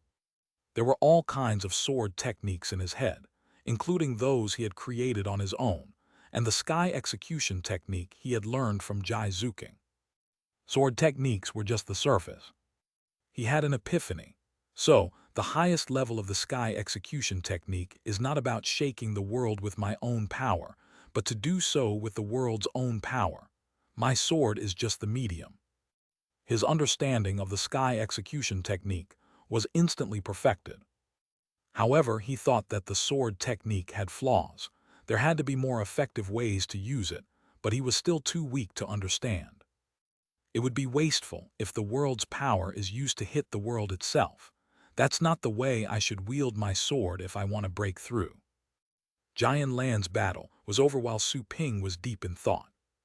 Shen Huang felt worried once he noticed that Su Ping was frowning and wondered if he had been too hasty. The sight of heavenly lords fighting could be too overwhelming. Also, he was a very talented seedling. Spending too much time thinking about what he was seeing could lead him to the wrong path. It was like an ant climbing a tree, at the risk of constantly going in circles if it was unable to see the whole picture. The ant would be able to choose the optimal route to the summit once it grew bigger, so it could see the entirety of the tree. "There's no need to think, just remember," said Shen Huang in a low voice.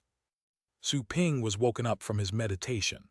While stunned for a moment, he then said helplessly, "Master, I know what I'm doing." Shen Huang choked for a moment, not knowing what to say. His disciple was a genius, but geniuses were hard to teach, as they had their own ingrained thoughts which were hard to correct. "Feel free to ask me if you have any questions," said Shen Huang. Su Ping nodded, "I don't have any yet." Then he went into deep thought again. Shen Huang was lost for words again, after seeing his disciple act in such a manner. Is my disciple trying to figure things out on his own? He shook his head. He planned to teach Su Ping in detail when the competition for the general positions began. The battles of more than 20 heavenly lords were finally over. Only a dozen of them remained. Kai Huo said, "Now you'll pair up again to fight. The rules are the same. Who wants to quit?" All the heavenly lords remained calm. Nobody replied. Kai Huo instantly said, "All right, let's proceed." This time it was still Night Reaper who picked first. She chose a low-ranking heavenly lord again, still being the weakest among them. This time, Su Ping was able to watch how that heavenly lord fought in the domain of eternal night. Liu Zia's contender unleashed all his strength and activated his constitution. It was one of the 10 divine constitutions. Even though her opponent was using his full strength, the Night Reaper was still casual and easy. She summoned a red eye inside the domain of eternal night. Chapter 1197, Extreme Strengthening. The red eye floated in the eternal night sky like a bloody moon. The world enshrouded by the darkness slowed down, as if frozen. The movements of the rival heavenly lord also stretched and slowed down, leaving afterimages as he passed. However, those afterimages were brought to life. They chased and attacked the heavenly lord in different postures. The man was soon caught up by his afterimages and had to fight many opponents at the same time. He left even more afterimages as he fought, resulting in him being surrounded and left injured in the end. This is... Su Ping was quite surprised by the weird scene. What kind of law was that? Copying mirroring. Wait a minute. Su Ping suddenly realized that he couldn't see the structures making the bloody eye. The other heavenly lords had attacked with either weapons or creatures. However, the Night Reaper had used a bizarre eyeball that used unknown laws. He was suddenly reminded of souls, as he had seen equally confusing methods when he fought against souls in the Soul Ocean. Abundant golden light quickly surfaced in his eyes, bursting out like rays, until both became completely golden. The purest God aura was emanated by Su Ping's eyes, although he didn't realize his master had looked down at him in shock when sensing the transformation. On the other two corners of the triangle, both Kai Huo and Su Kang looked at Su Ping in astonishment. The structure of the world was being constantly analyzed by the godly pupils. Light, dust, and laws were all being magnified into more primitive elements, like lines and particles. The eyeball in the night sky finally revealed its original appearance. It turned out to be a bloody vortex. The vortex was revolving, sending out a bloody light. The eternal night was no longer dark but deep red. The contender had one of the top divine constitutions. Instead of fighting his afterimages, he was absolutely still. There were no afterimages around him, either. However, his immortal body seemed to be decaying on the surface. Such decomposition was slowly and gradually expanding at a visible speed. Not even the healing ability of his constitution could slow it down. That is a perfect law. Su Ping saw the lines of a law in the bloody vortex. It was indeed a perfect law he had never seen before, most surely the ascendant law created by the Night Reaper. There was actually just that single law. The truly terrifying thing was that there were countless laws in the dark night, right where the bloody vortex was embedded. There were dozens of perfect laws among them. She has fused her laws in the domain. She launches attacks to anyone within the dark range once unfolded. It's a delicate spider web, very well hidden at that. Normal ascendants would fall into it without realizing a thing. Su Ping took a deep breath. The Night Reaper's understanding of laws and battles had broadened his horizons yet again. I didn't see anything unusual earlier, and my own body is at the ascendant level. It is also made of countless rare materials, and is more sensitive than those of most people. Even heavenly lords could be tricked in her domain, Su Ping thought. Still, he soon realized that his master had surely warned his senior brothers and sisters in secret about this. Nevertheless, it's difficult to come up with countermeasures even if they did know. Su Ping kept analyzing the matter, imagining himself as her opponent. The battle ended quickly.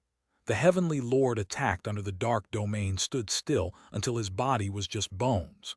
The three celestials rescued him and teleported him out of the battlefield, which signaled his elimination. He recovered as soon as he was removed from the battlefield. His body healed and new flesh was generated, ultimately regaining his original appearance. He was breathing heavily, cold sweat covering him as if having just had a nightmare. He looked fearfully at the void battlefield. He was one of the top warriors in his level. It was extremely easy for him to slay a normal ascendant cultivator. However, the recent events made him realize what the strongest heavenly lords were capable of. He originally didn't think much about the power gap, but then realized in battle how different they were, just like a muscular man fighting against a baby. The golden light in Su Ping's eyes was gone. He raised his head and asked his master with his normal eyes. He was standing still just now. Was it because of the law in the bloody vortex?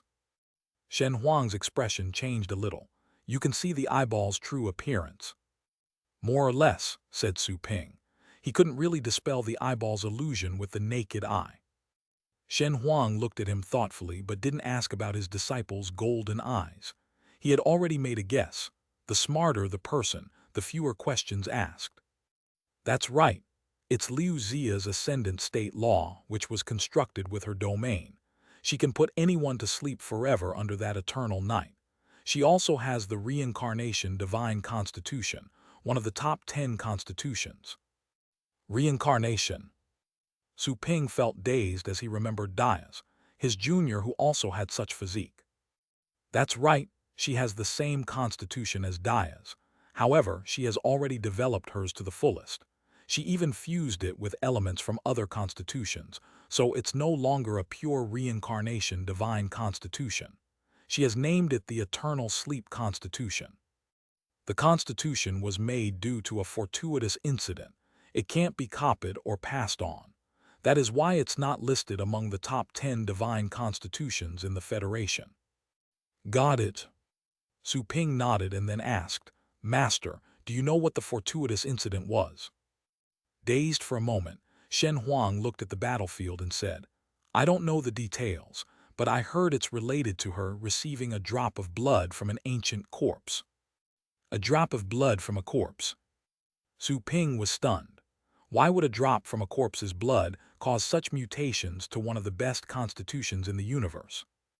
He asked the question only because he had detected an aura similar to his own coming from the Night Reaper. He had never felt the same from Diaz. Is it because of that drop of blood? You seem to be very interested in her. Shen Huang saw through what Su Ping was thinking. The latter didn't keep it a secret. He nodded and said, I think she could inspire me. I would love to talk to her if there was a chance. Talk to her. If another Star Lord, no, an ascendant cultivator would have said that, others would have rolled eyes at them. However, Shen Huang merely thought it was odd when Su Ping said it but didn't despise him for it. He could tell that Su Ping was an independent and persistent man, oblivious to the different classes where people were typified in. However, he didn't have to care about classes when talking with his master, because they were already on the top tier. That's not a problem. Her battle is over. I'll ask her to come here and talk to you, said Shen Huang immediately. Su Ping was astonished. Right now, doesn't she have more matches? The second round has just begun. She just finished her match, it's still early. But won't it distract her if she talks to me? It would also expose her secrets. You're overthinking. I don't think she'll mind, but it's hard to say. All women tend to be petty. I can only try to invite her for you. Shen Huang quickly sounded uncertain in the end. Su Ping had the sudden feeling that his master wasn't all that reliable. Still, he worked fast, as Su Ping noticed Kai Hu's strange expression soon after. At the same time, the Night Reaper raised her head and looked at him in surprise. There was also a casual indifference mixed in. Su Ping had made glorious achievements and was totally worth investing in. It would be rewarding if he could become a top heavenly lord, and a major surprise if he rose to the celestial state. Therefore, potential investors would be able to make a profit as soon as Su Ping became a heavenly lord. Night Reaper had the capital to act disdainfully towards Su Ping, since she was already successful among the top heavenly lords. She's on board, said Shen Huang with a smile. She seems to be interested in you too. It wasn't difficult to ask her to come here. After all, your multiple small worlds technique is too important. I hope you won't give it away easily while talking to her. I'll try. Su Ping didn't give a definite answer. Shen Huang was amused. He could glean from the clever answer that his disciple wouldn't suffer a loss. Elsewhere, Liu Xia flew out of the void battlefield upon receiving Kai Hu's permission. Why is she out? Didn't she win? Everybody was shocked, thinking they had somehow misunderstood the rules. The Night Reaper was obviously not going to explain herself, and neither would the three Celestials. She flew straight towards Su Ping, catching endless attention. Su Ping suddenly thought that he had kept too high a profile as of late. Still, it was all to make progress. He simply ignored the curious eyes. After all, eyes couldn't hurt people, only fists could. However, many people in the world would often give up because of those meaningless eyes. It was hilarious. You asked for me. Liu Xia had concealed her aura. She didn't want to hurt that junior favored by the three Celestials. She replaced her armor with a simple black dress, which made her look like the regular girl next door. However, her face was too beautiful for an ordinary neighbor. At least the one Su Ping had met couldn't compare with her. Hi, I'm Su Ping. Call me Liu Xia. Let's save the self-introductions and cut to the chase, said Liu Xia casually as she combed her hair with her smooth hand, clearly not thinking much about their encounter. She probably wouldn't have gone to meet him if it weren't for his groundbreaking technique for small worlds. Even if he had celestial state potential, so what? She was one of the unparalleled geniuses, mostly likely to rise to the celestial state too. Besides, she had already grown up, and Su Ping was more of a toddler at the moment. My master mentioned that you had the reincarnation divine constitution until it mutated due to a drop of blood from an ancient corpse you found. Su Ping said, leaving small talk aside. So, can you tell me what the ancient corpse looked like? Liu Xia realized that Su Ping didn't address her with any respectful titles. Even though she didn't care much for etiquette, she still disliked his lack of manners. Still, she didn't say anything about it, considering that Su Ping was a favored disciple and deserved to be proud of the achievements made at such a young age. She replied, "That's the last thing I expected you to ask. The ancient corpse, to be honest, I don't know what it looked like exactly because I only saw one of its arms. Judging by structure, well, it was 80% similar to that of a human being. Of course, I'm only talking about appearances. In terms of size, it was 30,000 kilometers long." 30,000 kilometers. Su Ping was rendered speechless after that. 30,000 kilometers long. What did the creature feed on when it was alive? So to speak, was the mutation really caused by the ancient corpse's blood? Asked Su Ping. More or less, said Liu Xia casually. Then, could you let me experience your constitution for real right now? Asked Su Ping. Liu Xia looked at him with a weird expression. Are you asking to be killed? She raised her head and looked at Shen Huang. Sorry, I didn't mean to be rude, but your disciple's request is simply 2. Shen Huang understood. He said to Su Ping, "You would be heavily injured if you were to confront her constitution's aura." "You'd wish it were only that. Technically speaking, you'd die," Liu Zia added.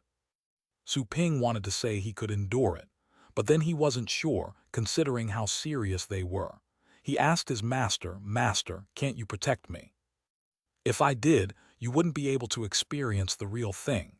It would be no different from what you felt a moment earlier," said Shen Huang. Su Ping understood. He thought for a moment and said, "I still want to experience it. I hope you can accept my request." Liu Zia looked at Su Ping as if he were an idiot. "You do know that you're essentially asking me to kill you." "I know, but I still want to try," said Su Ping stubbornly. Perhaps he felt confident due to his experiences in the cultivation sites. Seeing his determination, Liu Zia looked at Shen Huang. The latter thought for a moment and said, "In that case, just accept his request. I'll remember this favor." Chapter 1198, Awakening of Ultimate Darkness. "All right. In any case, you can reverse time and bring him back to life." Liu Zia no longer insisted. She would only need to show her constitution to have a celestial expert owe her a favor. It was definitely a fair deal.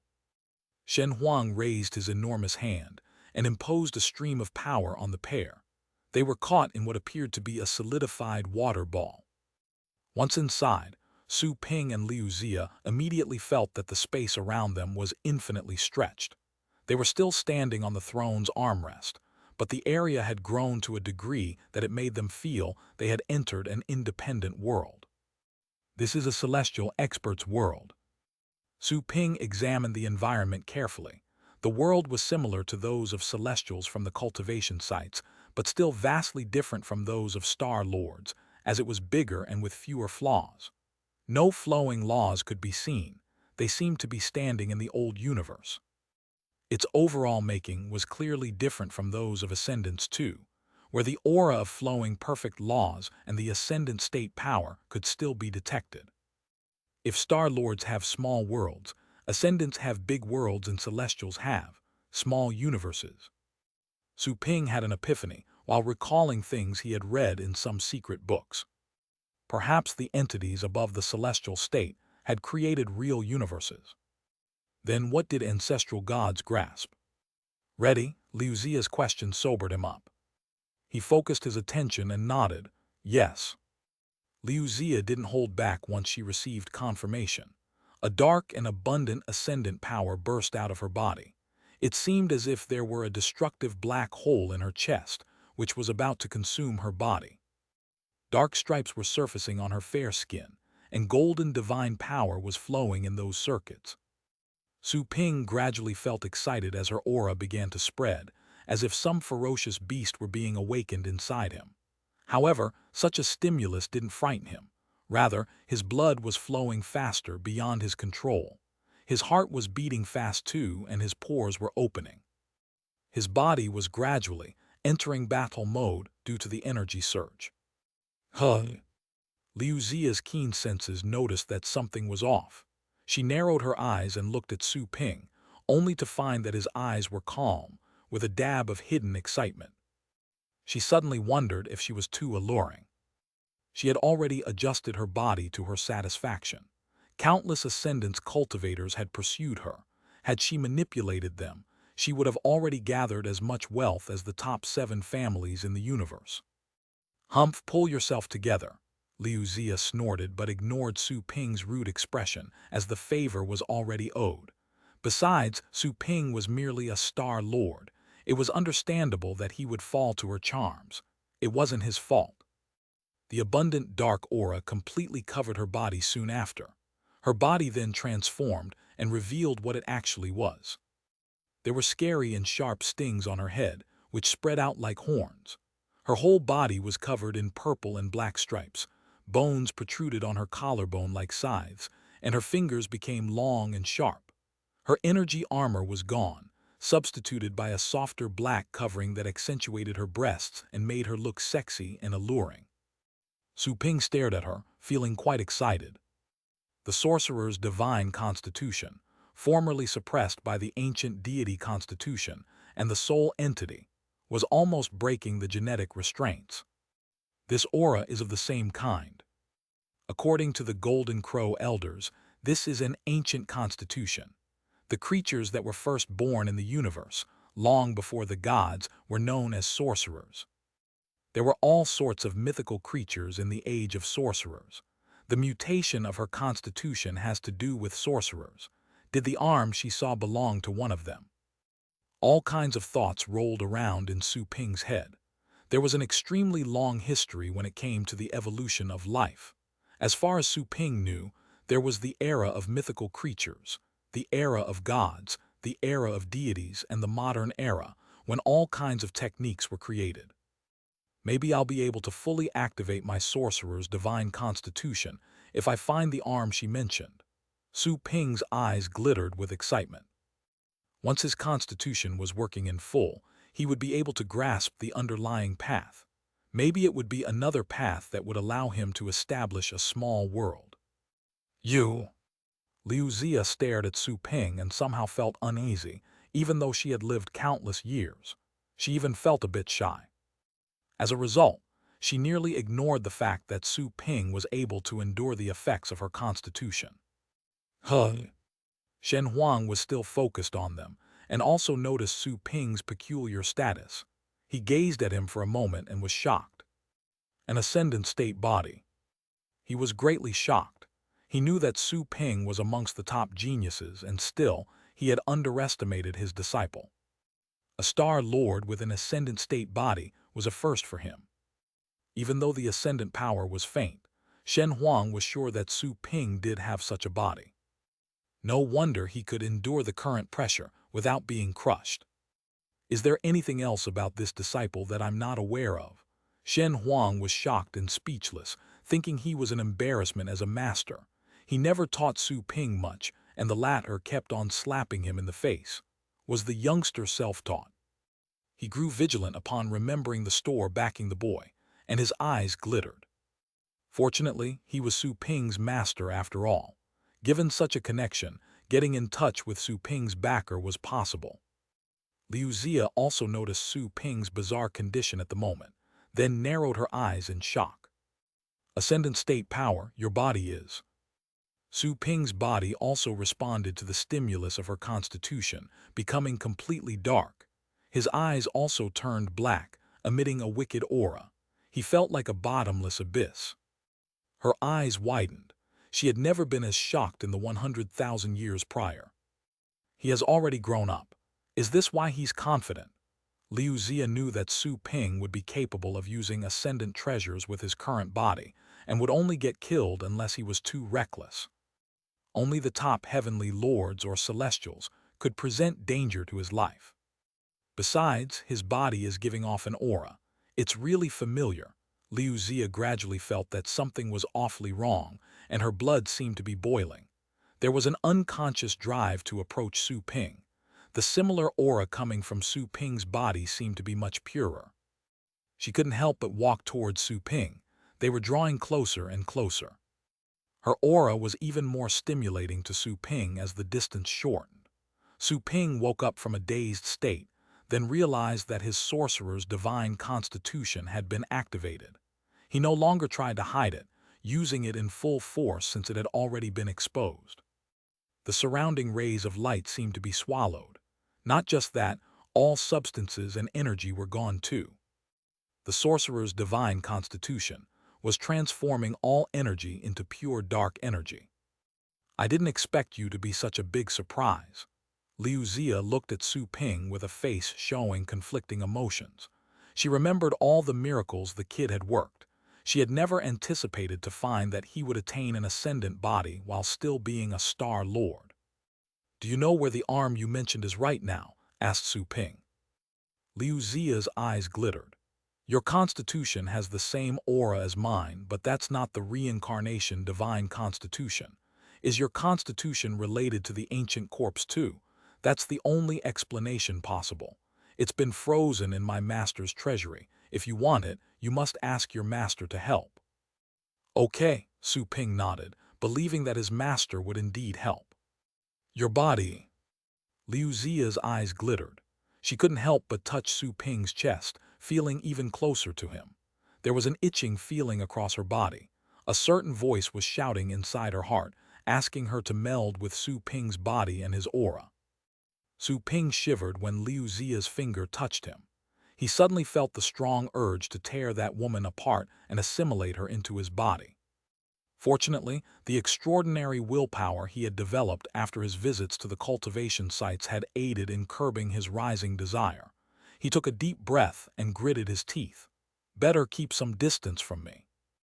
Liu Zia also controlled her thoughts. She looked at Su Ping with a troubled expression. Your master owes me a favor. Now I'll be giving you another gift. Her hand left Su Ping's body as she spoke. The special link between them was cut off, but the excitement was even greater than before. The next moment, dark power arose in her palm, turning into a ball that quickly smashed into Su Ping's body. After a boom, Su Ping felt that his head went blank, then felt a thrill akin to having seen the most delicious food. His head was out of control for a moment. Roar! Su Ping roared like an animal, but Liu Zia had already controlled her body and moved away by then. She feared that she would do something embarrassing if she stayed too close. Some sort of balance seemed to have been broken in his body. He was surrounded by a dark power, which turned into a giant ball. His roar weakened while being inside that energy sphere, seemingly having regained his self-control.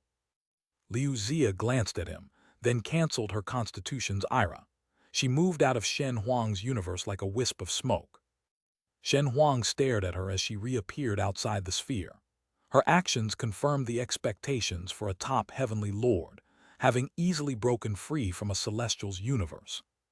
Although he wasn't completely serious, it was still fairly easy for her to get out. What did you give him? Asked Shen Huang.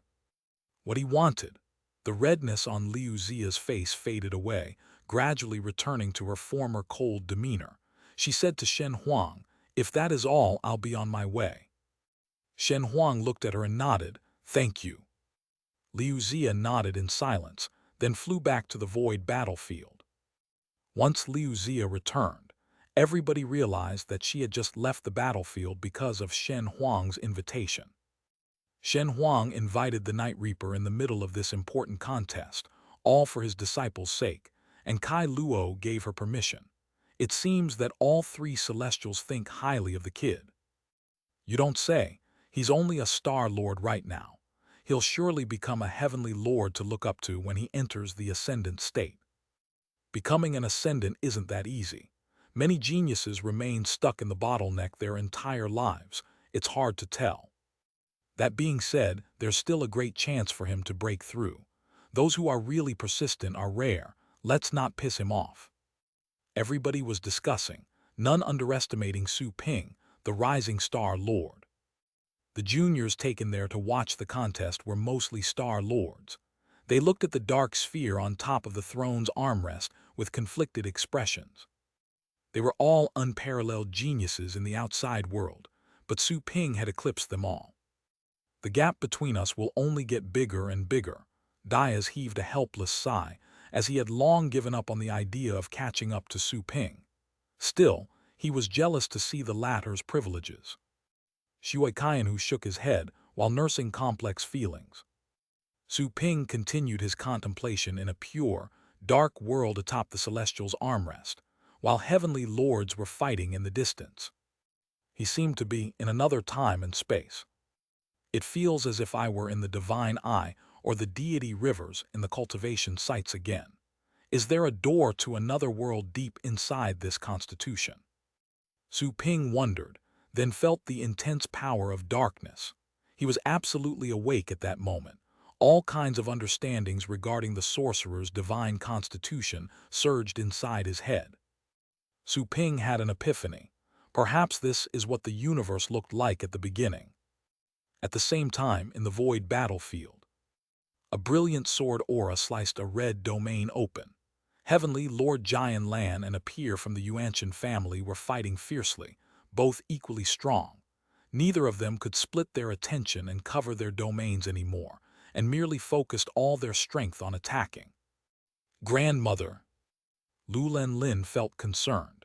A heavenly lord of her family offered to aid her viewing so she could see the battle. Elsewhere, Kai Huo was communicating telepathically with the Night Reaper, who had just returned to the battlefield. What did Shen Huang ask you to do for his young disciple? Master, his disciple requested to meet with me. He wanted to see my constitution. Liu Zia was forthcoming about the matter. She paused for a moment, then continued. Shen Huang owes me a favor now. I also gave his disciple a gift. In addition, his disciple is already capable of fighting on his own right now. Capable of fighting on his own. That's right. He has already attained an ascendant state body. Chapter 1199, Evolution. An ascendant state body. Kai Huo narrowed his eyes, compelled to look in Shen Huang's direction. He then saw the black cocoon within the small universe on top of the throne's armrest. The little guy had undoubtedly gained something else, and was assimilating it at the moment. He's only a Star Lord no older than 100 years of age, and yet he's got an ascendant state body. Has the old man invested all his treasures in the boy? Time flowed. The Heavenly Lord battles became increasingly fierce. Only 6 contestants remained after the second round of elimination, including the 3 Celestials' first disciples, the leaders of the Yuantians and the Lulens, as well as a Heavenly Lord who was Su Kong's disciple, who had glowed for 10,000 years in the past. The silent genius shined again at that moment, making the audience remember his name. Yuantian Zhan doesn't care for ladies at all. Jai Zuking, Yu Long, Chunyu and the others were eliminated. They eventually returned to their seats. Jai Zuking was picked by the Yuantian's ancestor. Even though she was a top heavenly lord, the guy was much more skilled. She suffered a brutal loss. Even the secret technique she had worked on for years was absolutely useless. It's impossible to awe the troops without unparalleled strength. Senior brother Han heaved a soft sigh. Chunyu was silent. He had been defeated by Su Kong's disciple, the genius whose name had spread throughout the universe 60,000 years prior. He was the guy's senior in terms of age. The latter was unstoppable when he rose. The genius further consolidated his brilliance as time went by, becoming even stronger. Being defeated by a junior had never crossed his mind. Both were unparalleled geniuses. Someone had once compared them, and their achievements were similar. However, it was obvious which one of them was better once their talents were tested in battle. The loser didn't slack off over the years. It was just that his rival had been advancing too fast. He unconsciously looked aside and noticed the empty seat, then finally remembered something and looked at his master's side to find the black sphere. Maybe his junior brother was the only one capable of catching up with that genius in tens of thousands of years. Why did our junior brother Su go to see Master? Yulong had already recovered from his defeat. He had been aware that his opponent was indeed strong. His only option was to go full out. To actually win would have been exhilarating, and yet completely understandable if he lost. Regardless of his diligence when it came to training, the other guy was clearly stronger. Master probably opened up our junior brother's sight, fearing that the guy wouldn't get to see your battles clearly. You shouldn't have covered your battles, said Zhu Feng with a shrug. Jai Zuking sighed. Our master truly likes junior brother. We didn't have such treatment. It can't be helped. Our junior brother is too talented. Probably not even junior brother Liu Exing can compare to him. Yes. The rest of Su Ping's seniors felt conflicted. They were more or less jealous, but not angry. After all, they had all seen the young man's talent, and knew they couldn't have done the same at that age and level. It was all because of Su Ping's unique technique for cultivating multiple small worlds. Furthermore, he was the only one who had the secret technique at the moment. Eldest brother is the only one of our group still competing. I wonder if he can make it to the end. I felt he had more trump cards during the fight between Yuan Tianqian and me. Unfortunately, I wasn't able to force him to reveal them, said Jai Zuking with a frown. She was in fact worried. The army's commander was of paramount importance and as powerful as a celestial expert in a way. If someone from another star zone were to win the position, they would probably assign the difficult battles to the Golden Star Zone in the future. That is, it was impossible to argue about the decision taken, unless their actions became too outrageous. The Golden Star Zone would have had to endure the loss. The Lulan's ancestor is by no means simple. I think Heavenly Lord Tian Yi has reached his limits while under Su Kong's command, even though he has only cultivated for 60,000 years. He is probably the most likely person to rise to the celestial state in the next 10,000 years. Look at those geniuses. If I were to forget my past achievements, I would think of myself as mediocre. All those disciples felt troubled. The Night Reaper and our first senior brother are mortal enemies. They're probably going to fight in the next round, said senior brother Han. Not necessarily. She was just invited to talk with Master and junior brother Su, and they did so for a good while. Maybe she'll go for a weaker rival in the next round, said Zhu Feng. Jai Zuking and the others were surprised. The Night Reaper came out to talk. Why? How could we know? My guess is that it has to do with our junior brother. Anyway, our junior has been training since their conversation ended. Apparently he learned something, said the fifth-ranked Heavenly Lord. Jai Zuking, Chunyu and the others felt bewildered as they looked in Su Ping's direction. They all knew that Shen Huang was fond of the latter, but going as far as inviting the Night Reaper to give him pointers was completely unexpected. Another elimination round took place while they discussed. The Night Reaper got to pick first again. She had missed one of the battles while talking with Su Ping. However, her master had made a recording of it, which he replayed for her during the break. Liu Zia approached Song Yuan while everyone was watching. Song Yuan couldn't help but put on a bitter smile, knowing it was bound to happen. "Wei, I hope you can make it to the next round," said Liu Zia indifferently. "Don't disappoint me." Song Yuan felt dazed. The next moment, Liu Zia walked past him to meet with the Lulan's ancestor. She said casually, "You were mean to my junior brother just now. I shall avenge him." The elder was stunned for a moment but then said with a smile, "Injuries are inevitable during practice. You want to pick me? Let's get started then." Liu Zia realized he didn't want to make an enemy out of her. Her answer was a nod. Their battle started right after everybody backed away. Neither of them had the time to hide their trump cards at the moment. It was a high-performing competition from the get-go. Domains, constitutions, laws, secret techniques, and battle pets. They pulled out all the stops, launching shocking attacks. 10 Ascendant State Pets. Oh my God, an Ancestral Dragon, the Black Fire Phoenix. They are top demon beasts with Celestial State bloodlines. The Lulan Ancestor is even more unbelievable. That Void Flame Dragon is even more ferocious than the Ancestral one. Alas, neither of them has reached their peak status yet. Is that what top Heavenly Lords have? They could have crushed us with pets alone. All the Ascendants in the audience were shocked. They were all experts and masters on the territories they oversaw. However, the two contenders' battle pets were stronger than any cultivator in the audience. Honestly speaking, even the food they ate was inferior to the pet's sustenance. Of course, not even their excretions were comparable to the ones coming out of those pets, either. As expected of one of the 7 biggest families in the universe, they do have a lot of treasures. Jai Zuking looked at the battlefield with mixed feelings. Those are among the best and rarest pets. 5 of them are considered to be of the mythical kind. Any of them would cause a storm of blood in the outside world.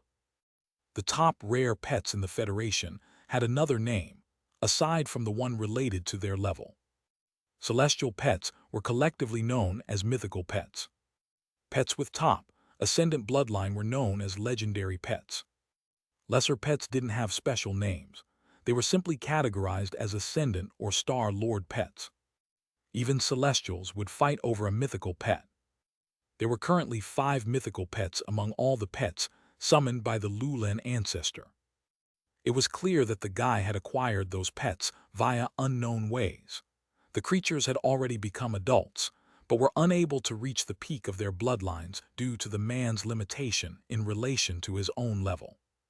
Ascendants couldn't summon pets above their level. In fact, even though Star Lords could only aspire to have pets one level higher than them, none of them dared to use Ascendant pets, all because they couldn't suppress them. Their only choice was to use Ascendant pets, which had been domesticated and controlled. However, such creatures could merely compare to normal Ascendant's beasts, being only slightly stronger than Star Lords. Some of the top Star Lords were capable of dealing with such pets. For those in the Ascendant tier and beyond, they could only establish contracts with pets on their level. Night Reaper isn't bad either. She has 4 mythical pets and her other pets are all legendary. It's unbelievable.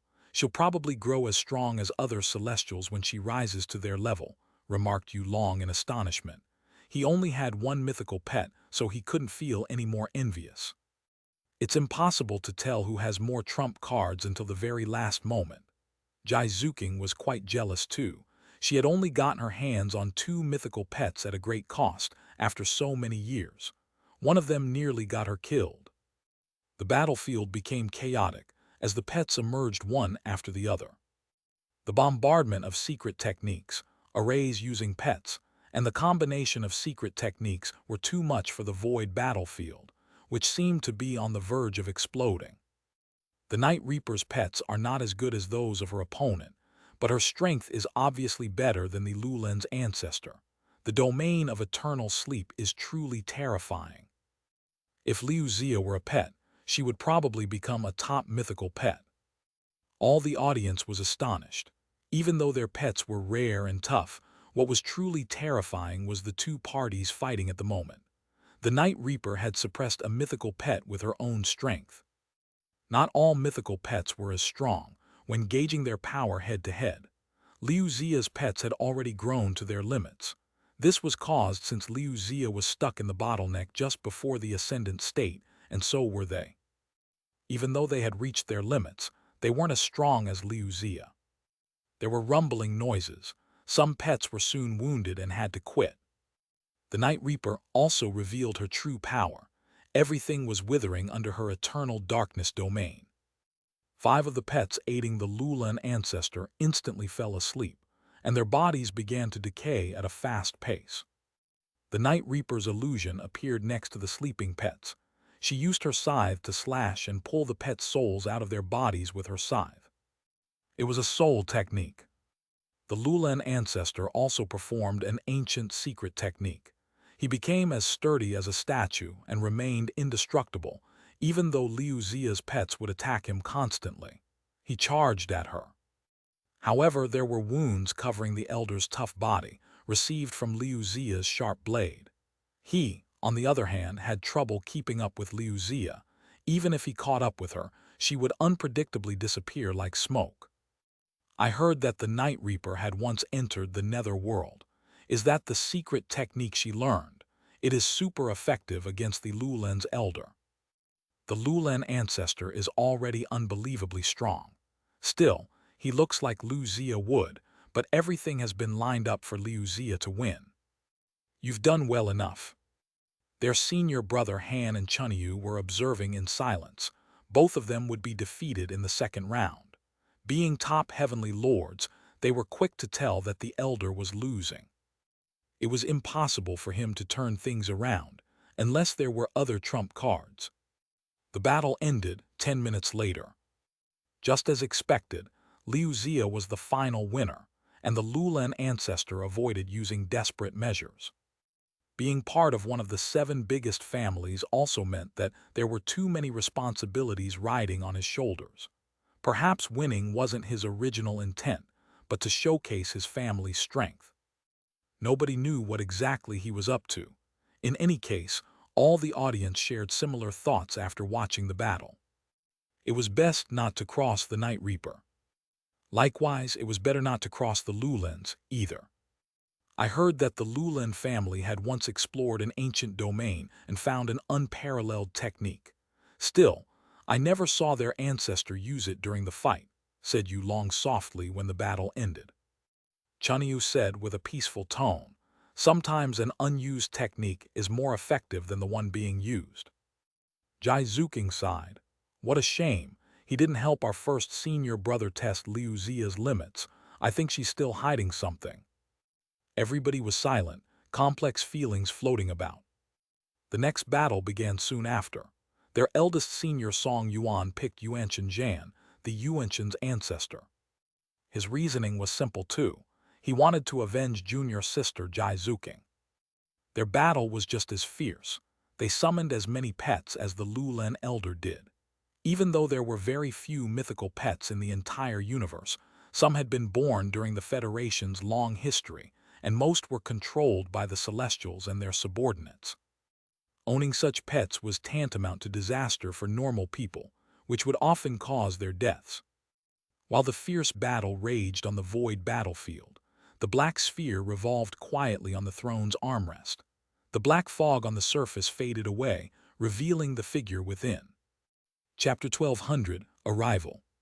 Shen Huang realized something, then lowered his head. He saw that the black sphere on the armrest seemed as if ready to hatch like an egg.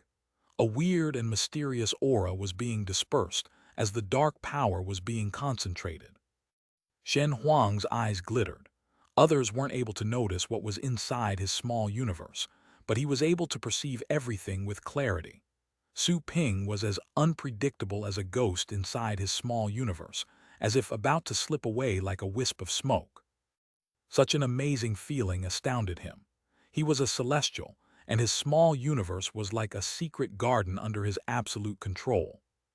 Still, he found that it was difficult to catch his disciple in his own dominion. He would only get such a feeling when he dealt with top heavenly lords. Is it possible? Shen Huang shook his head, as the idea was absurd. Su Ping was only a star lord.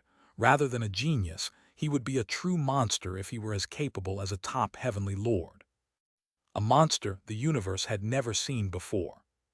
Such an idea was impossible. Liu Zia must have helped him activate his constitution, as their auras shared a common origin. It seems that he'll certainly become a top heavenly lord when he reaches the ascendant state. Still, whether or not he can fully develop his constitution in the end remains unknown, Shen Huang mumbled. While all the top heavenly lords were precious, celestials were on another level. The ancient devil reborn using Lin Ziu's body as a vessel, who had changed his name back to Yi Chen, was a new celestial causing great changes in the universe. The guy had sowed chaos everywhere. Su Ping was waking up at that moment. His senses were connected to the time and space around him. This allowed him to feel all the details, including the darkness and the energy he had never felt before. He was able to see everything around him. Comparing his past self, it was like living with one of his eyes covered. He was used to the feeling and never felt anything amiss. However, he instantly noticed the difference once his other eye was liberated. Looks like there are tiny cracks in my master's universe. Su Ping was greatly shocked after examining his surroundings carefully, thinking it was all an illusion. Besides, his master was a celestial. How could there be cracks in his universe? Enemies could take advantage of this if there were any. However, careful observation did reveal that those cracks were indeed present. It was just that, unlike normal cracks, they were like shadows of the energy which made the small universe. The old Su Ping wouldn't have considered those shadows as cracks. However, he could now tell with ease that he could crawl through. It was similar to standing before a vine-filled wall. There was a feeling of being blocked at first, but he could climb said vines. Su Ping's mind was racing, but held back his urge to go through the cracks in the end. It would be better to experiment this in the cultivation sites. After Su Ping completely suppressed his power, Shen Huang finally canceled his small universe and asked with a smile, "How do you feel?" "Terrific." Shen Huang felt his lips twitch upon hearing his disciple's calm reply. He too sensed that Su Ping had somehow improved significantly, but he didn't pursue the matter. Guiding such a genius was stressful for him, especially when he knew that a mysterious expert was backing the young man. It would be inappropriate for him to intervene with Su Ping's cultivation. Being his nominal master, I can only try my best to offer him other types of help, thought Shen Huang sadly. He was a celestial expert. There were lots of geniuses who wanted to be his disciples, which he didn't even bother to lay eyes on. However, he felt a lot of pressure when it came to teaching Su Ping. Liu Xia carved her own path to the ascendant state. Everyone has their own path. Like I said, you can learn from them, but you mustn't imitate them. Shen Huang ended in a low voice. It's impossible to rise to the ascendant state by imitation. Su Ping nodded. I understand. I'll create a path of my own to reach the ascendant state. Shen Huang nodded and was about to add something else, but then his expression changed as he aggressively looked in a certain direction. Meanwhile, both Kai Huo and Su Kang felt something, then looked in the same direction. Kai Luo wore a grim expression as he suddenly rose. A scorching heat was swept out, making it seem that the entire universe was on fire.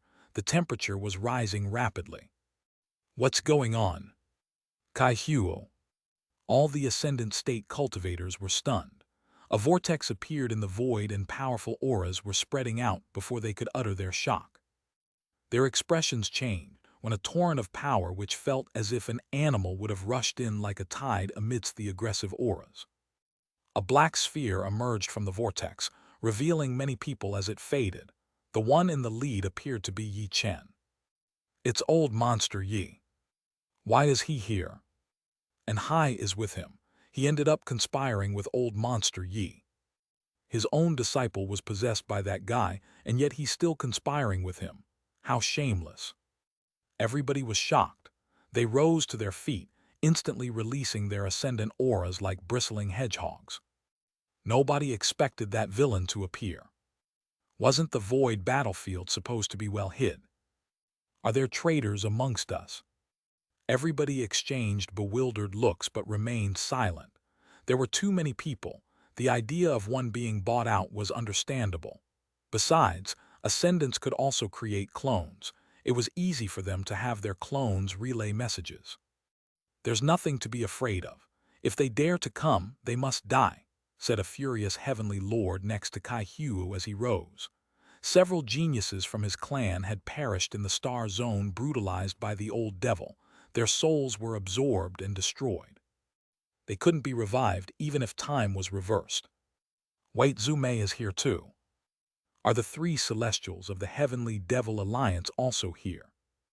Everybody was shocked to see the sexy, bloody figure which was half hidden in the shadows. The three leaders of the Heavenly Devil Alliance were there. Did they want to start a war immediately? Are you having a party? Yi Chen stood at the center, looking starkly different than when he had just gotten out of the relic. His black hair was fluttering, and his hands were clasped behind his back. His handsome face reflected violence and domination, while his eyes were filled with infinite brutality.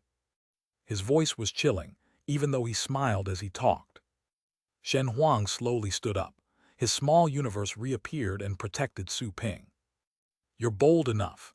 Aren't you afraid that we'll seize the opportunity to destroy the nest that your Heavenly Devil Alliance has just built?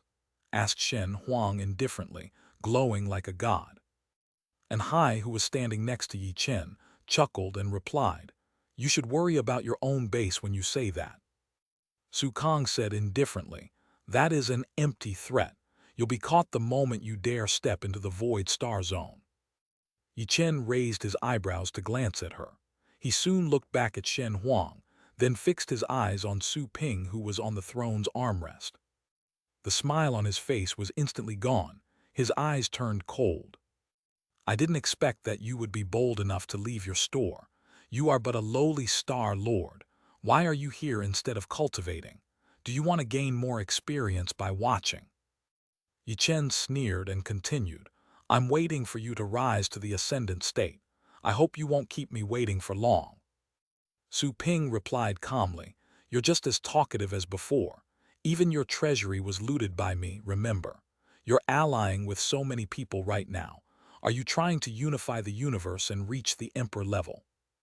The Emperor level? Is that beyond the celestial state? Many ascendants were stunned by the revelation.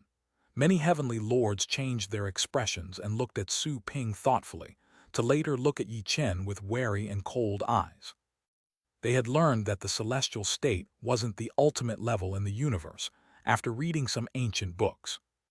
There were even superior beings. Some legends spoke of more levels. It was just that the higher levels were like baseless tailies. However, there was still valid proof that there was another level beyond the celestial state, known as the Empyrean state. The Empyrean state was used to speak about all levels above the celestial state. However, no one in the recorded history of the universe had reached it. It was said that Empyreans could easily shatter the universe, control all laws and power. They were far stronger than Celestials, almost creators themselves. They had truly existed in the past, based on the evidence found in some ancient relics. Such a fact was terrifying. It was also said that there were other levels beyond the Empyrean state, but there was very little information about them. Still, some people knew that it was 70% likely to be true. However, such realms were still too far away. The battle pet warriors in the universe saw as already glorious enough for them to reach the ascendant state, while their lifelong goal was to become celestials. The Empyrean state, this ancient devil lived in the era of deities. Does he have any secret techniques that allow him to advance further? He'll be the only king of the universe in the future if he rises to the Empyrean state. All the heavenly lords looked concerned. Their cultivation realm was named as such because they were capable of escaping from celestials. But if Yi Chen broke through to a higher realm, he would have the power to crush celestials like ants. They had enjoyed their lives as heavenly lords for a very long time. Celestials would leave them alone as long as they weren't too outrageous. They had a special position, and they could do anything they wanted. However, the rise of an Empyrean would surely lower their position significantly, making them no different than normal ascendants. They could only count as tough subordinates at best. They could not tolerate the prospect of being unable to control their fates. "Kid, it's been such a long time, but you're just as cunning as before." Yi Chen was grim. What Su Ping said made a lot of people hate him. The people from the 3-star zones weren't as united in the beginning. After all, they didn't have a lot of shared interests.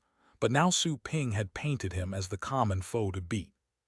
The young man had been so convincing that even the neutral celestials would step in. "The Empyrean state is just a legend. It's beyond my reach. I would have cultivated in seclusion for 100,000 years to then come out and kill you all if breaking through were possible," said Yi Chen with a snort, holding back his fury. He was a celestial expert, and yet he had to explain himself after Su Ping spoke. It was humiliating. "Nonsense. You are an Empyrean. You're merely wounded and weakened right now.